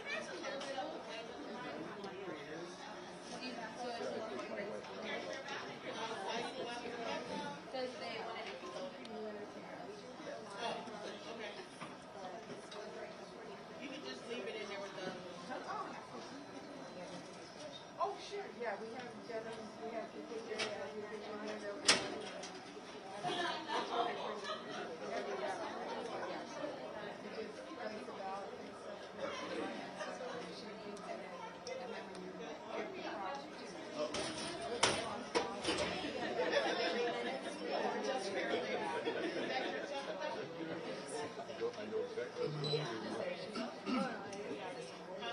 Yeah, the whole thing, yeah, the whole thing, yeah, the contract.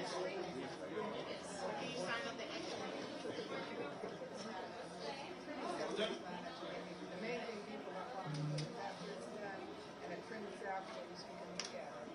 A lot of people think that just get it. You have to actually read it back. Once you make your selection, that will return to you. Because I got it. You're going to look at it, place it back on the table, and categorize it. Almost. Into the Is your printer, what you need to screen?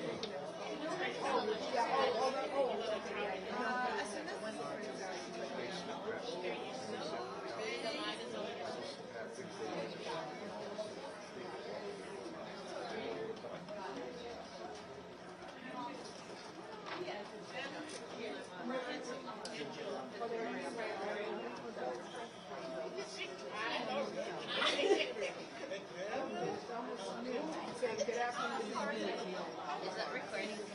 Yeah, you can go. Sorry. You want to take them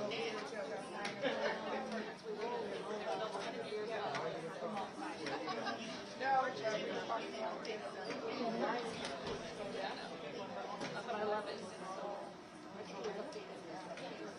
Yes, I know it's that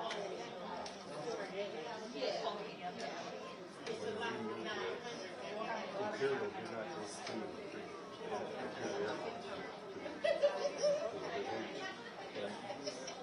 Graham only went to build their art.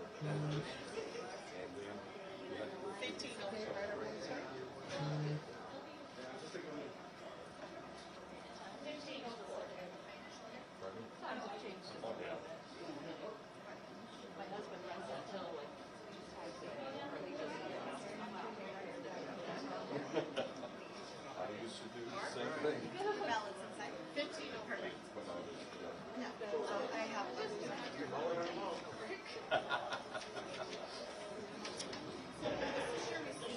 There's a number you can call here Thursdays afternoon. And then would you like to see the would you like me to do it? All right, and then you got your sticker? Perfect. We have a little bit of but once you're valid, you want to review it, leave it on the table, and pass it into the we haven't forgotten. Let us say that people will want to know. Oh, there's one. You can stay there. Is this all right to drop off? You should talk to them. I'm not with you. Let me just make sure it's nice and like that. Perfect. So then this is going to go right here, and then you drive back on and hit pass back. Here you go. And the line is over. Next person in line. No, later. Grabbing them, but after.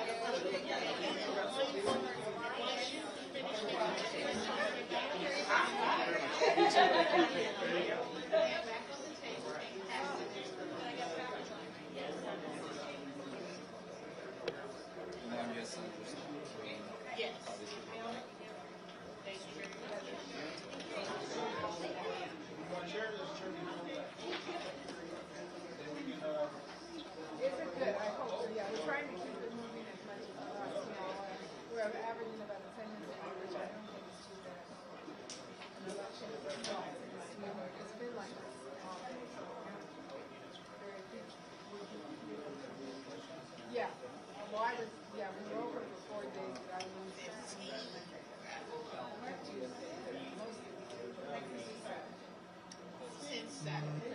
Thank you. And we was at 9 something. We left last night.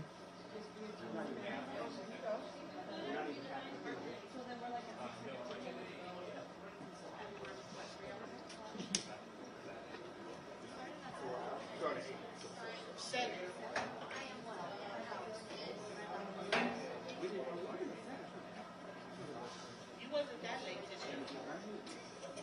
This takes work. This isn't a thing that just happens.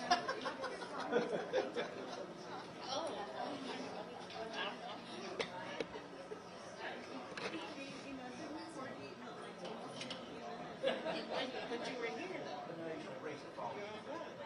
You wasn't that late.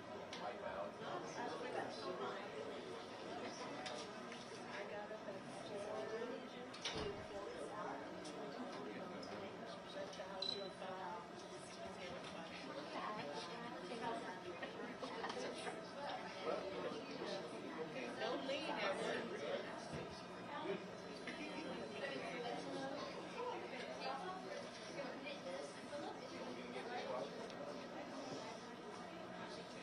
No, sir. Sir?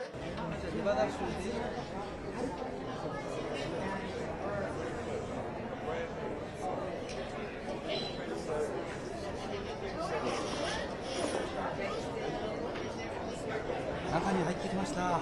プロ中に入ってきました。プロアメフトチームのレイダースのシンボルも掲げられていますが、このスタジアムに入るまでの大きな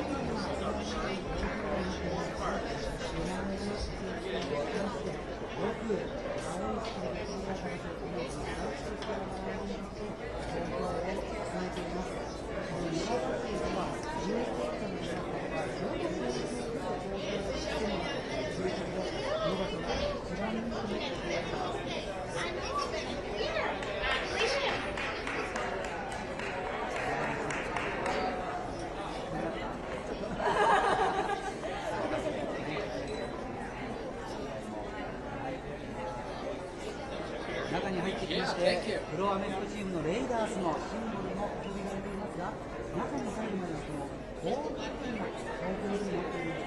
まずそれを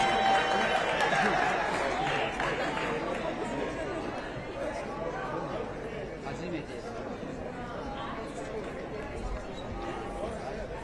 中に入ってきました。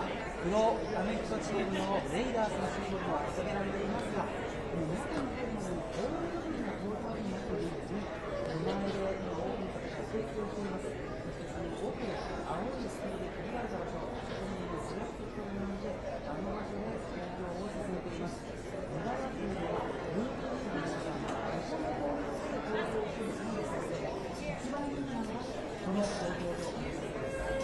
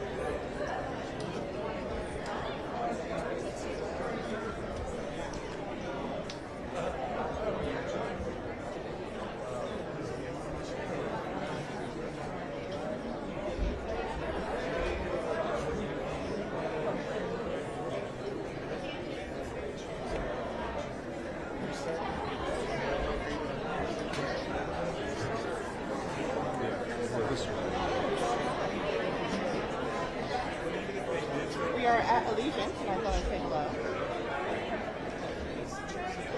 Yes. Yeah, the inside.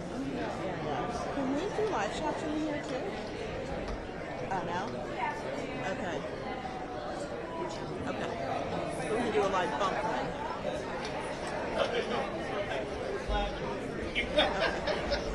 Okay.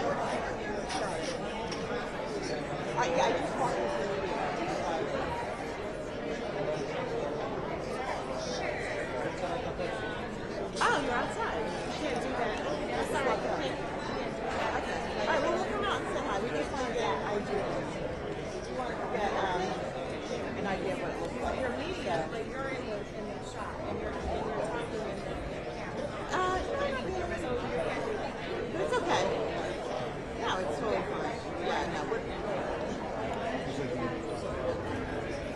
Thank you so much. We're going to walk right out now.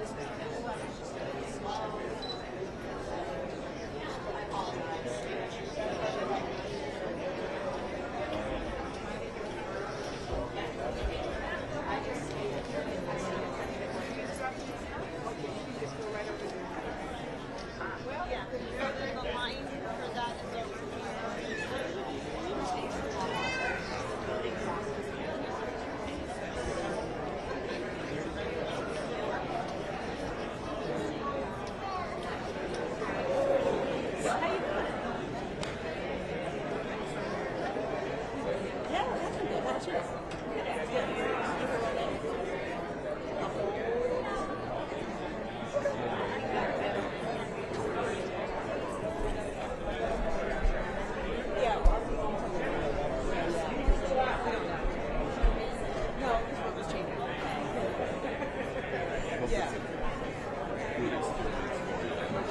Yeah, same thing here. Troubles ever been?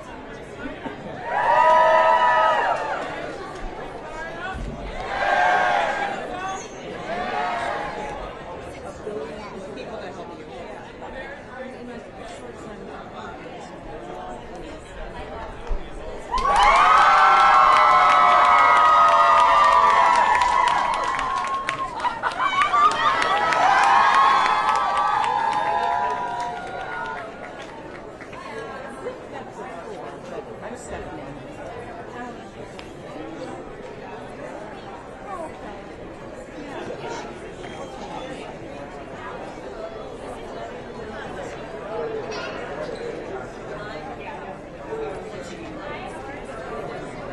Yeah, yeah.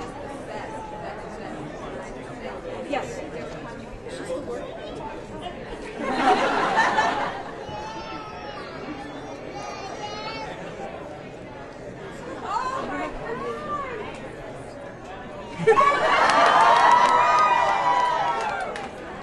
And then does that.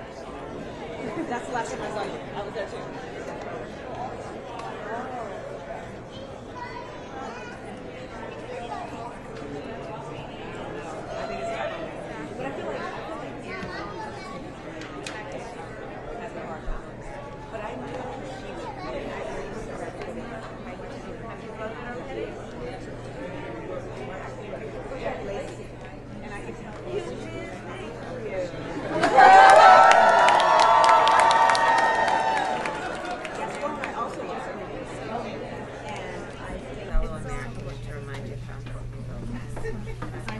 How you doing? Have you voted already?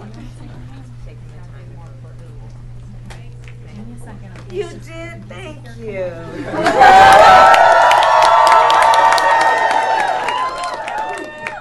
Thank you so Madam very President! much. And I think because I'm sure you got a lot of other Making calls. We got voters to still get out. Thank you. And you enjoy your day, okay?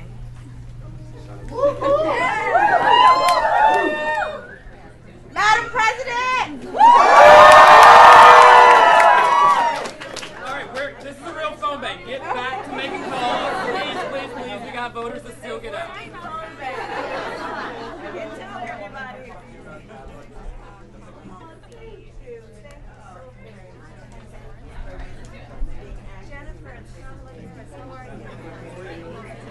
I am well. I just wanted to call you check in and make sure you know where you can go vote today if you haven't already. Have you voted yet? Oh, good. Oh, thank you. What's your name? Very much. And thank you for just being active and participating. Hi. It's very, very good. I can't wait for you to go 10 years more.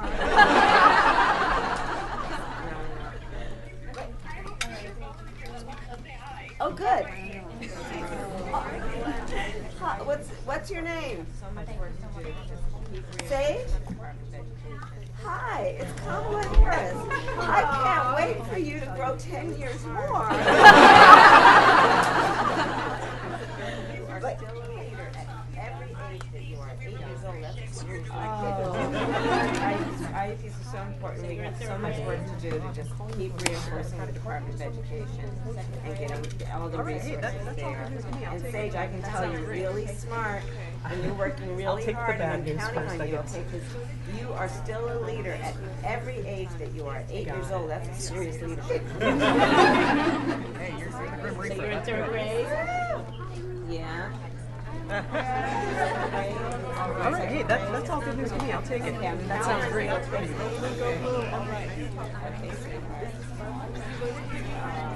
Thank you. Thanks for your time. And please take care, okay? Hey, you're the Grim Reaper. That's good.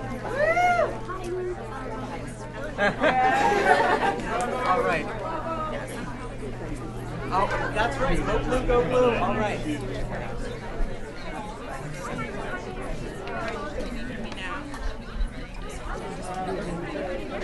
Your vote and everything behind you so you can get through it, but I think Okay, go ahead. each other and everyone's power.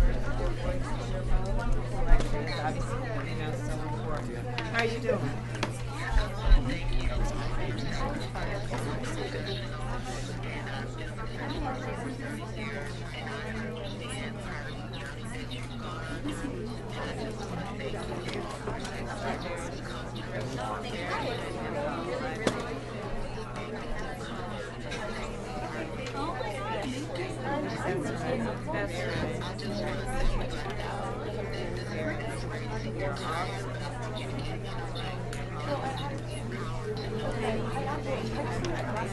very much. That's very kind and thoughtful. I appreciate all of us. Thank you, my dear. That's very. Oh, I'm so excited about it. Oh, you are. Very much. And we are all doing this together. That's right. And all doing it together.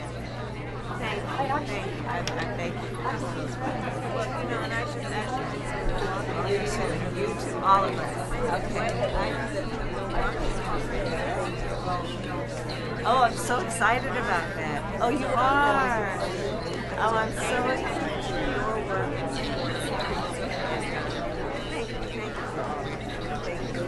Well, you know, and I just actually did some Milwaukee radio interviews this morning. The Milwaukee small business, just the neighbors, all just kept thriving.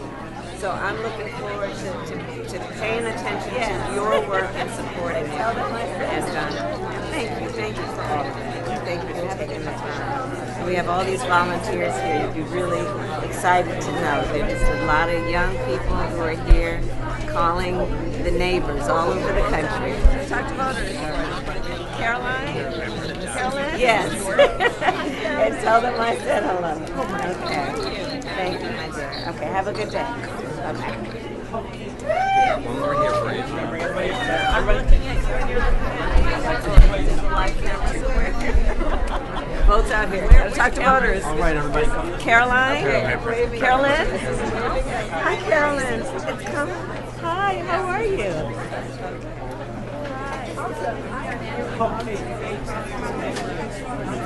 I'm looking at you and you're looking at me? Oh, because there's a live camera somewhere here. Which camera is, this is, okay, I'm waving at you. This is waving at you. Is this Teresa? Yes, is this Teresa? Okay.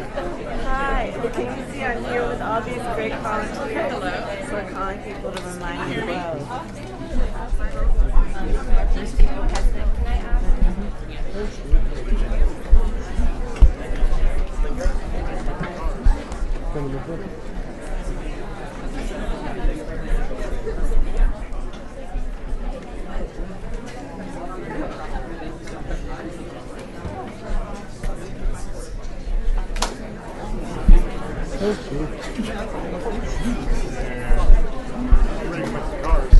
Coming this way.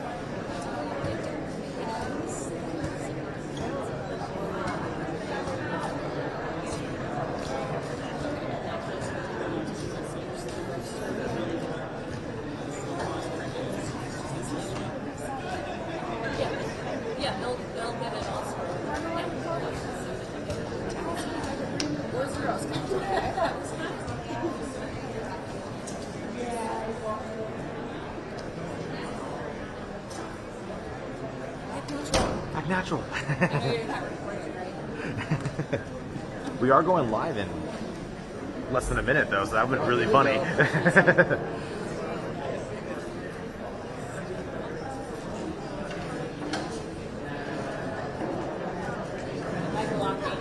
No, you're fine. I don't exist.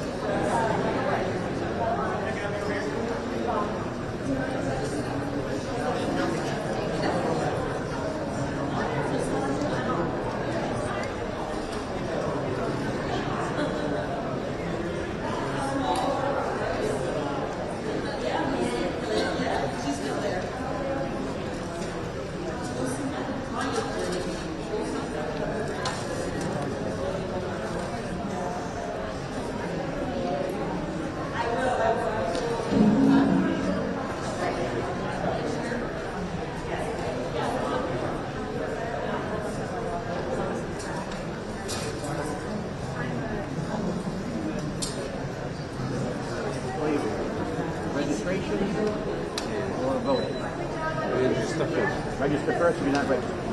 You can't do it? I can't, no. Oh, okay. But they can. How's it going over here? That's quiet.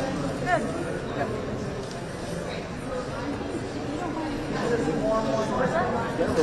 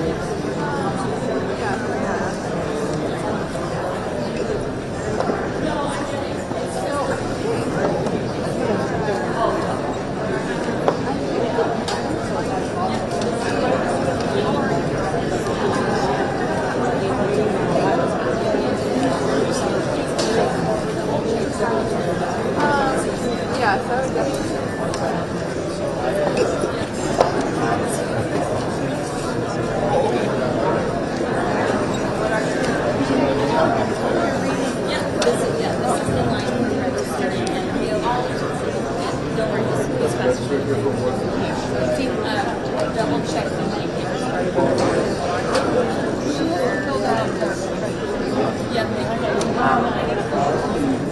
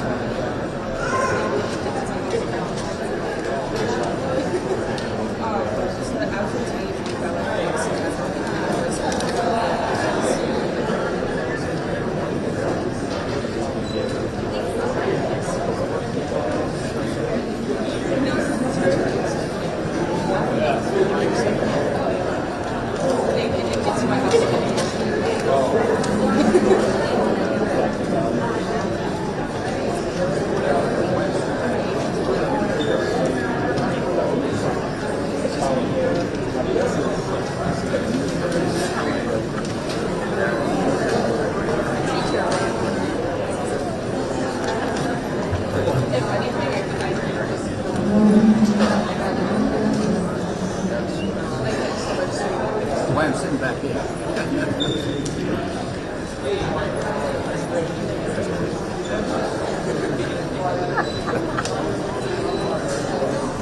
Teacher. 6 o'clock.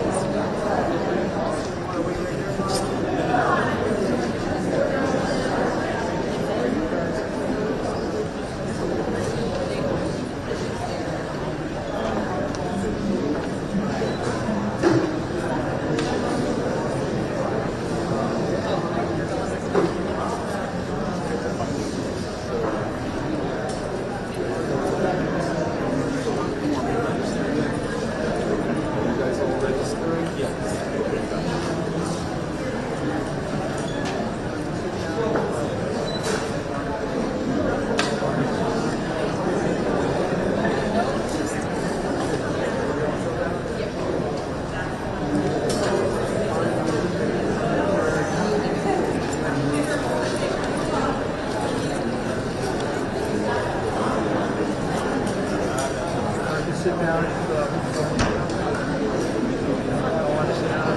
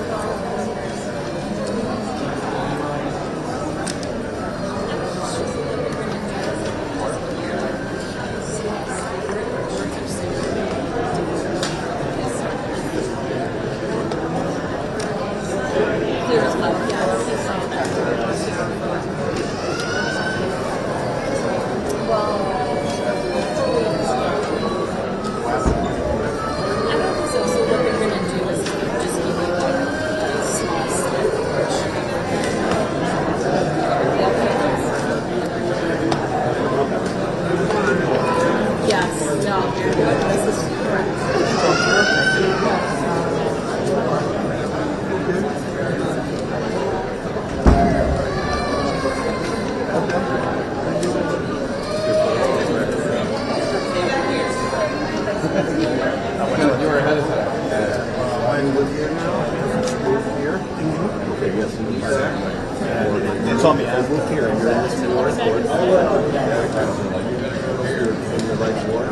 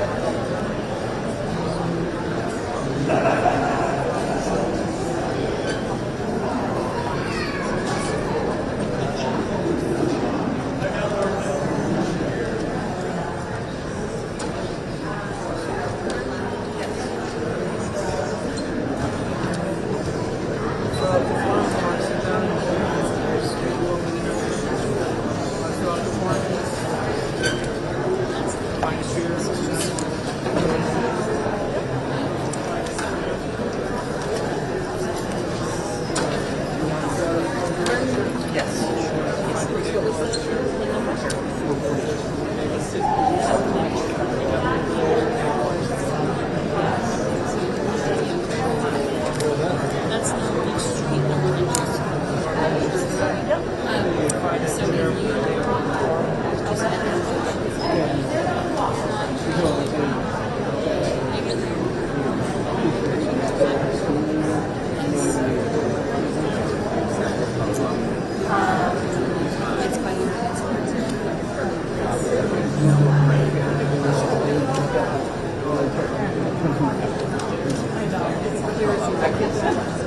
you're not the only one. Okay. Hang in there.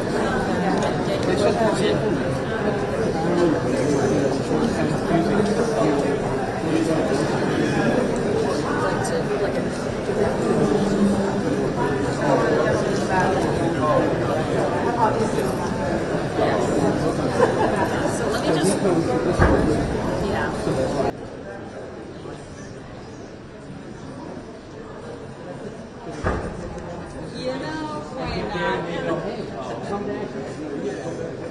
If that happens, I will proceed. Okay, so that's walking the street, and then it is.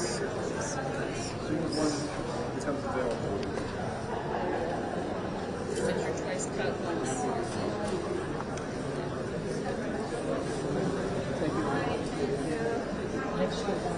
Right here.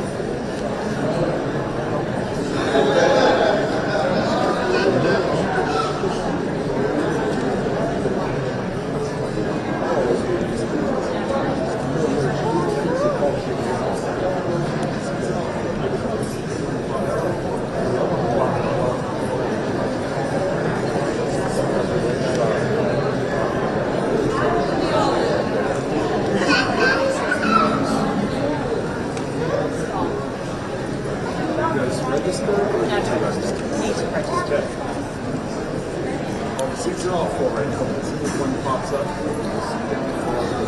there's one on the There's one at the end.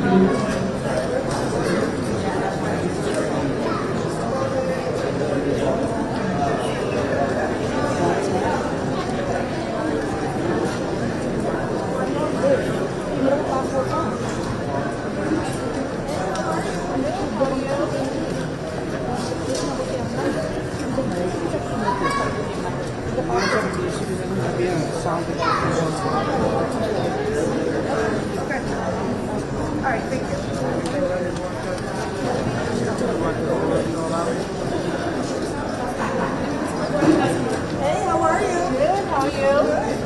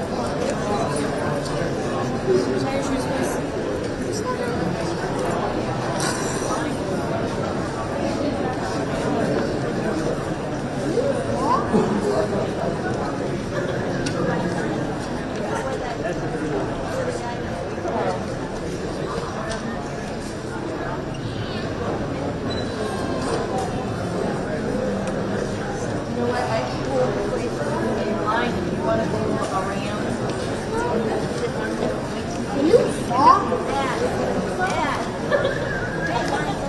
So where that? That's a view. See where the guy in the picture is down there, just waiting around that area.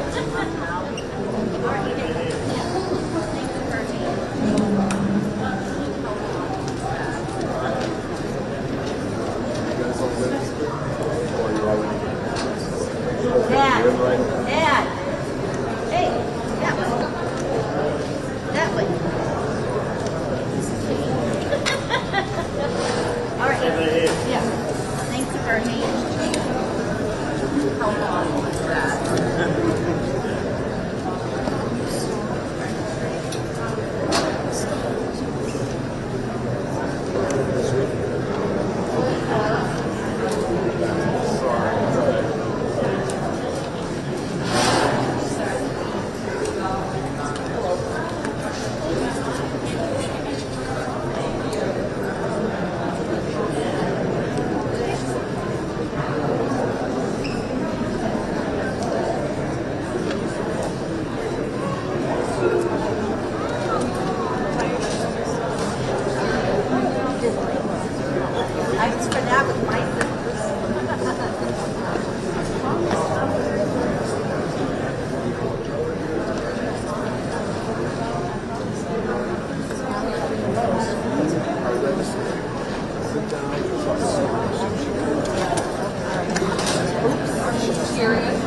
Siblings.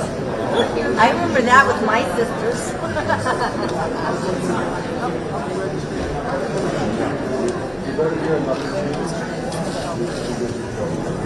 Get to the right place.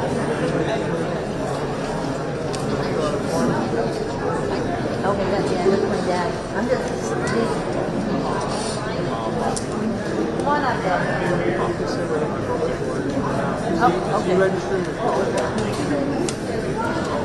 I'm just helping get to the right place. So you got a photo from Okay, I can do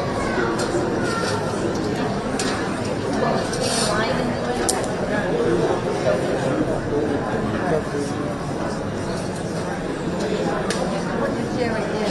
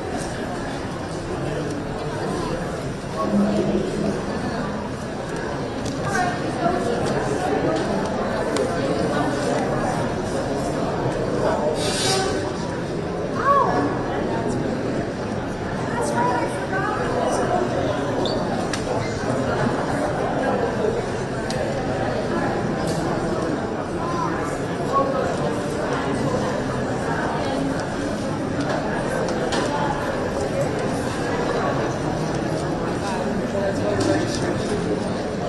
That's what I did.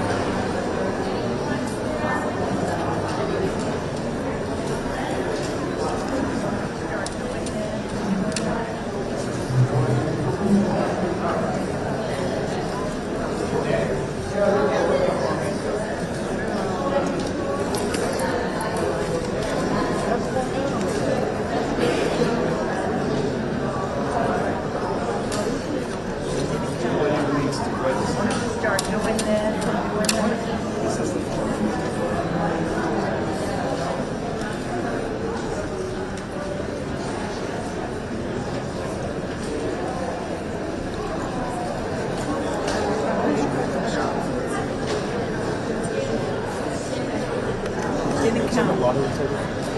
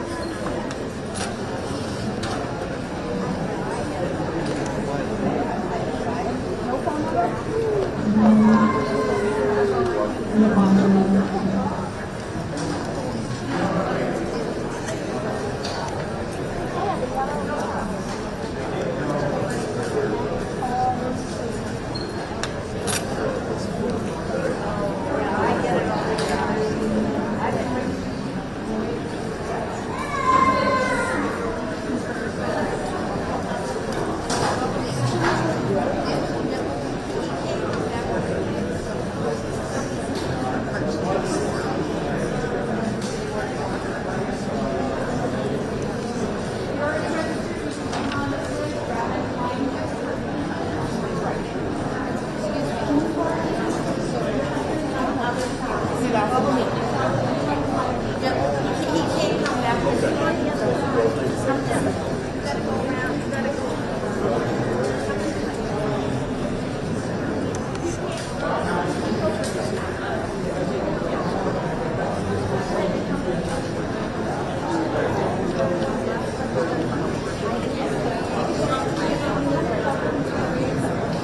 he's on the other side. Yeah, you gotta go around, you gotta go up this way. He can't come. He's over there. But he can't come back. He said to come get you. Are you strict about it? I promise I'll bring you right to him.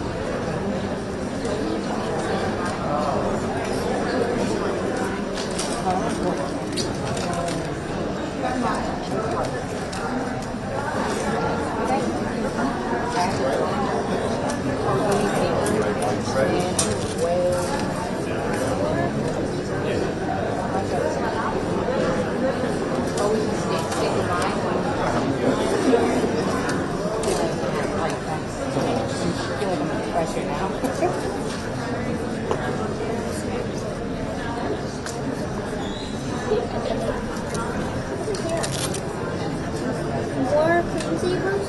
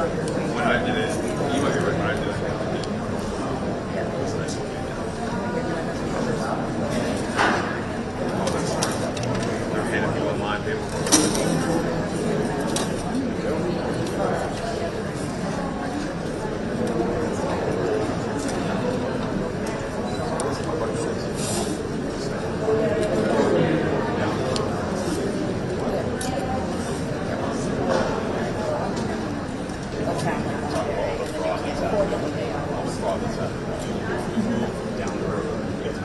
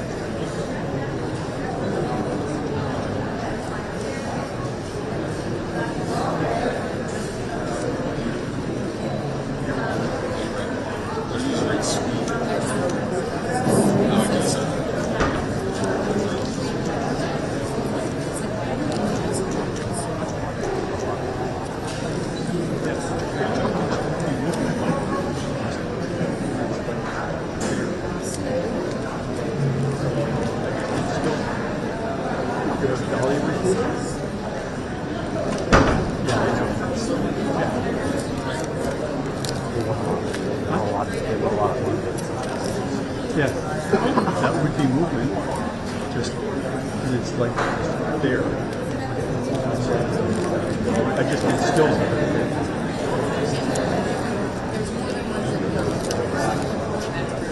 Yeah.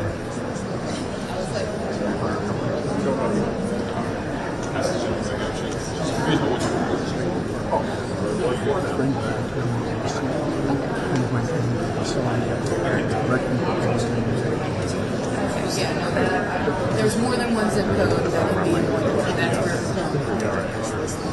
I was like,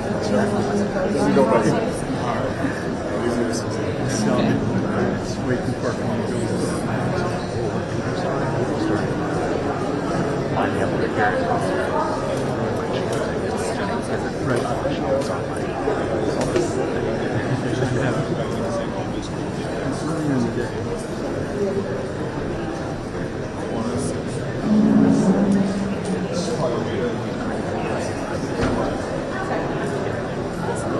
They probably want to know if, and they also want to know. It's just that they're rather than saying, oh, this group did X, this group did that.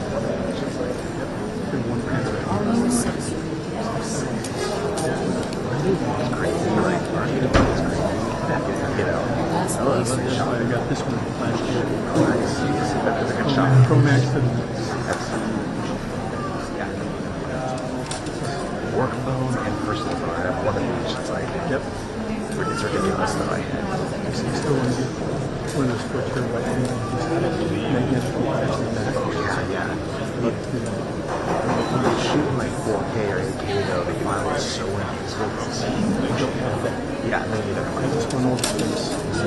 Exactly. I was independent because I don't want to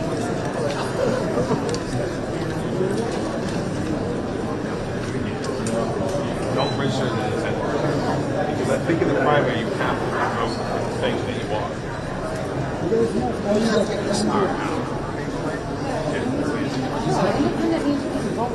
So, come here and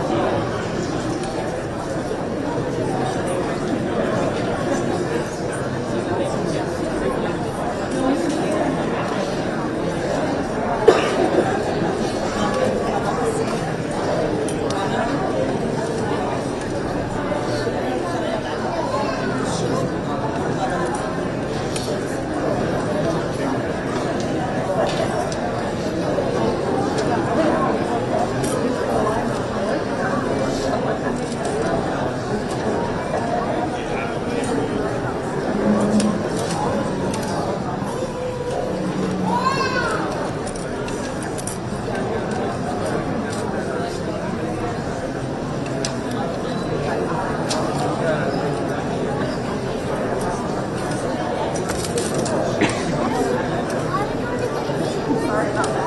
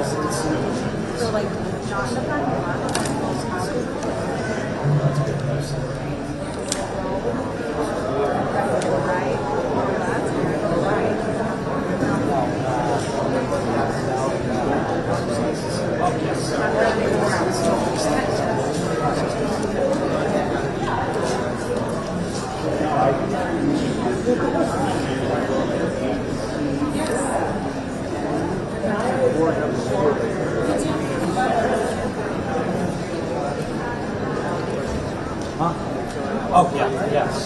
Sorry.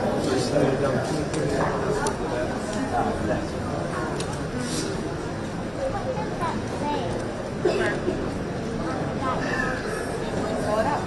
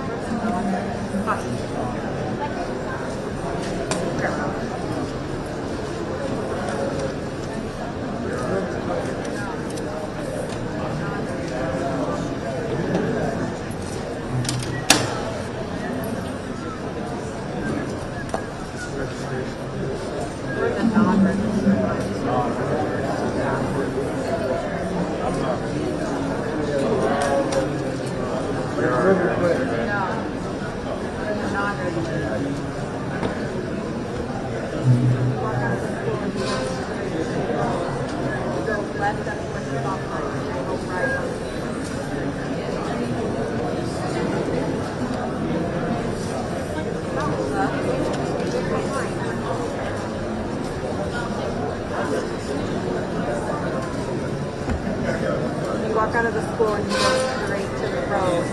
You go left up towards the stop sign and then go right on the main road. Right there. It's like across. If you look behind where you came in, it's behind.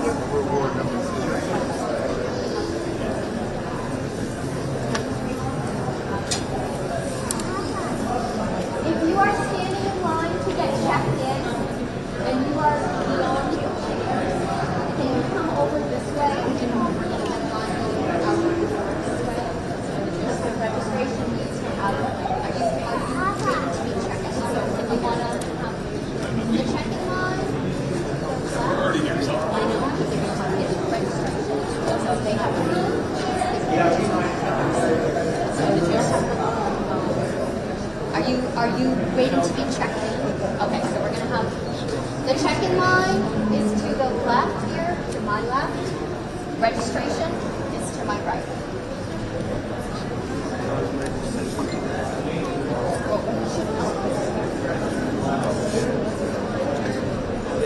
So they should be talking to you about when you get marked. Yeah. Thank you.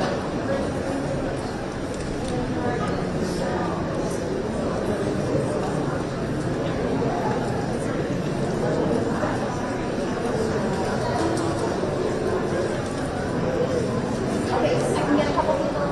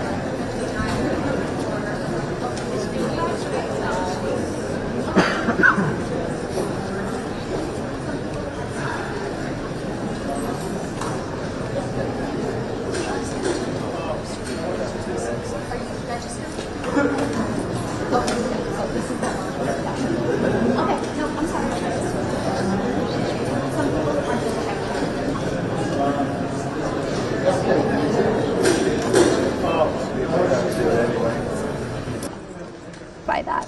Got it. Thank you so much, and we'll let you get back to tracking all of this for AP on this election night. Thank you. Thank you. Coming up, we will have more information from AP Votecast on sentiments from the American electorate. But for now, we will show you these live pictures coming in from the state of Arizona. That's another battleground where polls will be open for several more hours. Back with you soon. The year was 1788. The United States was still a young nation, and it was ratifying its Constitution. There were a lot of differences, but America's founding fathers agreed on one thing. Political parties were evil. They would tear the nation apart. Alexander Hamilton even called them a fatal disease. So they omitted political parties altogether from the Constitution. Now, there was common consensus, but one person thought it could be a mistake. It was Thomas Jefferson. And in 1791, he formed one of America's major parties. We will tell you which one later. But right now, America's political scene is very different. It has two main parties, the Democratic Party and the Republican Party. They have shaped the country's political landscape for more than a century. Their histories are complex. Their ideologies are constantly changing, defined by America's political and social movements. So, how did the two parties come about? And why does America have a two-party system in the first place? Let's go back to 1788 the Constitution was ratified, George Washington was the first president. Thomas Jefferson was the Secretary of State. Alexander Hamilton was the Treasury Secretary. Jefferson and Hamilton had competing visions for America. Soon, two political factions quickly emerged. There were the Federalists. Alexander Hamilton led them. The party wanted a strong central government, close ties with Britain, and the development of an industrial economy. Then, there were the Democratic Republicans, led by Thomas Jefferson and James Madison, and what they believe in.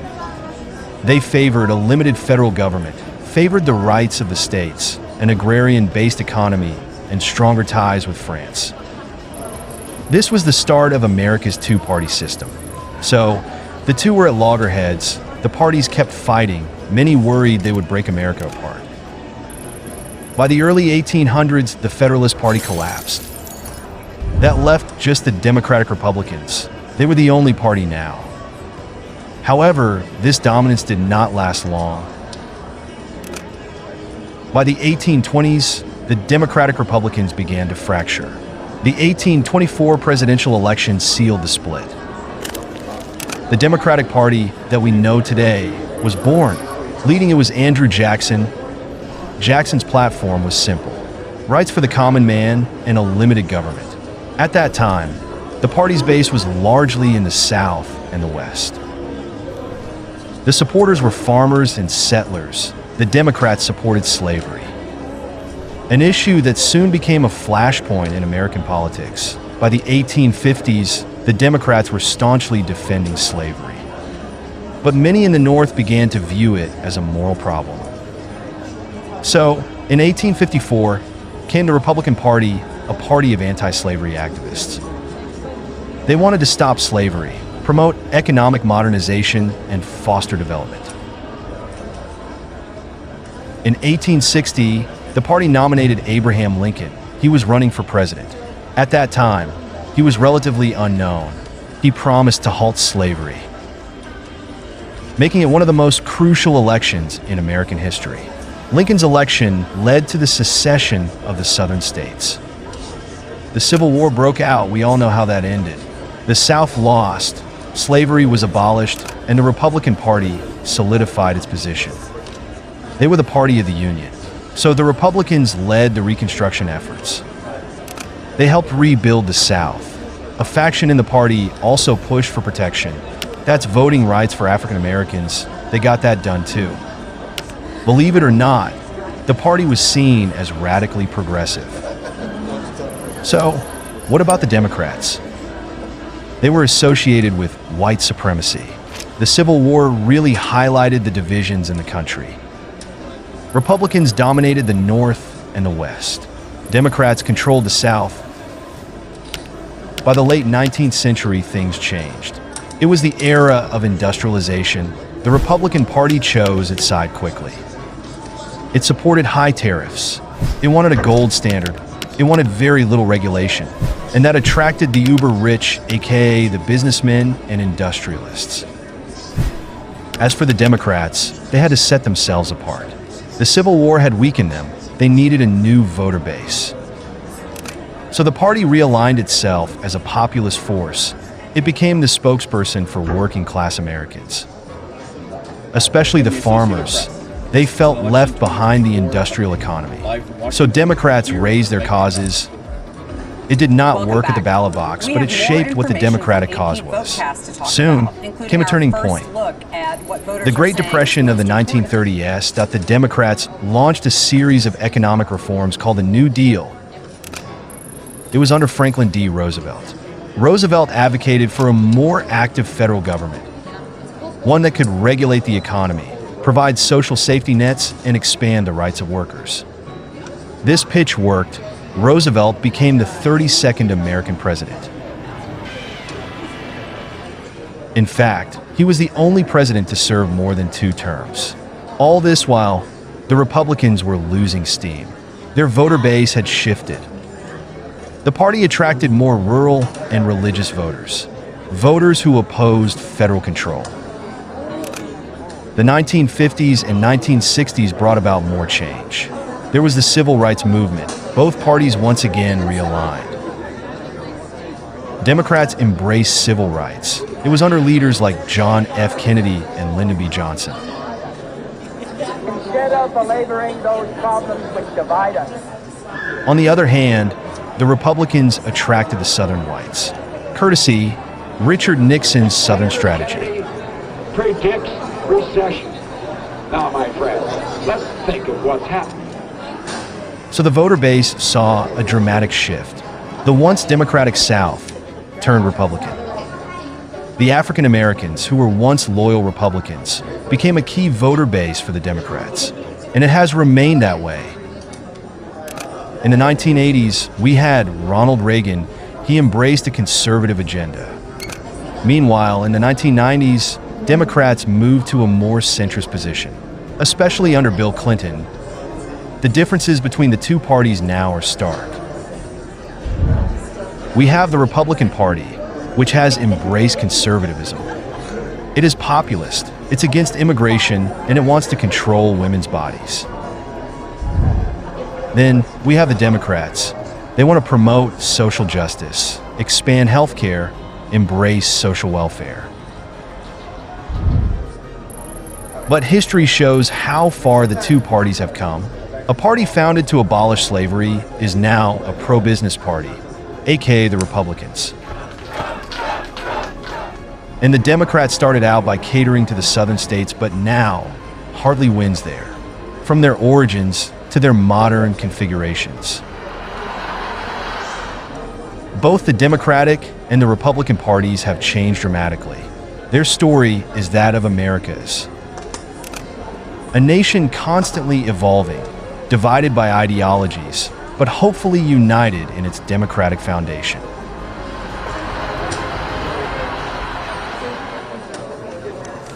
We did a great job in that we brought it back to the states, as you know.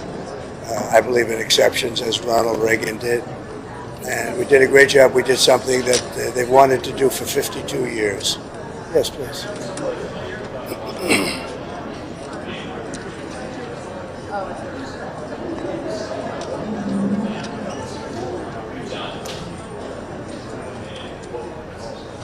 Well, it'll be just that. We want to bring everybody in. We want to be very inclusive, and we will be very inclusive.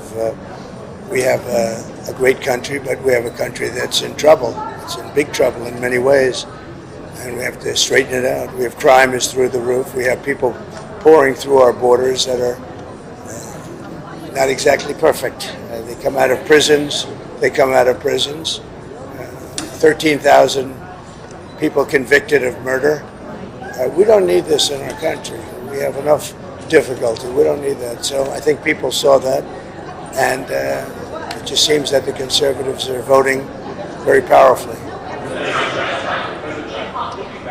Just finish it up. I feel very confident. I have, we went in with a very big lead today, and it looks like Republicans have shown up in force. So we'll see how it turns out, but it seems that they have really shown up in force. I just got a call from Dan Patrick in Texas. He said they've never seen anything like it. It's been great.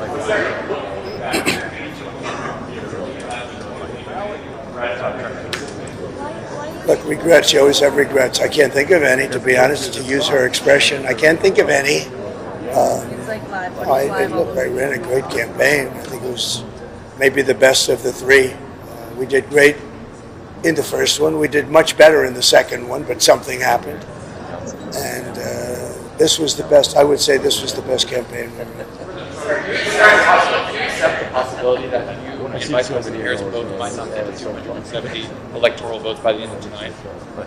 It should never happen. A thing like that should never happen. This election should be over. They spend all this money on machines. And frankly, if they'd use paper ballots, it would be over by 10 o'clock. And by the way, the paper ballots would cost 8%. It would be 8% of the cost. If they would use paper ballots, voter ID, proof of citizenship, and one-day voting, it would all be over by 10 o'clock in the evening. It's crazy. They use these very expensive computers, and I'm hearing in Pennsylvania they won't have an answer till 2 or 3 days from now.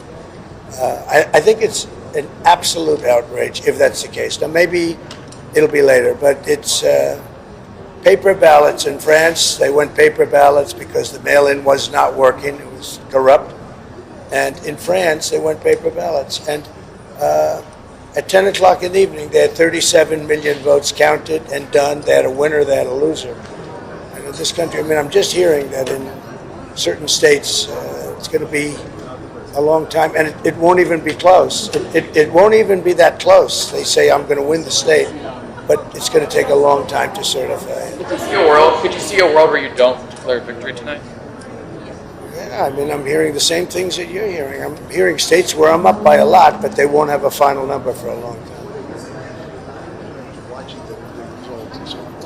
So we're going to have a very special group of people, many of whom you know, and they'll be at Mar-a-Lago. In addition, we'll have 4,000 or 5,000 people at the convention center.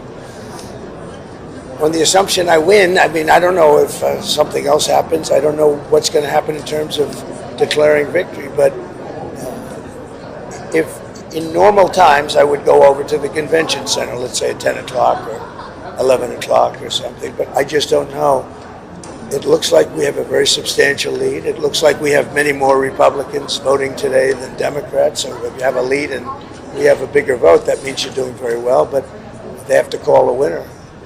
They should, and they should call a winner, yes. Just stop talking about that. Go ahead. Oh. Hello, everybody. Thank you very much. Well, we just came over to, it's too early to congratulate, but we are hearing its record kind of numbers. Caroline, do you want to just tell them what you told me a little while ago? Sure, yeah. Enthusiasm is very high. We're seeing our voters are turning out, especially in rural areas across the country, and we see Democrat areas are not turning out as great as our people. So your people are ready and they're turning out for you, sir. We had a big lead to start off with. I hear it's really amazing. I get a call from the people in Texas, Dan Patrick and others. They say that they've never actually seen anything like it. So it should be good. It should be good. I want to just thank everybody, regardless. We just wanted to come over and pay our respects. Our #1 best-selling author, can you believe it? So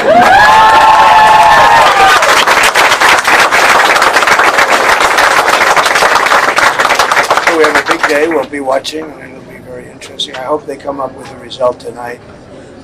They say areas that were winning big, they might not be able to come up with it for 2 days. It's just a crazy thing.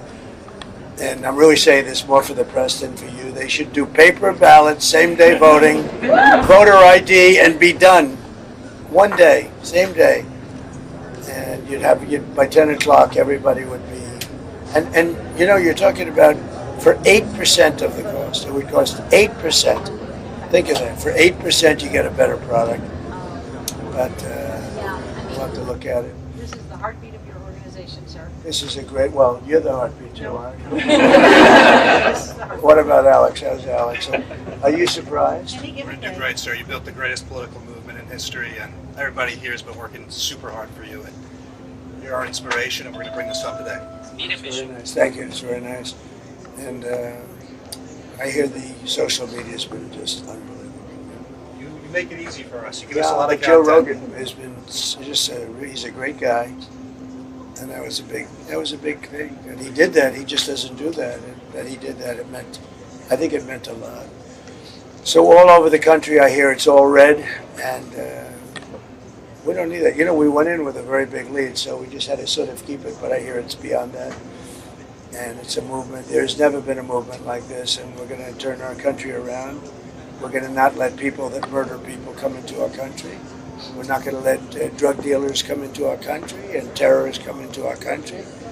Little things like that, people are not going to stand them, and that's why we're doing well. But you know what? We still have a time to go, so let's make sure that we have this under control. And some of you I'm going to see tonight, I would imagine. I hope all of you. So I'll be seeing you tonight, and it'll be great. The First Lady's coming with us. She's really impressed by the job you've done. Would you like to say something? A great job. Thank you so much for all your support, and it was it's hard work. I know it's hours to hours, and I know how hard my husband is working non-stop. So thank you for all of your support. Great job.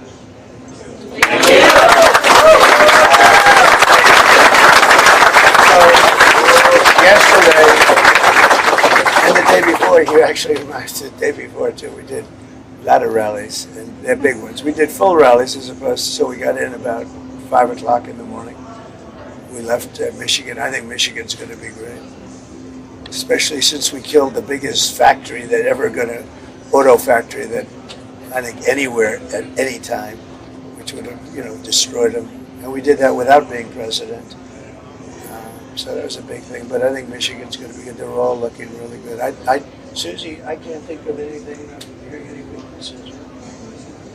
What do you think of Susie? Would you say good?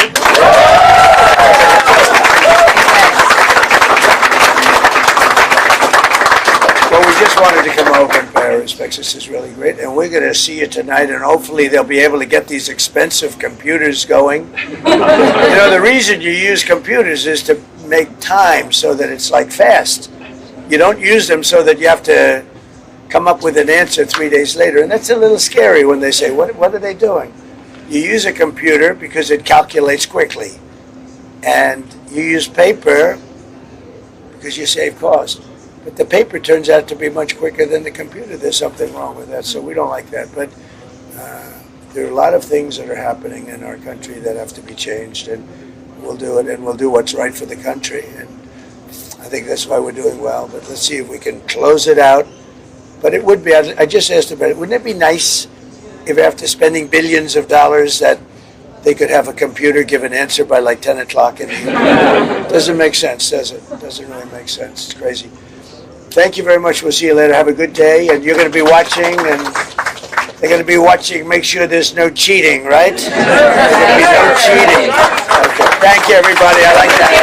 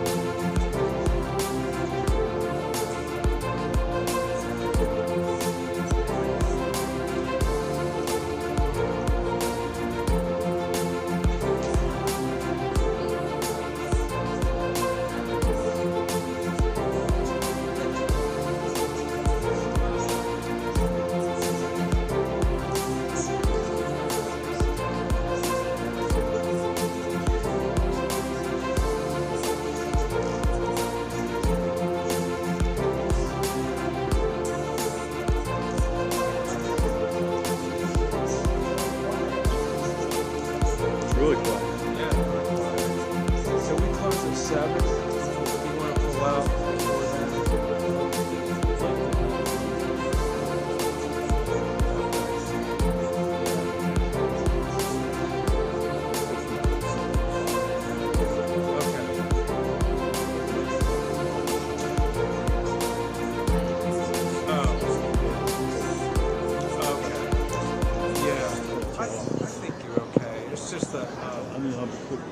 Okay.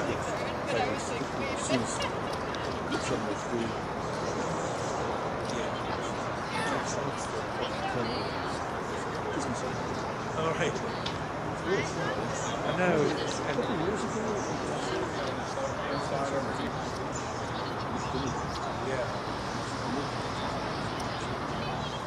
No, Donald Trump. And why? Because my economy was much better under him than it is now. And the immigration issue is very important to me. But I'm still I'm good. Might want to get the nails too. Moments, but nothing like a one.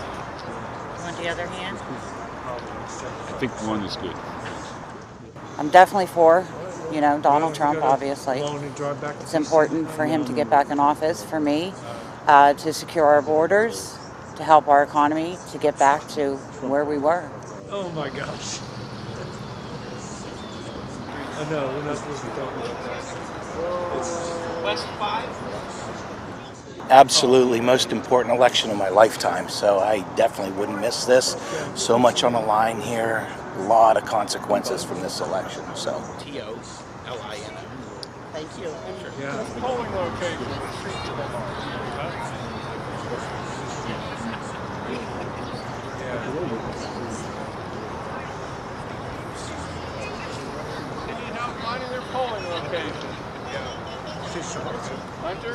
Straight Republican ticket all the way down.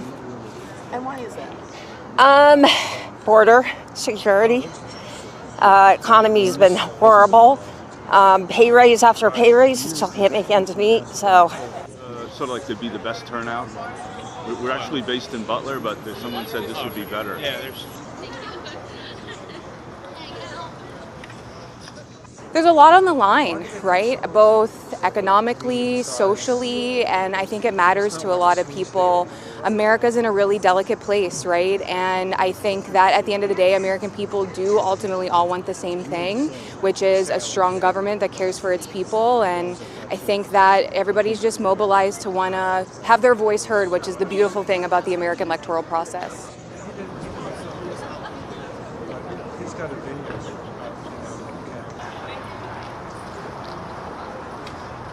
Because I'm afraid of the stuff that happened last year or last time with January 6th happening again. I don't want to go through that. We're better than that. We don't need to be doing stuff like that. And I have a job that takes me around the world, and it's embarrassing to do that. So I don't want to be in that, America can't do their own thing. We need to be able to be good at this every time we do it, and we weren't good at it last time. And it's our prayer that God will put in the best candidate possible to take care of our country and to take care of the future and to take care of our children who will eventually run this country.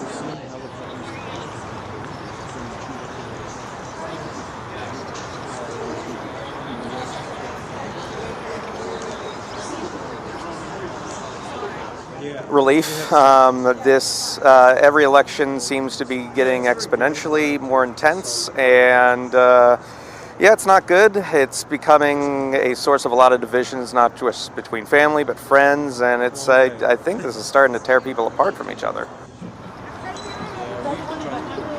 Oh, going to work, okay. Well, maybe late. Because it wasn't late.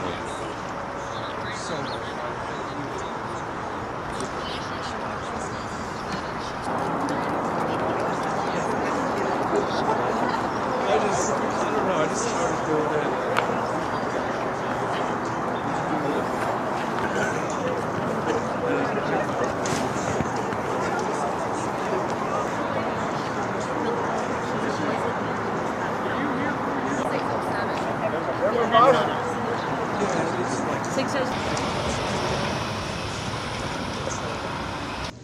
Not for the money, obviously. Although people do enjoy it around the holidays to get a little extra, few $100. Well, it's been good to get to know you over the years. Unfortunately, we can never, yeah, I don't. The microphone's not sensitive enough to pick up the conversation. Again, voting advocates cried foul, saying you just disenfranchise people for no reason. Right? They did not do anything of their own accord. So that was a loss for Trump Republicans, but they did at the same time claim victory again in the state Supreme Court in a decision over mail-in balloting. So there's been kind of a give and take in a lot of these key states, and it's going to complicate to a degree the counting, but these were never going to be easy counts to start with. Sure, but why not just change some stuff almost at the last minute to make it even more complicated? Just to make it even more interesting than it had already been. Keeps our jobs interesting, for right. sure. Thank you, Sagar. We'll be back with you soon. And we will be coming back to you with information on the first round of poll closings across the U.S. And later this evening, AP's first batch of race calls in election 2024.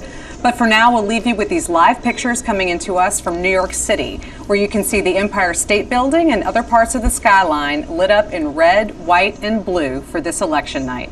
Back with you soon.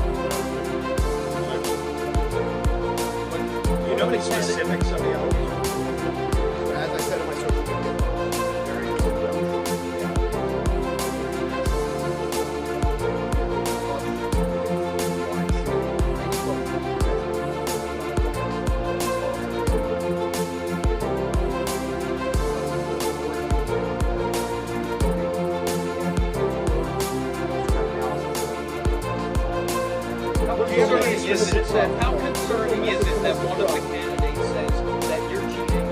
Put Philadelphia on blast and on Truth Social. What does that say?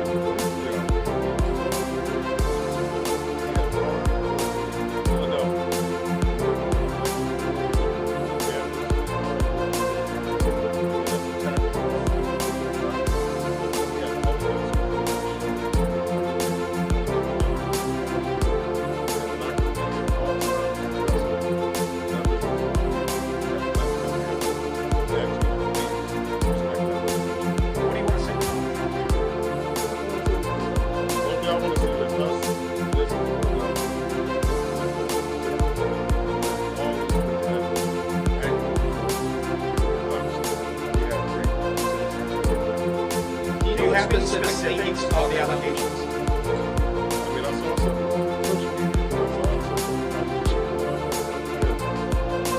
That's not nothing new. This playbook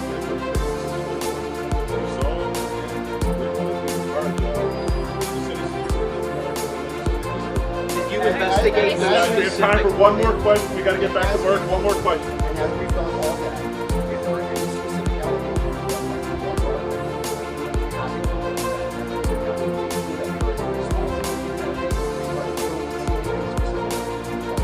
turnout?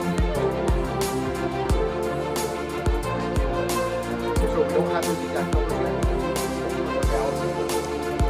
So speaking of that, we're going to go back and get back to work. But thank you so much. Thank you very much. Get back to work. We'll be back out here. How's the turnout then? About an hour.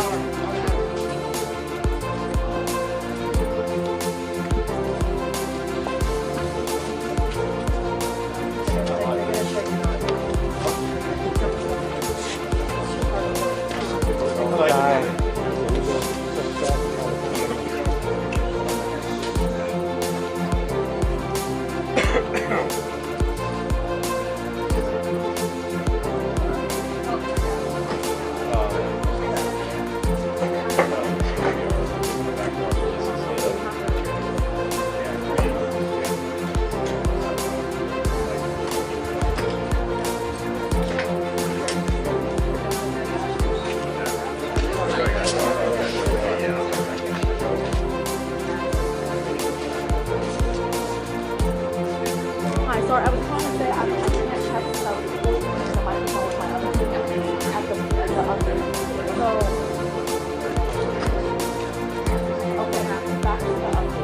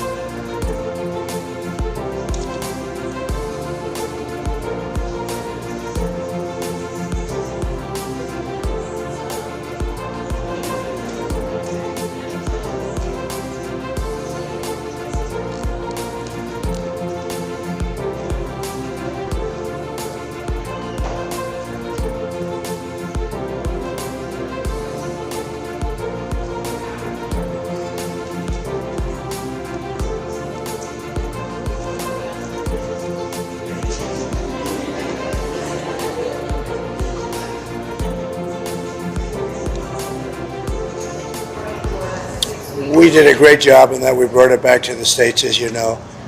I believe in exceptions, as Ronald Reagan did. And we did a great job. We did something that they've wanted to do for 52 years. Yes, please.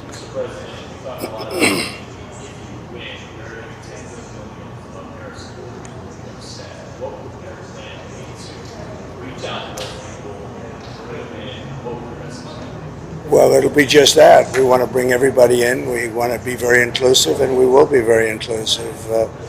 we have a great country, but we have a country that's in trouble. It's in big trouble in many ways, and we have to straighten it out. We have crime is through the roof. We have people pouring through our borders that are not exactly perfect. They come out of prisons. 13,000 people convicted of murder. We don't need this in our country. We have enough difficulty. We don't need that. So I think people saw that, and it just seems that the conservatives are voting very powerfully. Just finish it up. No, I feel very confident. I have felt. You know, we went in with a very big lead today, and it looks like Republicans have shown up in force. So we'll see how it turns out. But it seems that they have really shown up in force. I just got a call from Dan Patrick in Texas. He said they've never seen anything like it. So it's been very good.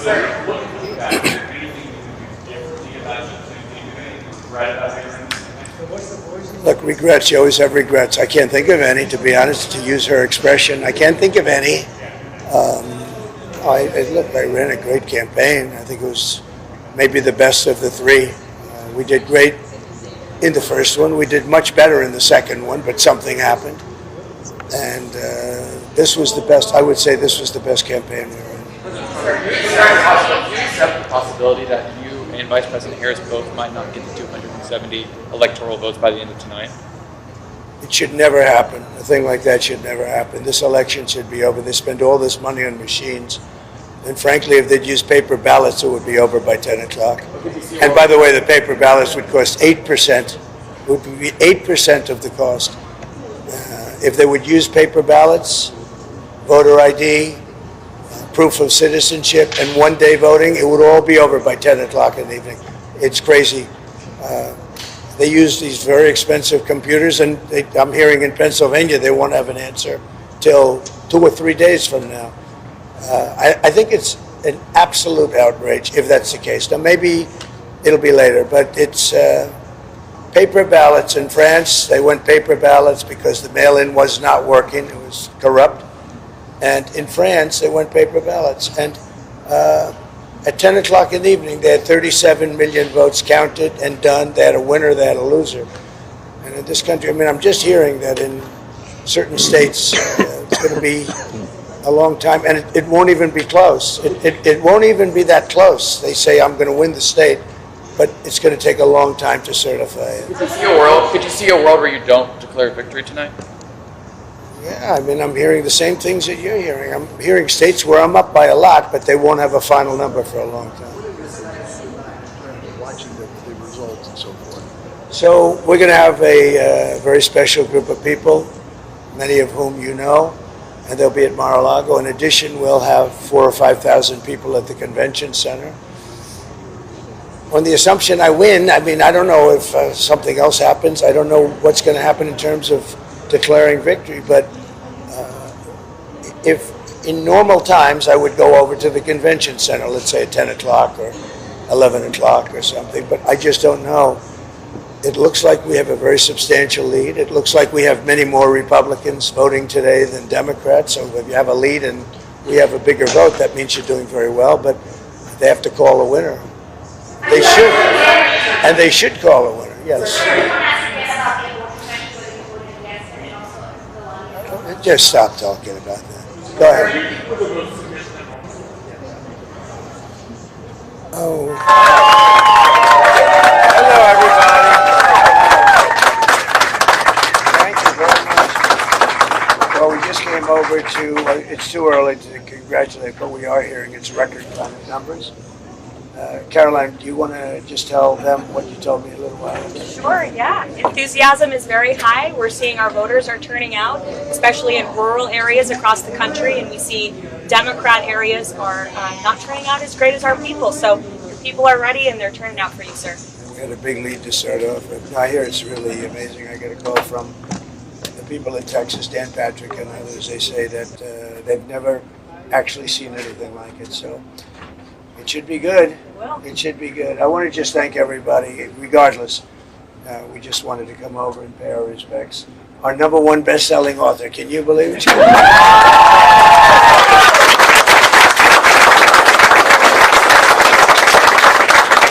we have a big day. We'll be watching, and it'll be very interesting. I hope they come up with a result tonight. They say areas that were winning big, they might not be able to come up with it for 2 days. It's just a crazy thing. And I'm really saying this more for the press than for you. They should do paper ballots, same-day voting, voter ID, and be done. 1 day, same day. And by 10 o'clock, everybody would be... And you know, you're talking about for 8% of the cost. It would cost 8%. Think of that. For 8%, you get a better product. But we'll have to look at it. This is the heartbeat of your organization, sir. This is a great, well, you're the heartbeat too, aren't you? What about Alex? How's Alex? Are you surprised? We're doing great, sir. You built the greatest political movement in history, and everybody here has been working super hard for you. And you're our inspiration, and we're going to bring this up today. Very nice. Thank you. It's very nice. And I hear the social media has been just unbelievable. You make it easy for us. You give us a lot of Joe content. Rogan has been he's a great guy, and that was a big thing. And he did that. He just doesn't do that. And that he did that, I think it meant a lot. So all over the country, I hear it's all red, and we don't need that. You know, we went in with a very big lead, so we just had to sort of keep it. But I hear it's beyond that, and it's a movement. There's never been a movement like this, and we're going to turn our country around. We're going to not let people that murder people come into our country. We're not going to let drug dealers come into our country and terrorists come into our country.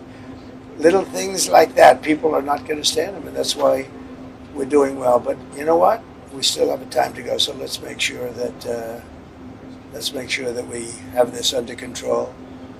And some of you I'm going to see tonight, I would imagine. I hope all of you. So I'll be seeing you tonight, and it'll be great. The First Lady's coming with us, and she's really impressed by the job you've done. Would you like to say something? A great job. Thank you so much for all your support. And it was hard work. I know it's hours to hours, and I know how hard my husband is working non-stop. So thank you for all your support. Great job.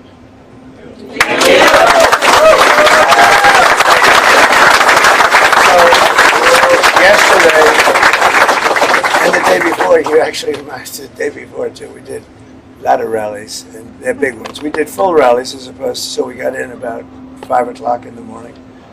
We left Michigan. I think Michigan's going to be great, especially since we killed the biggest factory that auto factory that I think anywhere at any time, which would have, destroyed them. And we did that without being president. So that was a big thing. But I think Michigan's going to be good. They're all looking really good. Susie, I can't think of anything, hearing any weaknesses. What do you think of Susie? Would you say good?